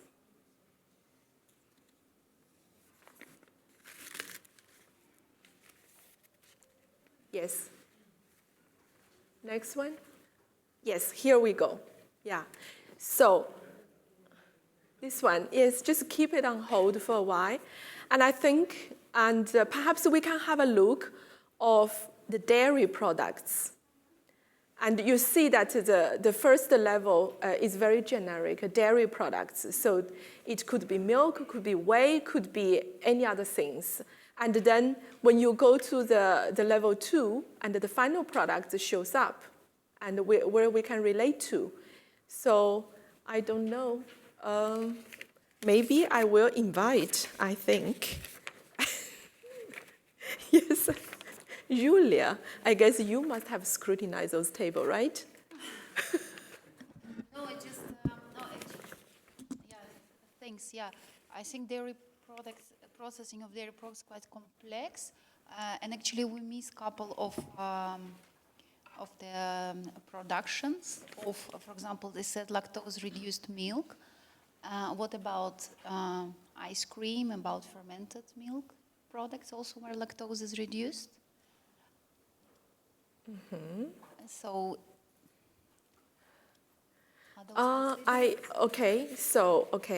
now I'm trying. So, in the Excel sheets, and for the lactose-reduced milk, you could not find ice cream. Is that what you're saying? yeah, and fermented milk products? And the fermented milk products, and what we have said, I think in the slides, of the avoiding double counting, and we said that we eliminated and those foods because considering that fermentation itself is already, without any needs of enzymes and the lactose is already reduced. So we actually moved the yogurts, kefir, and to the production of fermented dairy products eliminated from the lactose-reduced milk. However, if the suggestion is to bring it back, and we can also consider. Yes, please. No, yeah, No. We are talking right now. We are focusing on lactose-reduced milk. Yeah. But like what we understood, there are 2 ways to produce the fermented milk products, fermented products, also with the use of lactases. It's actually not for the purpose to reduce the lactose, but increase the sweetness yes. of the products. So, and it can be co-hydrolysis. It's not always started with the milk, but but it also can be simultaneously with the milk cultures. So this is really seen as a part process where it's really relates to reduction of the lactose. And it's really fermented milks, and it can include yogurts, but it also can include a lot of other types of fermented specialties products. Yeah, but don't you think that in that case, that the use of that enzyme, so the beta-galactosidase can be used for the production of lactose-reduced milk, but as well as sweeter fermented dairy products? Don't you don't think that it's better to split them into two? Is better than rather combine them all in one? This is a question. Yeah. Yeah, it depends a little bit because we know that it can be used in two different ways. So some of our customers, they do it in this start with the milk, they reduce lactose, and then they produce the fermented milk from. But a lot of also doing co-hydrolysis, it's called. So that's really not the milk. Lactose reduce is really about the sweetness. It's really not about reduction of lactose. It's a different... Yes, indeed. Yes, indeed. I recall this kind of diagrams in the dossier. So essentially, in those cases, for that beta-galactosidase, and if I were the applicants, I would tick the two processes, the lactose reduced, but as well as fermented. So this would actually give the opportunity for another beta-galactosidase for some reason that is more fit for one but not both use, and to have a separate calculation. This is the reason behind it, actually. Yeah, beta-galactosidase, it was checked in that way. So I don't know whether from the audience, anybody would actually like to bring the yogurt back into the food groups of the lactose-reduced milk. Initially, we included, and then we excluded, and now the question is, should we keep it excluded? Because I think that it makes perfect sense to keep the two processes separate. Yeah?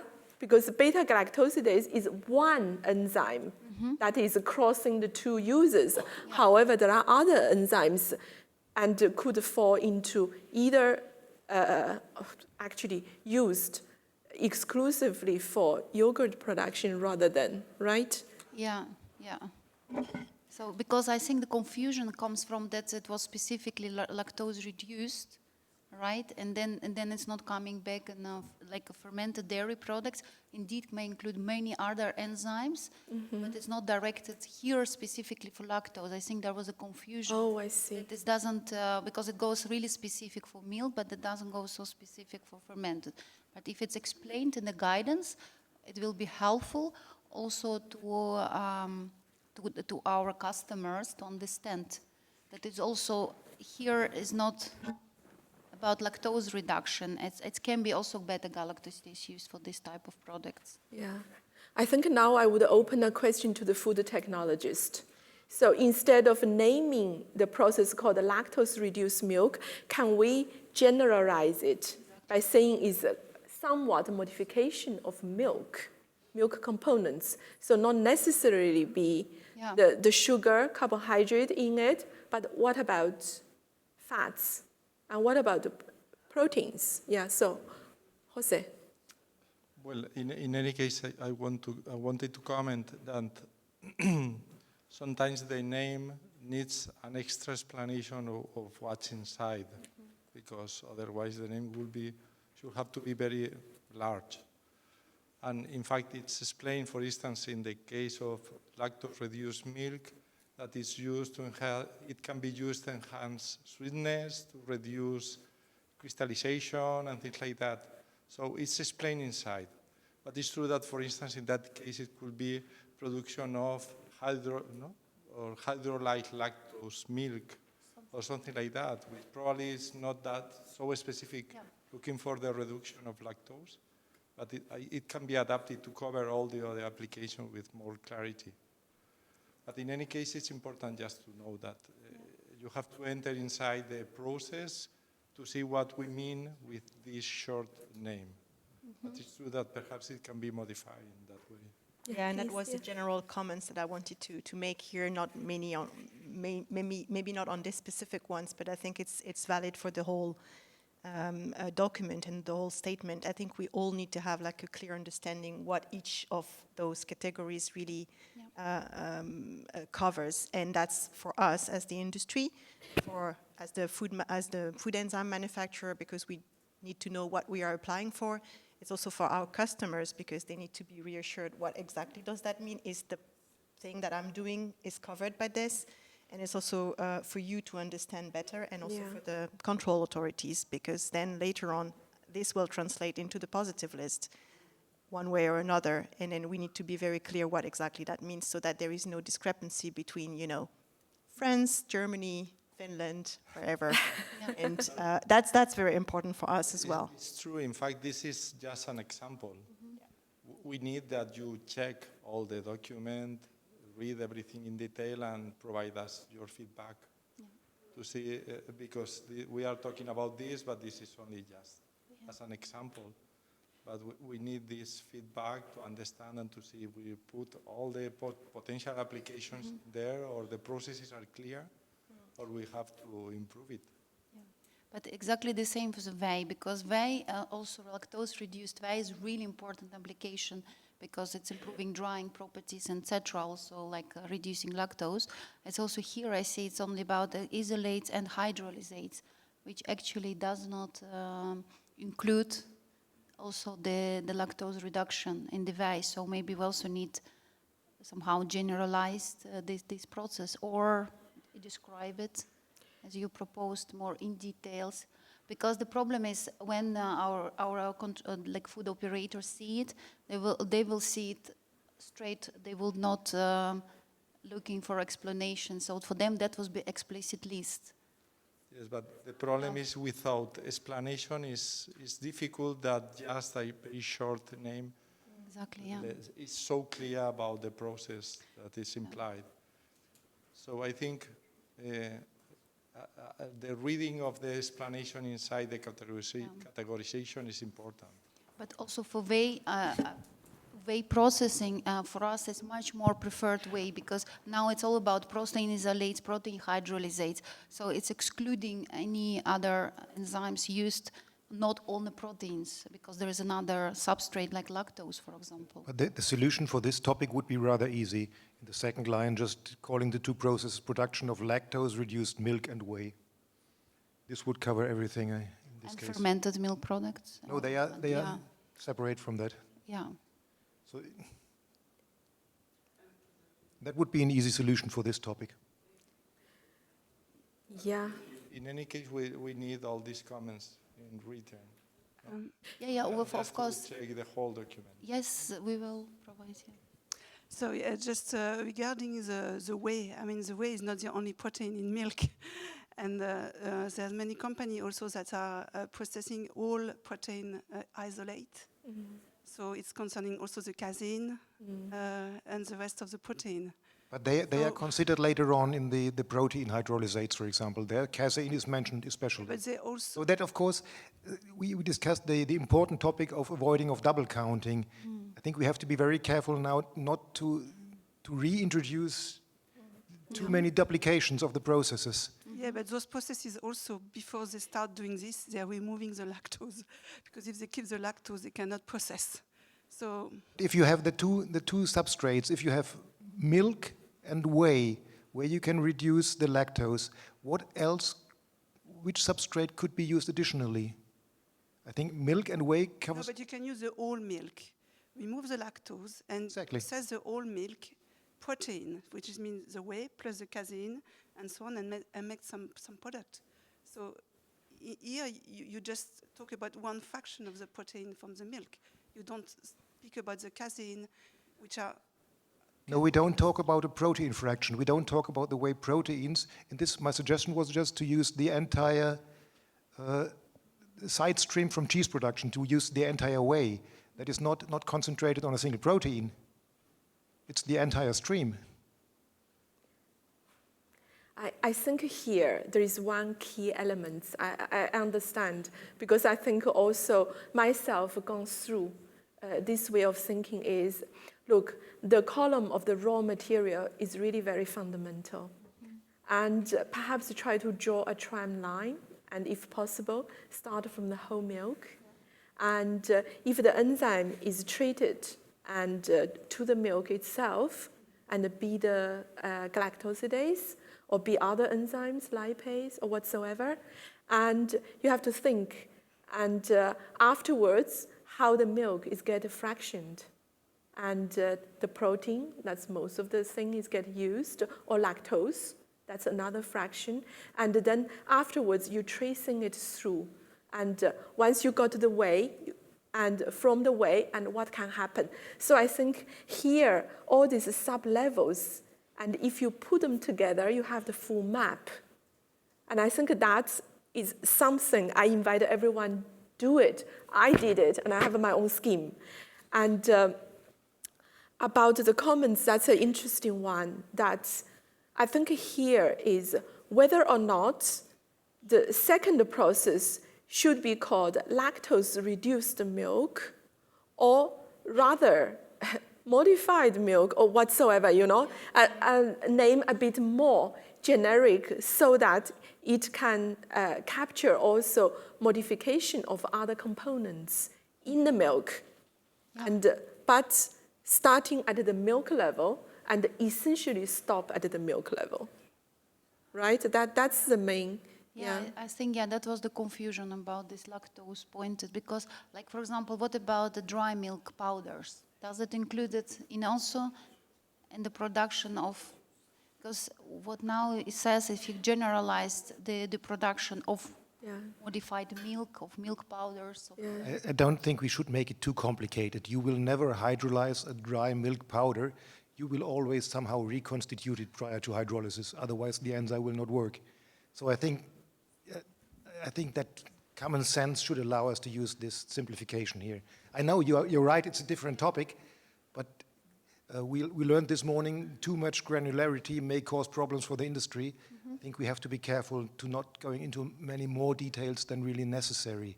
From my understanding, of course, if you are allowed to use the enzyme to hydrolyze lactose in milk, of course you would also be allowed to use the enzyme to hydrolyze lactose in a reconstituted system. Yes. I think that there will be no disagreement on this topic. And those foods are included.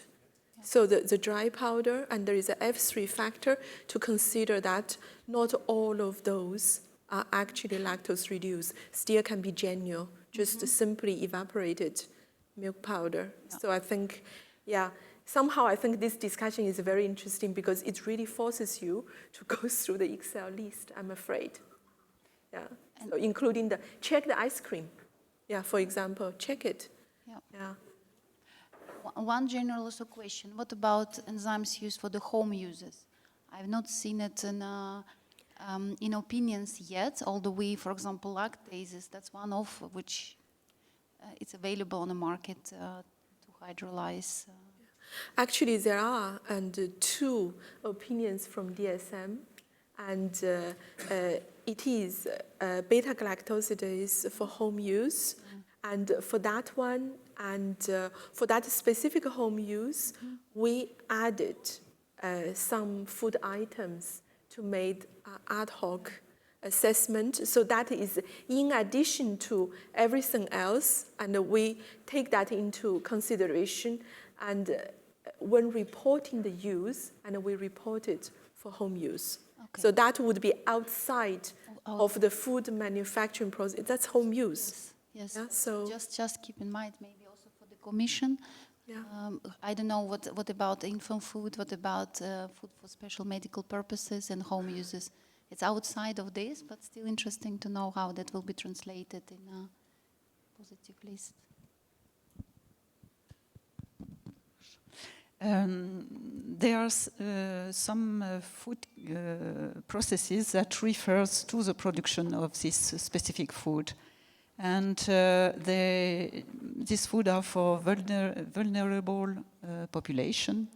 and it needs an assessment for this vulnerable population. So they are identified, I think it's not in the first process, but for protein from plants, or I don't remember. Yeah, I think they are the yes, they are in this category for production of whey concentrate of hydrolysate, or just the whey protein hydrolysis. Yes. So behind that is a lot of different types of baby formula or people with medical needs. And the formulas. But you have seen this morning in the example I used, it was a beta-galactosidase for the production of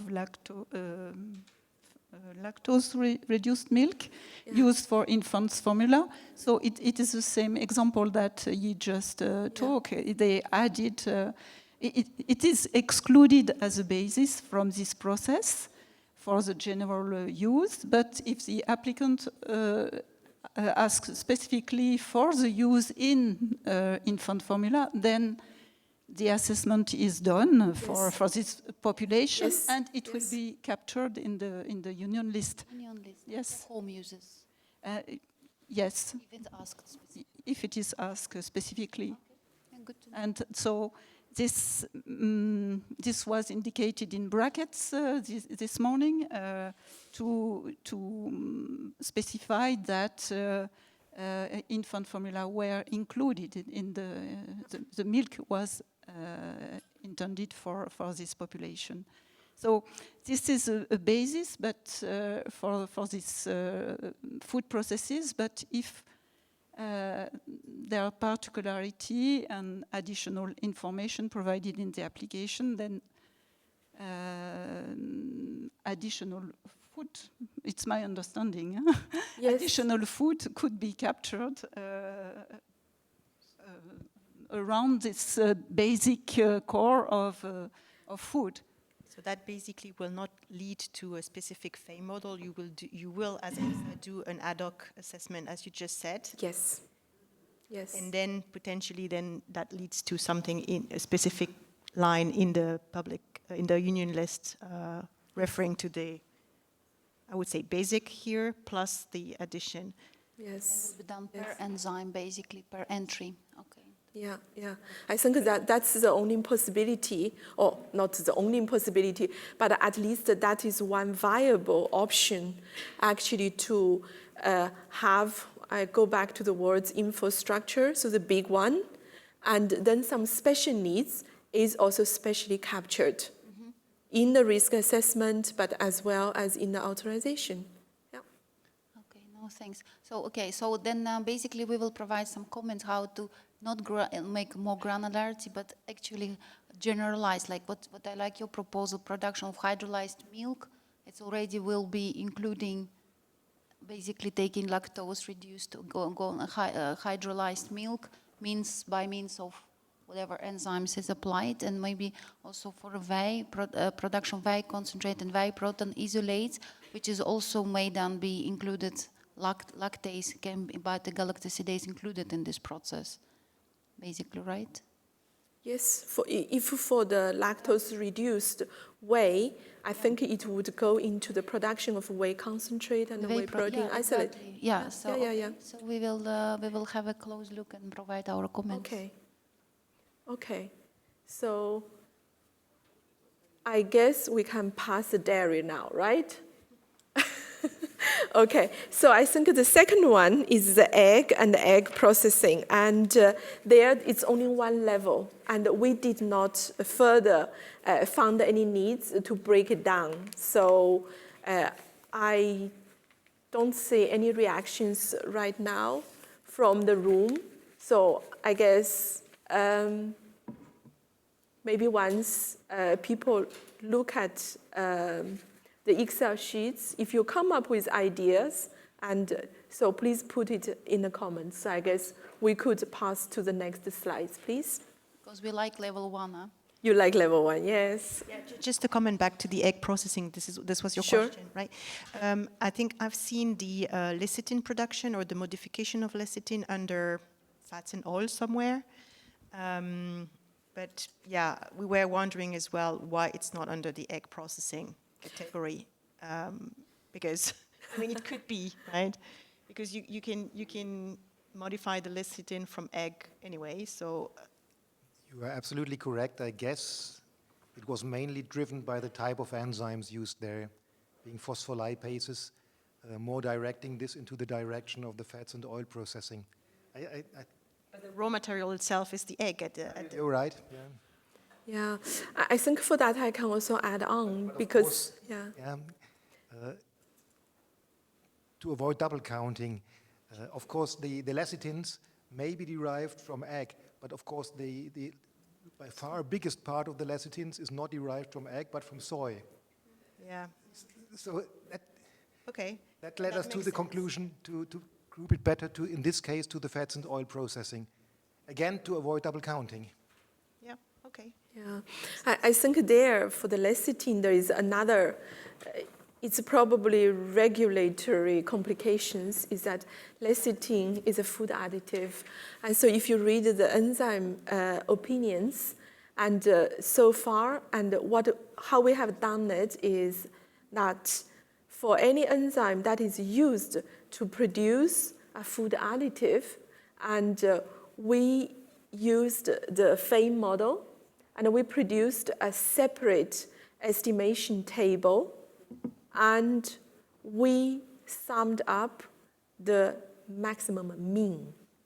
And that's the way actually to deal with that the existing of two different regulatory products, we are not mixing it up because the dietary exposure estimation methodology or the input data behind it is not the same. And that's the way. So I think, again, if it would have been a modified egg lecithin, that would definitely go into the authorization list with a specification there, I think. I'm not anticipating, but I think the treatment will be very similar. Yes, for food additives, food enzyme used in the production of food additives, it's covered by the specification of the food additives. It's excluded from the scope of the regulation on food enzyme. And if there is a need to update the specification of a food additive, then the application has to be submitted under the regulation on food additives for a modification of a specification, but not as a food enzyme. Yeah. So I guess that's also a useful clarification. That's why. Okay, please, daughter. Yeah, I have a question just related to that lecithin. So if it's already covered by the specification for lecithin production, what would an applicant do then? Still apply as a use for a food enzyme in order to get it on the union list, or if it is the only use, the intended use is only for the production of modified lecithin, then the good regulation is regulation on food additives. So you don't have to submit a request for the use of the food enzyme under the regulation on food enzyme. It will not be included in the union list if it is only used for a production of a food additive. So if you want to have it captured in the specification of a food additive, then you have to apply for a modification of the specification of food additive. Thank you. Isn't that different from our decision on the lysozyme? The lysozyme is a food additive, and we have all the dossiers in-house. But it's an enzyme. That's a different thing. It is for, there are currently 2 food additives which are food enzyme. And the decision is to move lysozyme and invertase.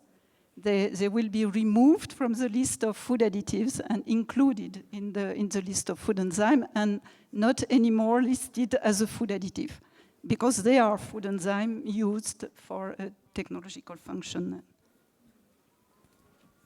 So they will also get rid of the E numbers as soon as the list is published? That is interesting for food manufacturers, I guess. Under the clean label.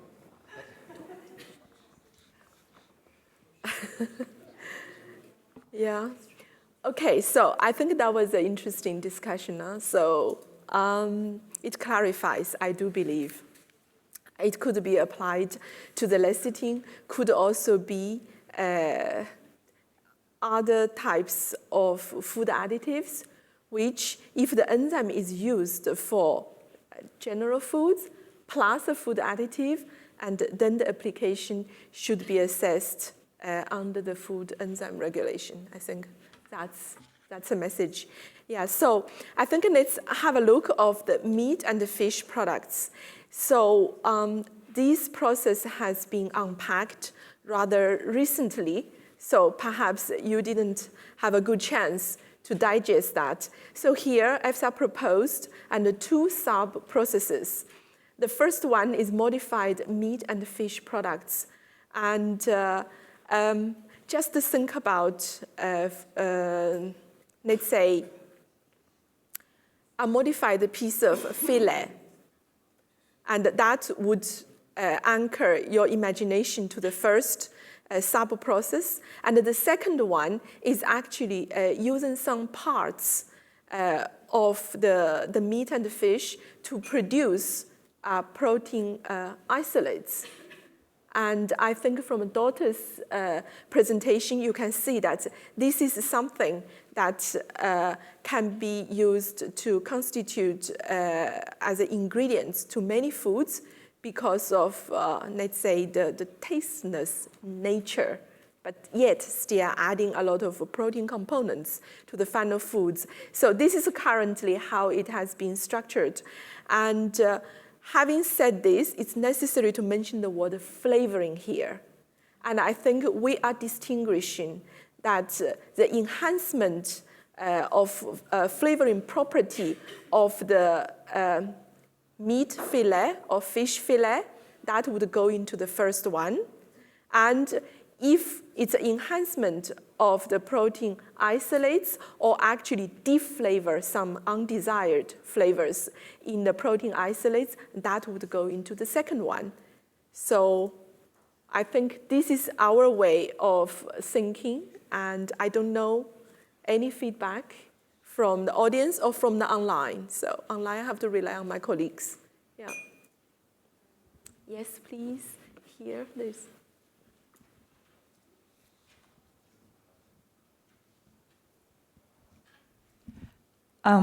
For this one, I don't know. Whether I like the modified meat wording, but I like that there is.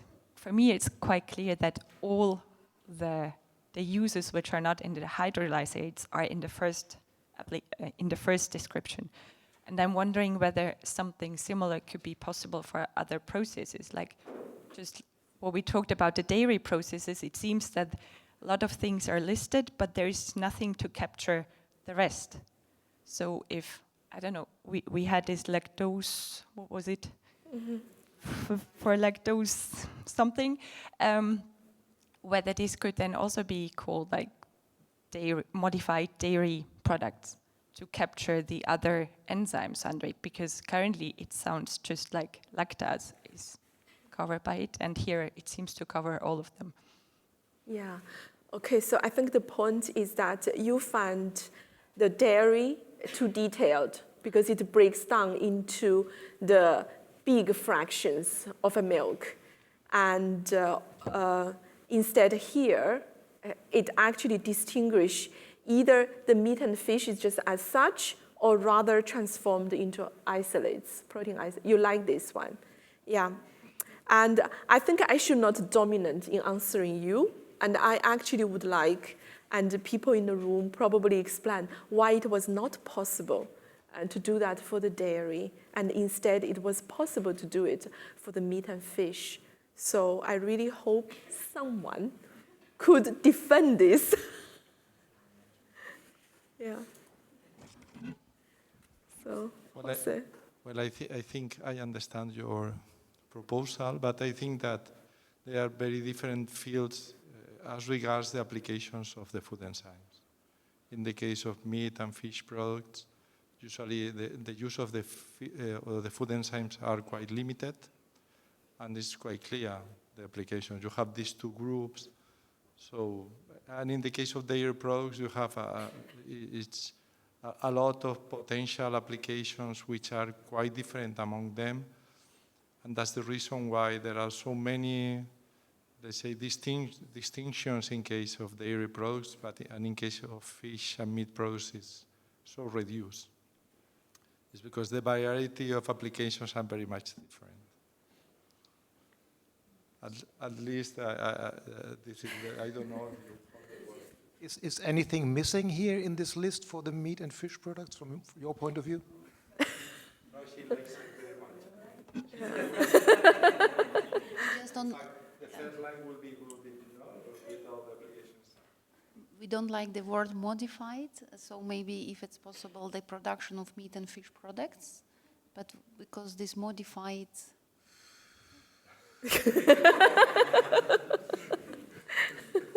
Of course, you may know what the modified reflects to. Of course, it addresses mainly the transglutaminase. Yeah. Not only some proteases, for example, can speed up the ripening process of sausages. So it's not modifying; it's just speeding up. It's work on the protein fraction. That is certainly a suggestion we may discuss upon. I think that could be possible, depending on the further feedback. Yeah. Maybe an option, yeah? Yeah, I know that you give the transglutaminase as example, but there are a couple of other enzymes that are outside of transglutaminase, which also work, not on the hydrolysis.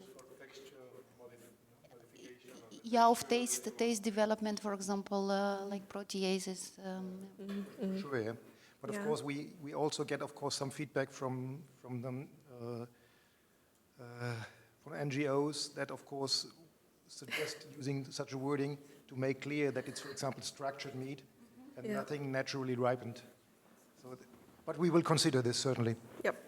That could also be handled differently in, I think at the end of the day, in the positive list, where I think some kind of specification could be added on, this idea of not misleading the consumer and being clear on the treatments and everything. I cannot remember which column that is about, but. So just to say that it is a sensitive category.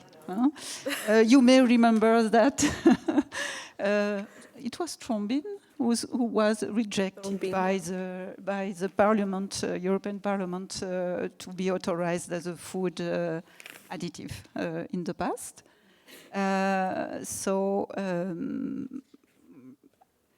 There will be lots of discussion, maybe within the working group with member states on this food category that I'm pretty sure for how to draft this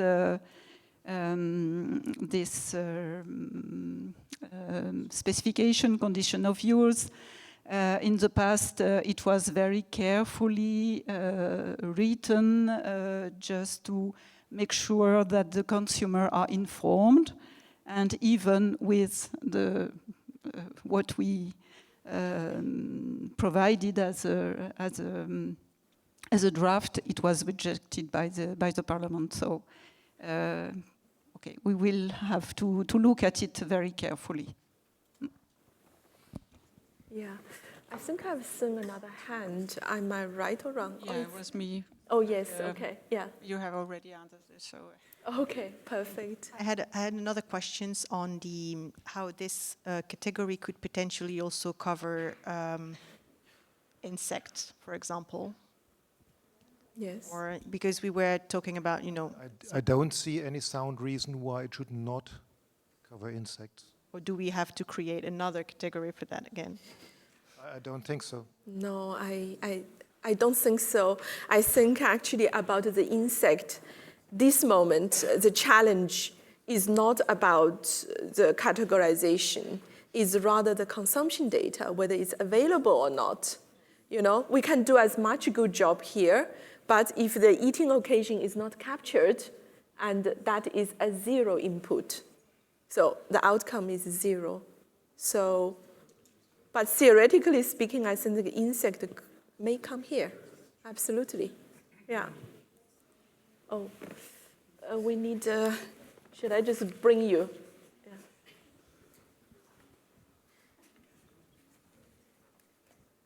But then we have a catch-22, or how do you call that? We have an application for theoretically, we have an application for an enzyme in insect. We need to have an approval for it, but you cannot do the assessment because it's not approved yet, because it's not used yet. Yeah, so that is definitely something to think about, how to address that. Just use a QPS strain for production. we are going for the functionality, and we cannot promise that. But it's a suggestion we'll take along. I definitely think that would be the easiest way forward. Yeah. Yeah, but there are more topics to address in that case for new development than UPS or not. Yeah. But I think that the theoretical case you bring up, so this moment insect has been authorized as a novel foods. So if someone would use the enzyme to derive that insect products, and the enzyme anyway has to be evaluated under this regulation. And I think from a methodological point of view, I think we are ready. We have it already.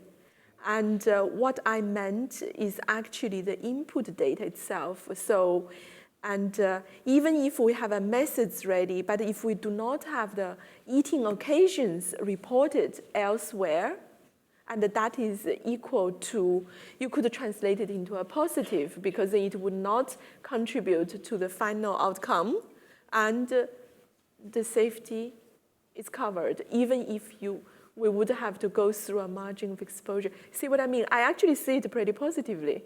Yeah. Even for the industry. Yeah. Yes, that's not my job. Yeah. So, okay. If no more further comments, and then let's move to the next one. Yeah. Next slides, please. Okay, so I think this is a little bit similar. Perhaps you could call it worse because it's more detailed than the dairy. And here, the cereal and the grain, and again, you can see that we have a flour, we have a starch, we have a gluten, and we also have the foods that are processed via baking and brewed and so on and so forth.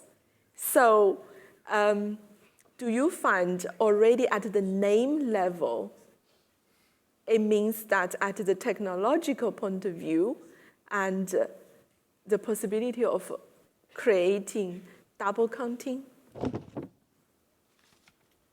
Yes. Yes, please. Yes.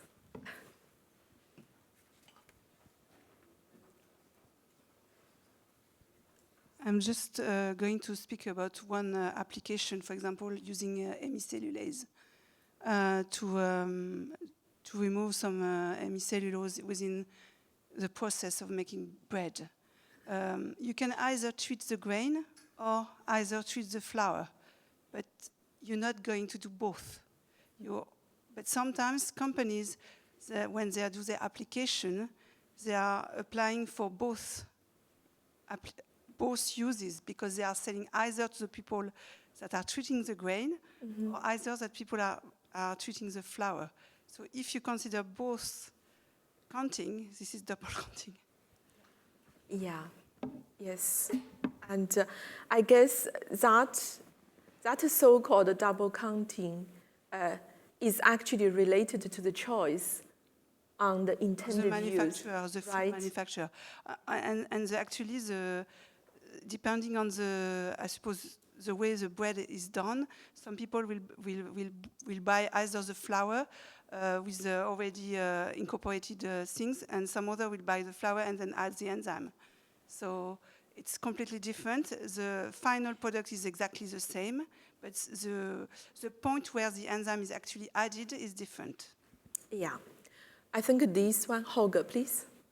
Typically, adding in a cellulase or a hemicellulase to a finally produced flour doesn't really make sense. So the typical it's not to produce, it's to remove it. But the typical application here is to the cereal before or in the process of flour production. Afterwards, if you have a processed flour, you typically don't add a cellulase. Yeah, but some people are producing flour without adding enzyme into the grain. So, well, my experience, sorry. Yeah. I think I got you. Actually, from the results point of view, and there is no double counting, because let's assume that for this enzyme, this cellulase, the application ticked the production of flour, that's treating the grain, and also the production of baked products. And if you think that the food list under the production of flour are just many different types of flour, and instead the food groups under the baked products is the bread. So even if they ticked both options, at the end, the estimated is overestimation because it did not distinguish whether it's a flour or it's bread. However, in terms of the final outcome, and still allow the possibility for the industry to sell it for both applications. Yeah, but if you are talking about the cereals and adding the enzyme as cereals. Could you use the micro for the people? Oh, yes. But if you apply your enzyme to the cereals, and when the cereals is grounded, or you're applying to the flour, the result is exactly the same. Yes. So then you count both. You count once at the cereals level and once at the flour. Yeah, so my explanation is that from an intake point of view, and actually what is added to the flour and is accounted as a flour, but it's not accounted once again and in the bread, because the food, there is no overlap in terms of food groups. But if you want those... No, it's on. Yeah, I think so. No, it's on. In any case, when we receive the flow chart of the process, in many occasions we have the entrance of the enzymes in more than one steps of the whole process. And if we have any doubt, we go back to the applicant asking if the enzyme was applied only once or in all occasions to avoid this double counting. So, in that case, that's perfect, because of course you cannot, on the line of making the bread, you cannot apply it at all the levels. You have to apply it once. It's quite common in our opinions, and we ask for clarification. We have doubt that they have been added, the enzyme has been added at different points, or only one of the indicated there. Yeah. I think to my memory, it only occurred once in one of the dossiers we evaluate that the enzyme is added multiple times during the production steps, and that's only one that we summed up, but it's only one. And the case you are talking about, optional, and we count only once. Yeah. So. And in case of doubt, we go back to the applicant asking for clarification. We have done in occasions. Yeah. So perhaps. No, that was what I was willing to mention, that yes, indeed we indicate several possibilities because it depends on our customers, and sometimes we don't even know. So, it could be one option here, one option there. It depends on the customer, what their practice are. Yeah, and there is no double counting there. I'm just thinking about, for example, amylase in juice production, for example. It can be added in different steps. Yeah. So. This is just more extensive process. You can start with the grain or you can start with the flour, and then indeed it will be optional. And if you provide it like optional one or another, then, but the interesting will be how that will be listed, in opinion. Yes. Both processes will be then appeared on the, as assessed processes? If the intended use defined is both, and we would do both. But if it's only one, the outcome is only related to one. Yeah, okay. I think we had a comment, but I maybe rely on my colleagues there because I don't have the paper in front of me. But it's the before the last one, the production of glucose syrup and other starch hydrolysates. Didn't we have a comment on the fact that it's, we were wondering whether it's only glucose syrup and that it could not be other syrups as well that would be derived from the starch fraction? No? Okay, maybe I mixed it up. I think maybe there is another category where this is also covered and there was some kind of overlapping. But okay, we'll do something in writing if there is anything that we need to add. Okay. Maybe one small question about cereal-based drinks, because now the production of only of brewed products, but it's not always brewed. Yeah, so where should we then look at it? I think for that one, we have a category, because for the plant-based drinks, it's not only cereal. It also can be nuts, can be other things. So there we have a specific category, and those type of, let's say, beverage, they are not in the list under here. So. Okay, you basically made one extra category exactly dependent on raw materials, and then it's there. Okay. Yes. Is that the plant-based analog to milk products? That's right. Yeah, then I have another question on this one. No? Because I think there are... I remember well, there's a special category on something like malt beer. You mean malt drink? But the malt drink is included here in the brewed products. Yeah? It's also, is it? Yeah? Yeah. Okay. Yeah, that is not alcoholic. But yeah, exactly, oat cereals. But exactly, yeah. Is that always should that always be considered as a milk product analog? I mean, or substitutes? I mean, not always. I think also things are kind of developing in that sector, like plant-based products, whatever they are, and they are not always to be always to replace milk products or milk beverages. So that's why I was also wondering where to position this kind of products. I don't know, you can consider things that are like rich in proteins, like protein-enriched beverages or things like that, which are not meant to be meant to replace milk, or some coffee substitutes, but then you have that covered under the coffee. So in that case, will be hydrolyzed proteins, no? From vegetables. Yeah. No? Okay. You have one specific section for hydrolysates of proteins. Is that always hydrolysates? I'm not quite sure about that. But for sure they are covered in section. Yeah, perhaps when we go along, the picture will become more clear. Yeah, because we're really getting very detailed. I guess if you are not reading the Excel sheets, you are lost by now, I think. Yeah. But exactly, I mean, this is really a good comment, Yi, because I think it's become very detailed. It becomes very difficult to follow, and I'm just wondering how this, at the end of the day, will be used and be also, practically implemented, and might also create some confusion, because basically you would need to know the Excel sheet by heart to be sure that something is covered.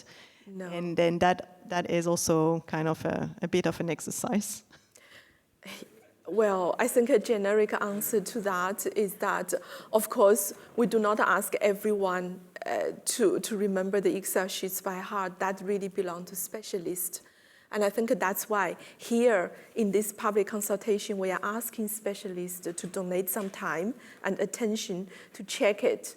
And at the end, the benefit is for multiple. And I really think, however, I think for an enzyme manufacturer, it's worthwhile at least to try to understand a set of Excel sheets, how the foods, big categories of foods are distributed. Because that gives you indication of how you can go back and select the right process for your products. And secondly, give you a judgment of whether or not you are selecting overlapping processes. And I think it's a knowledge. So, but look, I think we could move on to the next slides and have a look of the fruit and vegetables. It had a lot of discussions this morning. Okay, so also here, for fruit and vegetables, you can see that we have a juice, and we have other products other than juices, for example, jam. And then we have a specific one is really dedicated to wine. And wine vinegar is just almost like an unavoidable product if you just let the wine in the kitchen, forgotten about it. And then, of course, we have other alcoholic beverages. And because we have a wine, so we also have to cover what's the other type of alcoholic beverages that is not wine. And then the last one is there is so many vinegars that are not wine vinegar.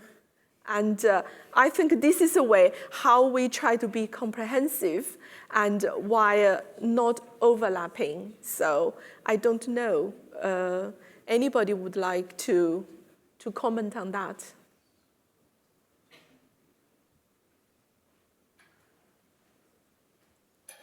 No.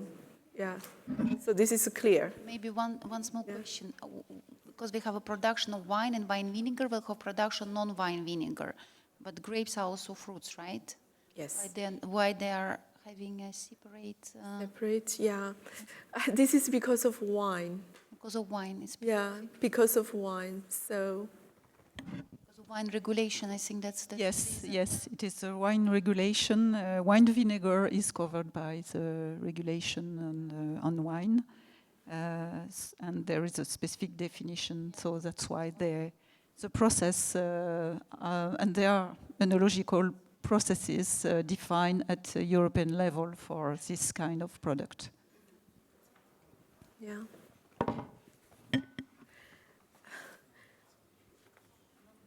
Yes, please. Thank you, Anna-Maria de Smet from the brewing sector. So for the beer sector, you have from brewing, and you leave it open whether it's alcoholic or non-alcoholic. Mm-hmm. We very much love that because we have alcoholic and non-alcoholic. Also for wine and distilled products, the market is now developing for what they call non-alcoholic wine, non-alcoholic spirits.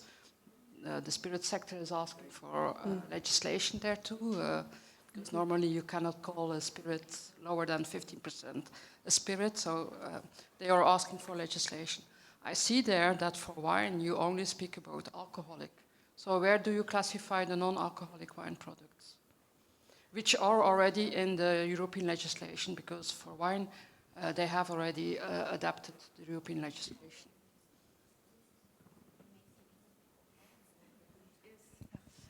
For wine, you're correct. Now the regulation on wine covers product with a low level of alcohol, and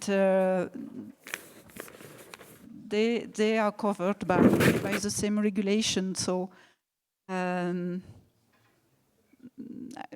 why do you want that we introduced a difference here? Wine, the wording covers all types of wine.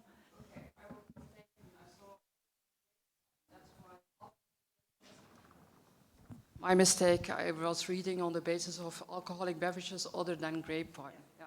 So everything is covered.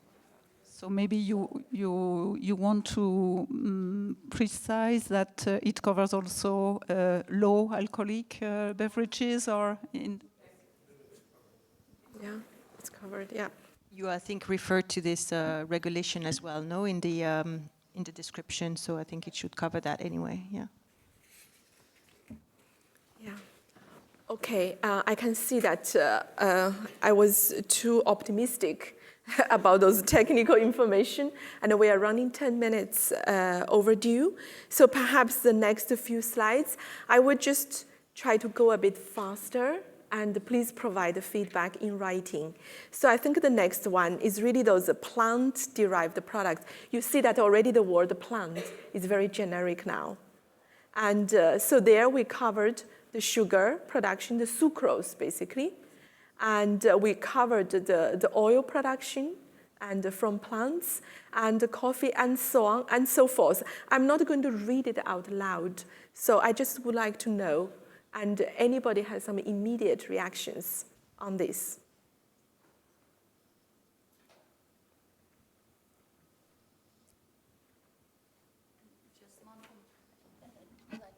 Chocolate and cacao will be under just... Chocolate and the cacao, yeah. Because it's essentially an analog of the coffee, right? It could be demucylation and it could be further products, yeah. For that one, actually we don't have any dossier on that. Not at all. Nobody treats chocolates with enzyme. Yeah. Nobody? Traditionally, it's really done by fermentation, not by enzymes. Okay. So Yeah. maybe that is the reason why we have not received dossiers on this. Yeah. Typically, it's just fermented using part of the pulp, and you have the bacterial fermentation. Yeah, and that would be removed if it's treating the coat itself. Yeah. It's not, okay. Yeah. Okay, so I think I apologize for not explaining why there are so many subcategories, but I guess by the explanation before, you begin to get a gist of what we are trying to do. So next slides, please. And the next one, and yeast. So also for yeast, here we are mainly talking about yeast extracts, and occasionally some other proteins can be further extracted from the yeast cell wall. And for that, we did not go on because of so few, so rare. I mean, so few, it's not so rare, so few. And we decided not to break down. Otherwise, it makes no sense just to include 2 lines in a calculator. And then this allows me to go into the processing of fats and oil.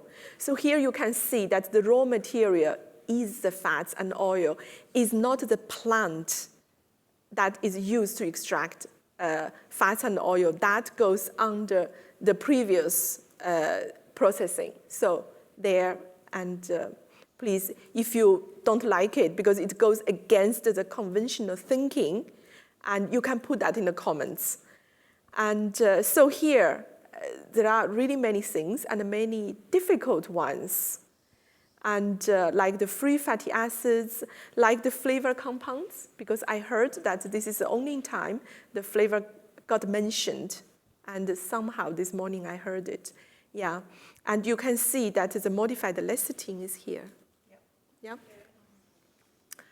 Okay, so I'm also looking for some reactions, both from the panelists or the audience. Still have the energy left. Yeah. No? Yes, Dorte, yes.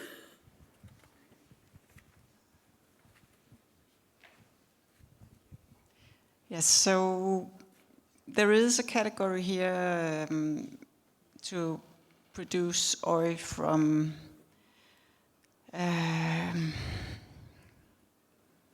no, it's actually under the algae and plant, but what if you want to produce omega-3 oils or extract omega-3 oils from salmon? So where would that go? Because you produce, so to speak, omega-3 oils but you extract them from salmon with a protease, for example?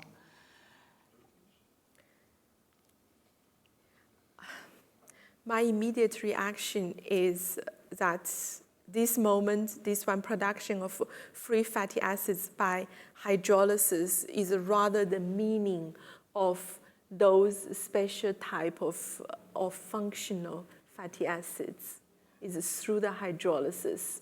So maybe we need to rethink about that word, free fatty acids. Yeah. The omega-3 rich oils are essentially the only topic that is meant here under the free fatty acids. This was the only application we had in mind while phrasing this part here.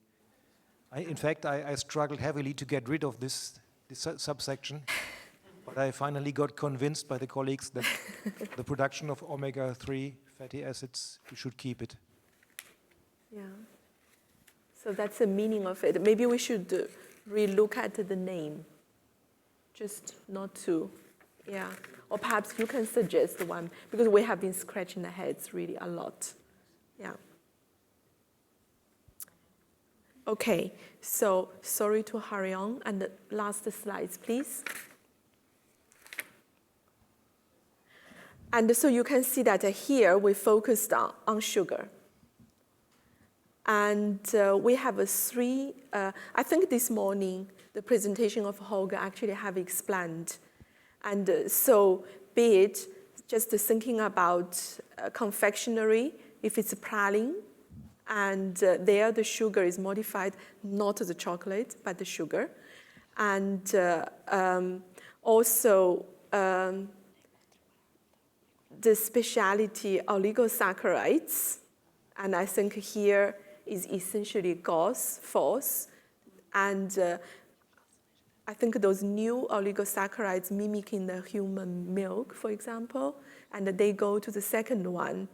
And the third one, the specialty carbohydrate, and we made the distinction because of the consumer that are exposed, like the allulose and those would go to the specialty carbohydrate. So a lot of novel foods would go over there. So this was in our mind of dividing them. So I don't know, any reactions also on this? Just one reaction based on what we discussed this morning and your example, Catherine, on this GOS, I think it was this morning. Would that mean that if we have an enzyme specifically for the production of GOS or specifically for the production of FOS, we would mention that in the application, and that at the end of the day,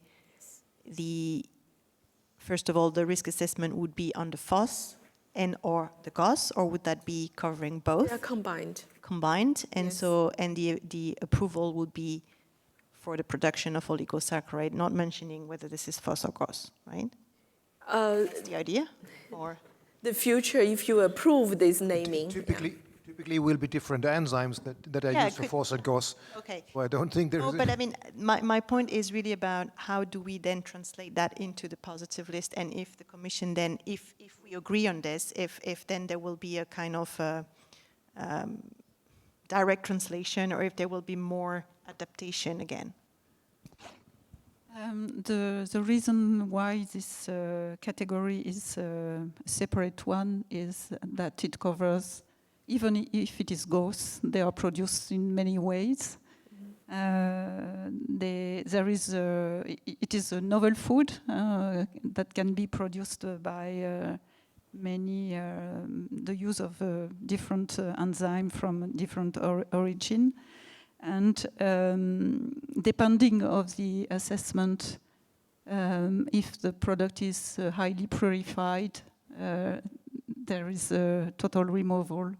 And for other product, it's not the case. So it's not possible to have to generalize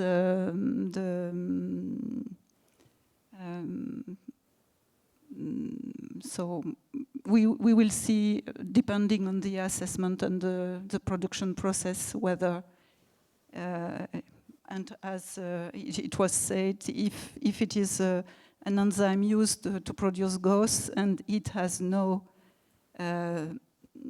technological function or technological need for the production of FOS, it doesn't. Sense, I agree, but there is no sense. It's more like a generic question, like with these subcategories and things like that, how that is always, and how that will be translated into the list. I also have one really generic question to Katrine. I give you one example. Enzyme will be approved for the cheese production, right? But we're also aware that there is a national regulation in place in some countries, like in Germany, that only chymosin is allowed to be used in cheese. But of course, the EFSA performed the safety assessment, right? So they provide opinions of which is okay to use other enzymes in cheese production, and I guess European Commission will also make it on the positive list. How do you deal with these national regulations? It will not be captured as such in the entry for the food enzyme chymosin for cheese production as it is indicated. But some member states asked that we captured a specific restriction, as we have for food additives. In the regulation on food additives, there are restrictions. For example, in beer in Germany, no food additives should be used. And there was a limited requested from member states to have this exception linked to their national products. And I don't have in mind whether there is something for cheese. I don't think so. I don't think so. No. There is lipases are not allowed in cheese, for example, in some countries. There is this kind of standard. It's even not about the standard of identity. It's about just general rule. Also for beer, like no enzymes allowed. Some countries are really not allowed. So we were really a bit hoping that there will be some harmonization process.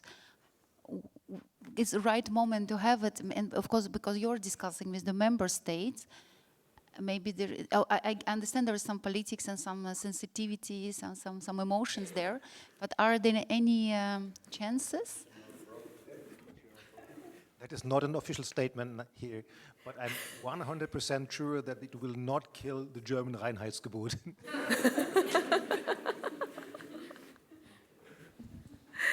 Knowing Bavarians. This restriction should be also scrutinized by the legal service to see if there is a ground to have such restriction. But there has, I can say, there was a very limited requested. I remember from pasta also is a famous product, and there was also a request, if I remember well, from Italy that for wheat, pasta from wheat, they should not be produced with food enzyme. Yeah, the durum wheat. Durum wheat. Durum wheat, yes, yeah. And I think we are 23 minutes overdue. And with this, I would like to thank the panelists, but also all the people. That has been very useful. And excuse me that I actually put you on the spot for this very, very grueling discussion, I think. And I hope this stimulated a bit of your interest and really go back and read the documents carefully. And really think and provide the feedback. So I think thank you very much, everyone. And let's switch the crew. And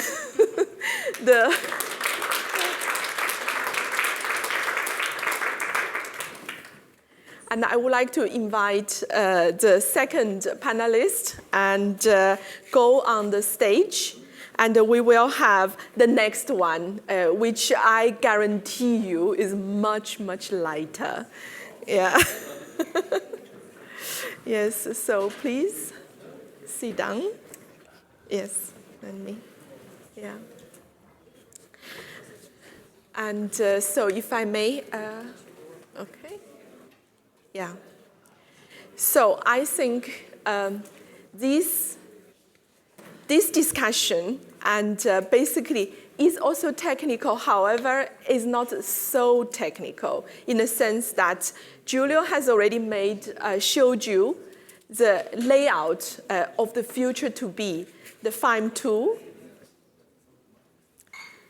And you can see that here use the orange boxes. I have already shown you that those features will be guaranteed, be it looking like this or not, but you will be able to definitely insert the use level for one or multiple processes. So this is guaranteed. And the run function pushing, for sure, it should work. And the graphic outputs, and it will not be less detailed than what you can achieve through the Excel calculators. Can be more, because I think we heard that some wishes to see more percentiles, for example, and we will take that. And perhaps if you could tell us, and do you want to see every 10 increment of 10, let's say 10, 20, 30, 40, 50, or you actually would only like to say P50, P75, and so on and so forth. And please do ask your specialist to see what you would like to see. And let us know through the comments. And the download version, and of course the download will be for sure in Excel and maybe other formats, which in any case you could import into the Excel. And so I would like to focus the discussion and getting the input from everybody is actually focusing on these three and the boxes. So first of all, going back and to the comments this morning, and would you wish to have the food list within a specific process that you can deselect or you can limit? And this is something.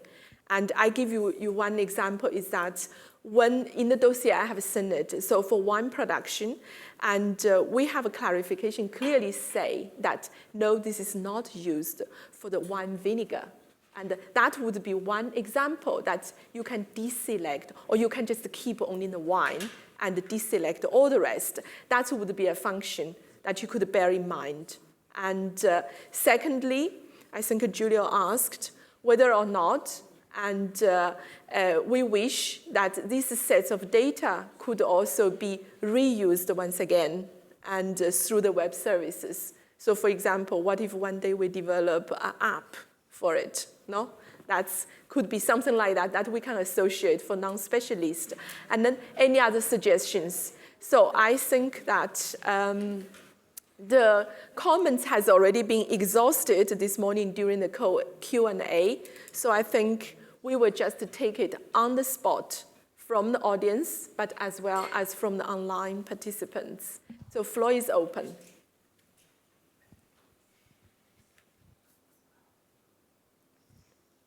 No?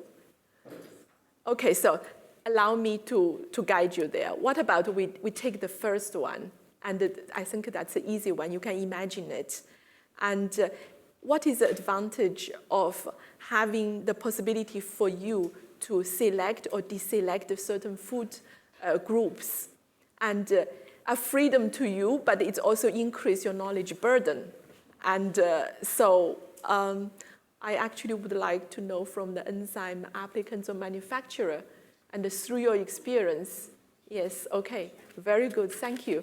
Yes, Marianne. Thank you. I think overall it's really good that we get a flexibility in using this system. So for us, to really have an idea of what the exposure will be and to basically streamline our application. Also for us, like having this reassurance that the exposure, the different application that we are applying for will be, ensuring safety at the end of the day, even though we are not so much concerned about that. But having this flexibility, I think it's useful. The question is whether at which level we can deselect or some of those food or food categories, because if we go up to or down to level 7, I mean, and just say that, okay, I don't want this cookie with coffee filling, would that really help? So, and also how will that be taken into consideration, first of all, for the risk assessment, but again, how will that be translated into the positive list at the end of the day? So I think it's really good to have this possibility to play with the tool and get the outcome so that we really know what this is about in terms of exposure and what is the impact of each and every applications. But there should be some, I mean, I don't see the positive list at the end of the day, which is, okay, it's approved in fruit and vegetable processing, except strawberry jam. I mean, that doesn't make any sense, right? So we also need to find, I think, the right balance, what sort of level we can play with in terms of, final outcome. Yeah, I think this is a really very good comment about it. So I guess, Giulio, I don't know, we have 7 levels, but we don't need to allow all the 7 levels. We could go more, perhaps more aggregate. Like I'm just having example is when we look through the food groups for baking processing, let's say. And there we have essentially 3 major categories. We have the bread, we have the biscuits, and we have cake-like things. So I guess, and as the use level can differ very much depending on whether it's for bread or for biscuits, maybe that level, that could be the right level and to allow this flexibility. It's also easier, I guess, for you because jam is easier than strawberry jam, I'm sure. Yeah, so yes, please. I just want to add that technically it's also possible to implement the tool in a way that you are allowed to remove an entire level. Just select the family, like the family, the code in the upper code, and you will deselect everything. But also, to limit the removal of the food to a specific level should be done with a study behind, because we do have several levels, but for some food, for example, we have only 4, and for some other we have down to 7. Mm-hmm. So it's quite difficult to say, I will allow to eliminate only at level 3 or only at level 4, because level 4 for some food category is the most detailed level, but for some other is a very upper level. So it's quite difficult, and technical maybe it's also difficult, also because we need to understand for each food category which one we need to eliminate or not. So for a technical point of view, it's much easier to allow to remove or to add whatever, and then it's up to the applicants to just select the food level that he wants to eliminate. So, personally, I don't see the benefits of implementing the system in a way that you are not granted to remove the most detailed level. But if you really see the benefit, it's possible to implement it, of course. Don't want to. Yeah. I guess there's no easy answer on that, isn't it? Because technically, just to think, right now we have almost 7,000 of food groups if you put everything together. It's also very technical judgment about what to keep and what to.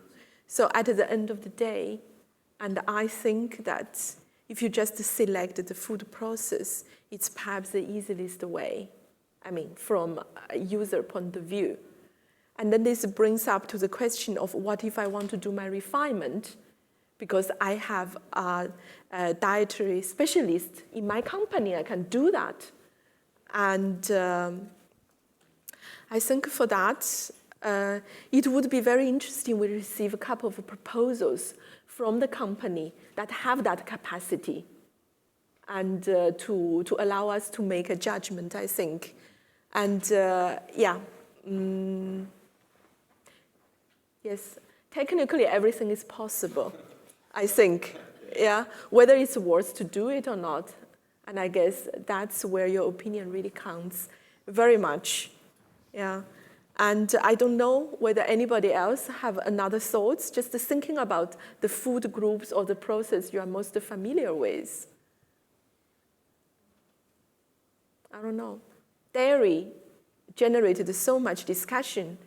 And what about people knows about the dairy products? Difficult, right? Because in the dairy products, it could be milk, could be whey, could be cream, could be everything in there. What are you going to do with it? I think it's really hard. Yeah. So, yes, please, yeah. It would be fantastic if one could make a FEIM tool that could also be divided into the level 1 categories in principle. So as I think Holger said, that why not use level 1 if there is no issue on the margin of exposure? But would it be possible to have, you could say, a choice of trying out whether let's apply for all the users within the dairy processing and see where that goes? Because if there is no issue on the margin of exposure, then that may be easiest for all to have that included already up front instead of having, let's say, 3 different categories and then finding out that, well, there may also be a need for number 5. But that is process-driven, if I may follow you up. So you are not talking about the food groups within a process, but you are thinking about, I check all the processes that is relevant to the dairy processing. And that is already possible, for sure. You can do that without even answering the red. It already can be done. And I guess you mentioned this very interesting. You said, what about I just try all the processes if my margin of exposure is high enough, and I file an application, say it's all for all these processes. And I think the starting point is not very scientific, because depending on the enzyme you are using, there is a real technological needs, no? And I think that part has to come before the step, before you checking which processes is relevant or not. That's the whole purpose of the enzyme starting point. Yes, Holger? Yes, please. The microphone, yeah.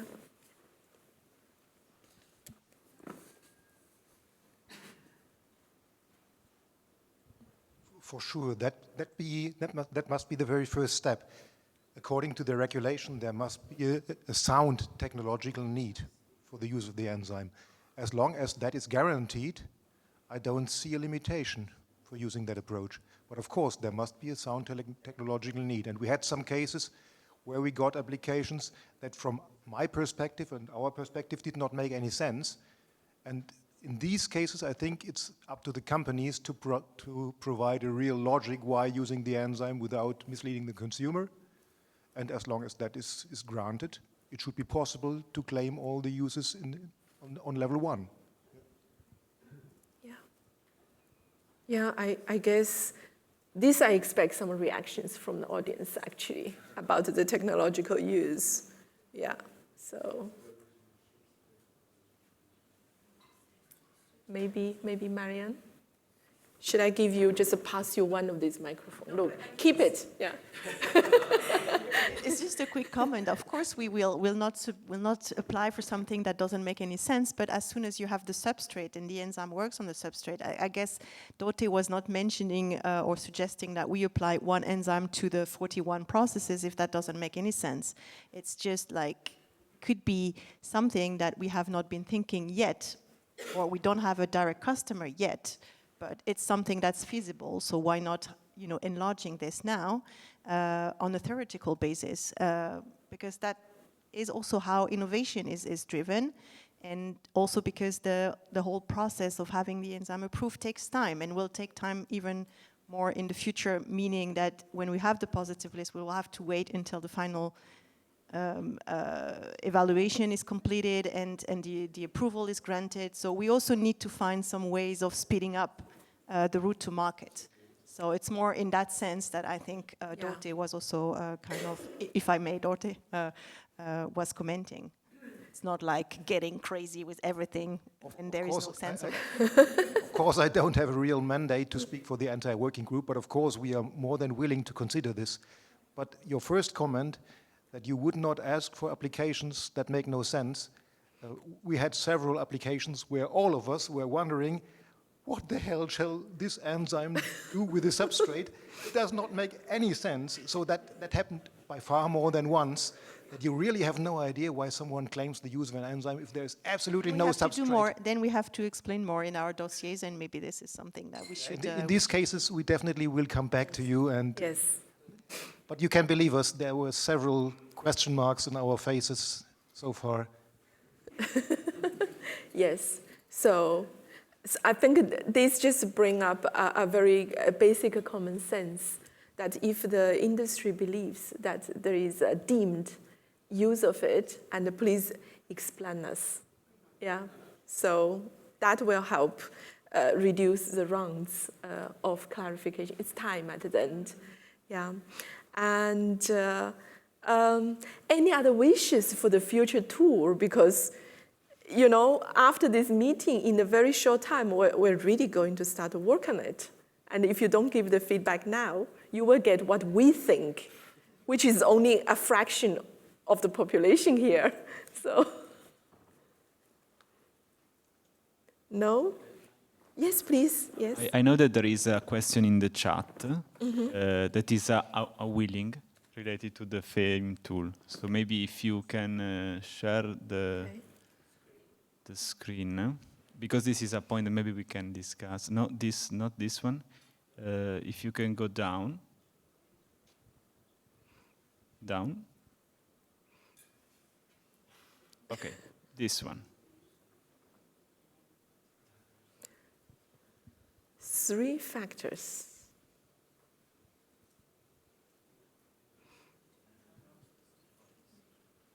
Please, yeah. I mean, technically it's possible, of course.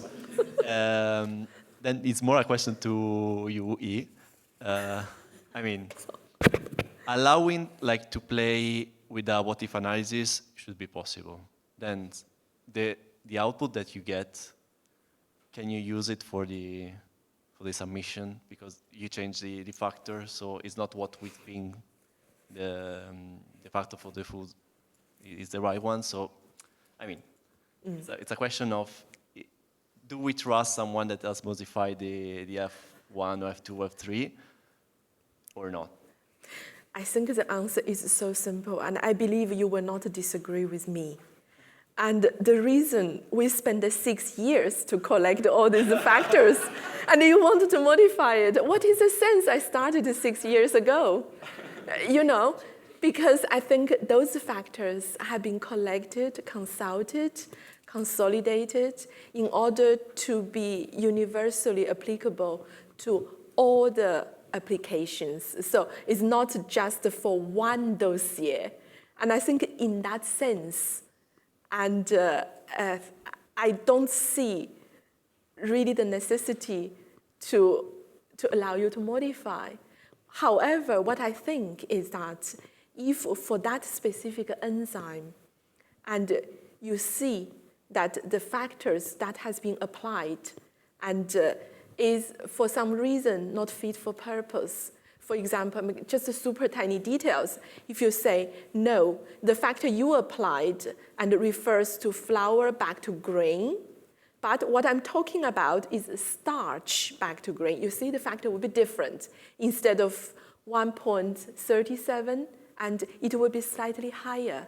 And in that case, yes, let us know. We will modify and do the ad hoc estimation, but that happens only to one dossier. So I hope this is give the answer to a no. Yeah. Along those lines, though, when these FEIM models are updated, will the factors also be updated? Yes, when we update those models, so we have two, let's say, reasons to update the model. And one is because the consumption data have been changed, have been updated. And that we would update basically internally, EFSA.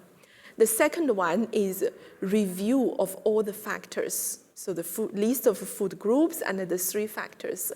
And that we will not do on a yearly basis because that's really, it's unjustifiable. And however, yes, we are willing to re-examine it the moment the technology really brings the change to such extent. And yes, we will do. And if you want us to do at a moment you believe it's the right thing, and I would say, look, industry get united and demand the EFSA to do it. Yeah. No, I was simply wanted to add that in case there is something that is burning, some factors that are clearly not correct for you, you still have the time to comment. There is an assignment in the 9th of May, and we can, this is still the moment to comment. After the 9th of May, it will be maybe a bit more, it will require a longer step, a longer time before maybe changing again the factors. But until the 9th of May, you have the time to comment.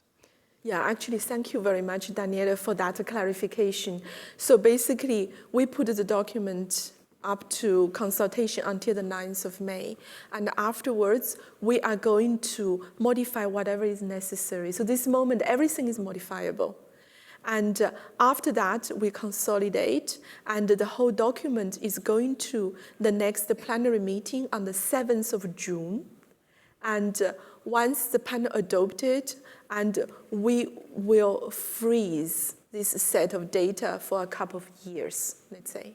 Yeah. So, yes, Rita. No, I would like to add, once we finally migrate to the web tool, and we start using FoodX2 as the food classification system, there will actually be a third reason to update the factors, yes, which is the update of the FoodX2. So I didn't mention in my presentation, I forgot about it, but the FoodX2 system is frequently updated. There are around two major updates per year, which consists of adding new codes. You may imagine that if new foods were reported in the food comprehensive database and there is the need to add new codes, then these codes may be added to the FoodX2 classification. And in this case, theoretically, you could have new foods to derive factors for. So that could also be a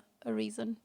Yeah, I think that's another very good details that you need to know. So I think when we release the web tool, and there, of course, you will face the FoodX2 system and all the associated factors. So the question is, would that be an opportunity and for you to give another feedback? And I would say that those factors, first of all, this translation from FoodX1 to FoodX2, that is already available now today for you to comment. And secondly, is EFSA so stubborn that we're not going to change anything? We are not. And so when we run the FEIM model, and if during the estimation we discover some serious error has happened, Could it be because of the classification of the foods? It's really so wrong, and it's let's say influence absolute accuracy, and we will update, we will correct it. That's not an update, that's called a correction. We will do it, and already from our side, and yeah, so let's say there is no punishment there, just to stay assured about that. And we do those corrections constantly, and up to today. And when we are running all the dietary exposure estimation for the dossier, whenever we see a margin of exposure borderline, and what we do, the first, we ask, did we make a mistake?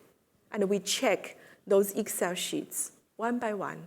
And only if we are sure, then yeah, this sporadic one or two inconclusive or negative opinions because of the margin of exposure. That actually, I think if you put in context of about 200, and we really have done a lot of check and before we go on for that. So I think yes, and those factors I would not do for a single dossier, and right now is my personal view, and but it really makes no sense to modify it because of a single dossier. And for that reason, we will systematically update it for all the dossier, but not for one. That would be the fair, I think, the reply to these comments. And I don't know whether there are other comments from the podium. I have a question that came to my mind after reading this. We said modifying the food list by removing food, but should we allow to add new food? And in this case, adding food, we don't have the factors, so they need to modify to add the factors there. So will it make sense to allow them to add food to the process? It's a question I really don't have. Yeah, I thought about this, and I didn't dare to bring it to you, because this means that you need to know which food to add and which factor to use. And is that something welcomed by the industry?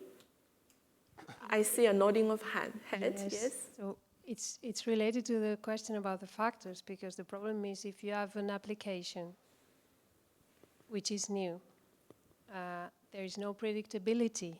If you are bound to a factor for an existing model, which can be used as a shortcut for EFSA, for the applicant, it will be impossible to predict whether this application will be feasible. And it's not like enzyme producers are happy to just try if an application is going to be successful or not. So there needs to be some degree of predictability. And so that's why I agree completely that you're not supposed to update the model just for one dossier, but allowing the applicants to try the tool and see, what happens if I am if I'm able to substantiate for EFSA that the factor to use in this case is this one, with information, of course, that this is plausible, and then I will know, okay, if I am able to convince EFSA, then I know that my margin of safety will be acceptable, because otherwise, it's a way of evaluating, is this application, is this food process application feasible at all or not? Yeah, I think these comments we can bring back, because when we release the prototype, we could consider whether or not to have this full flexibility. If at the end, after the prototype period, it doesn't really, it's not used, and we may also reduce it. But I think at this moment, no commitment on that. We heard your argument, and we will discuss it.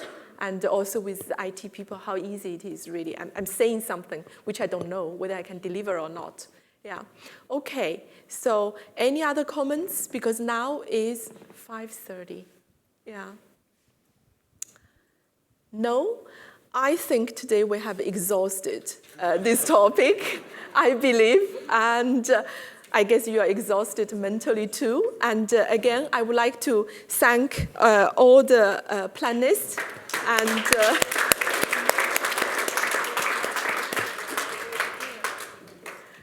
and look, just bear us still a little bit. We make the conclusion remark, and then you are free. So, Holger, please, and come up with me. And look, what are we going to conclude? And I think perhaps this is a slide is not meant to confuse you. It's actually meant to have you feel a little relieved.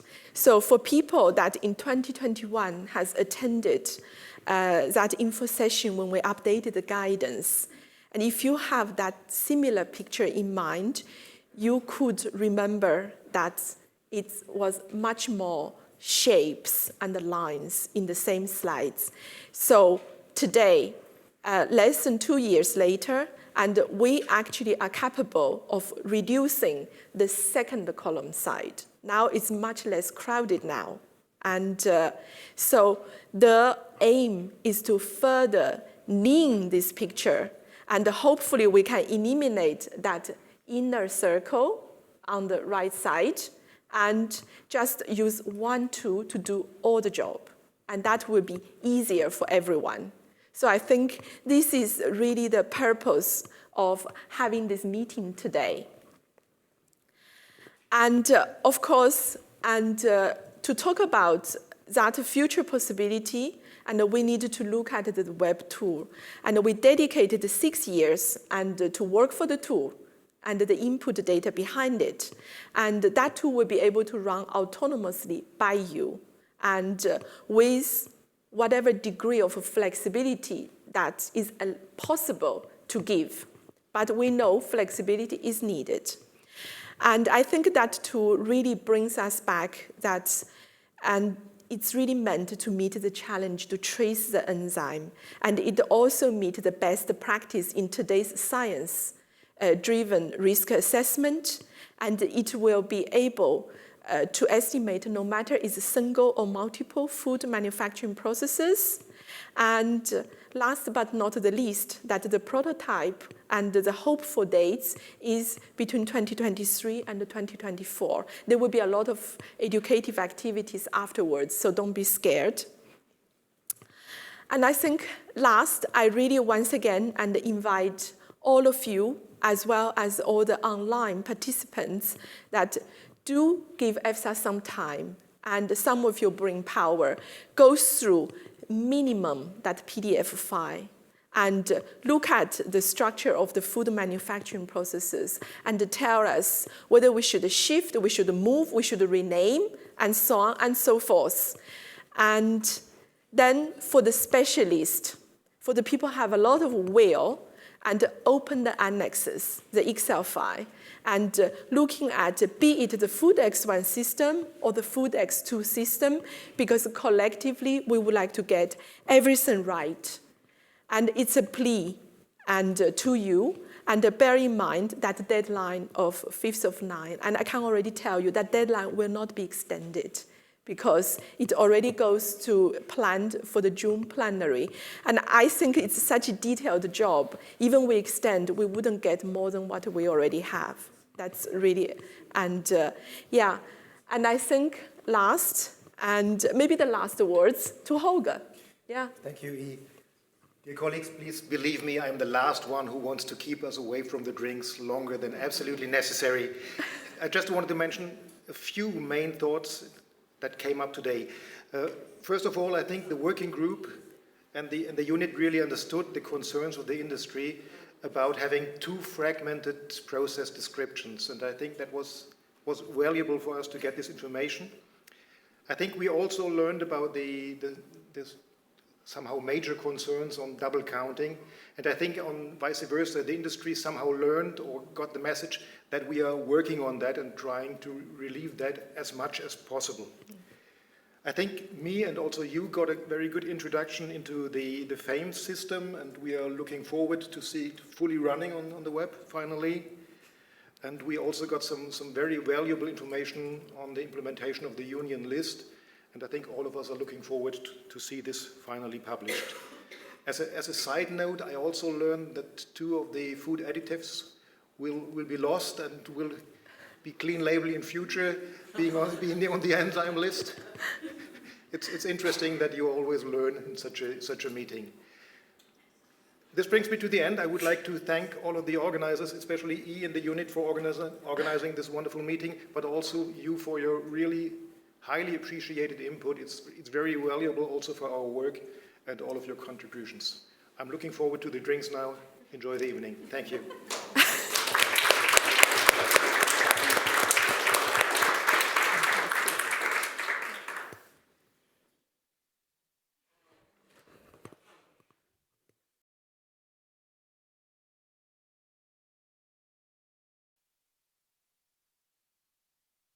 And yeah.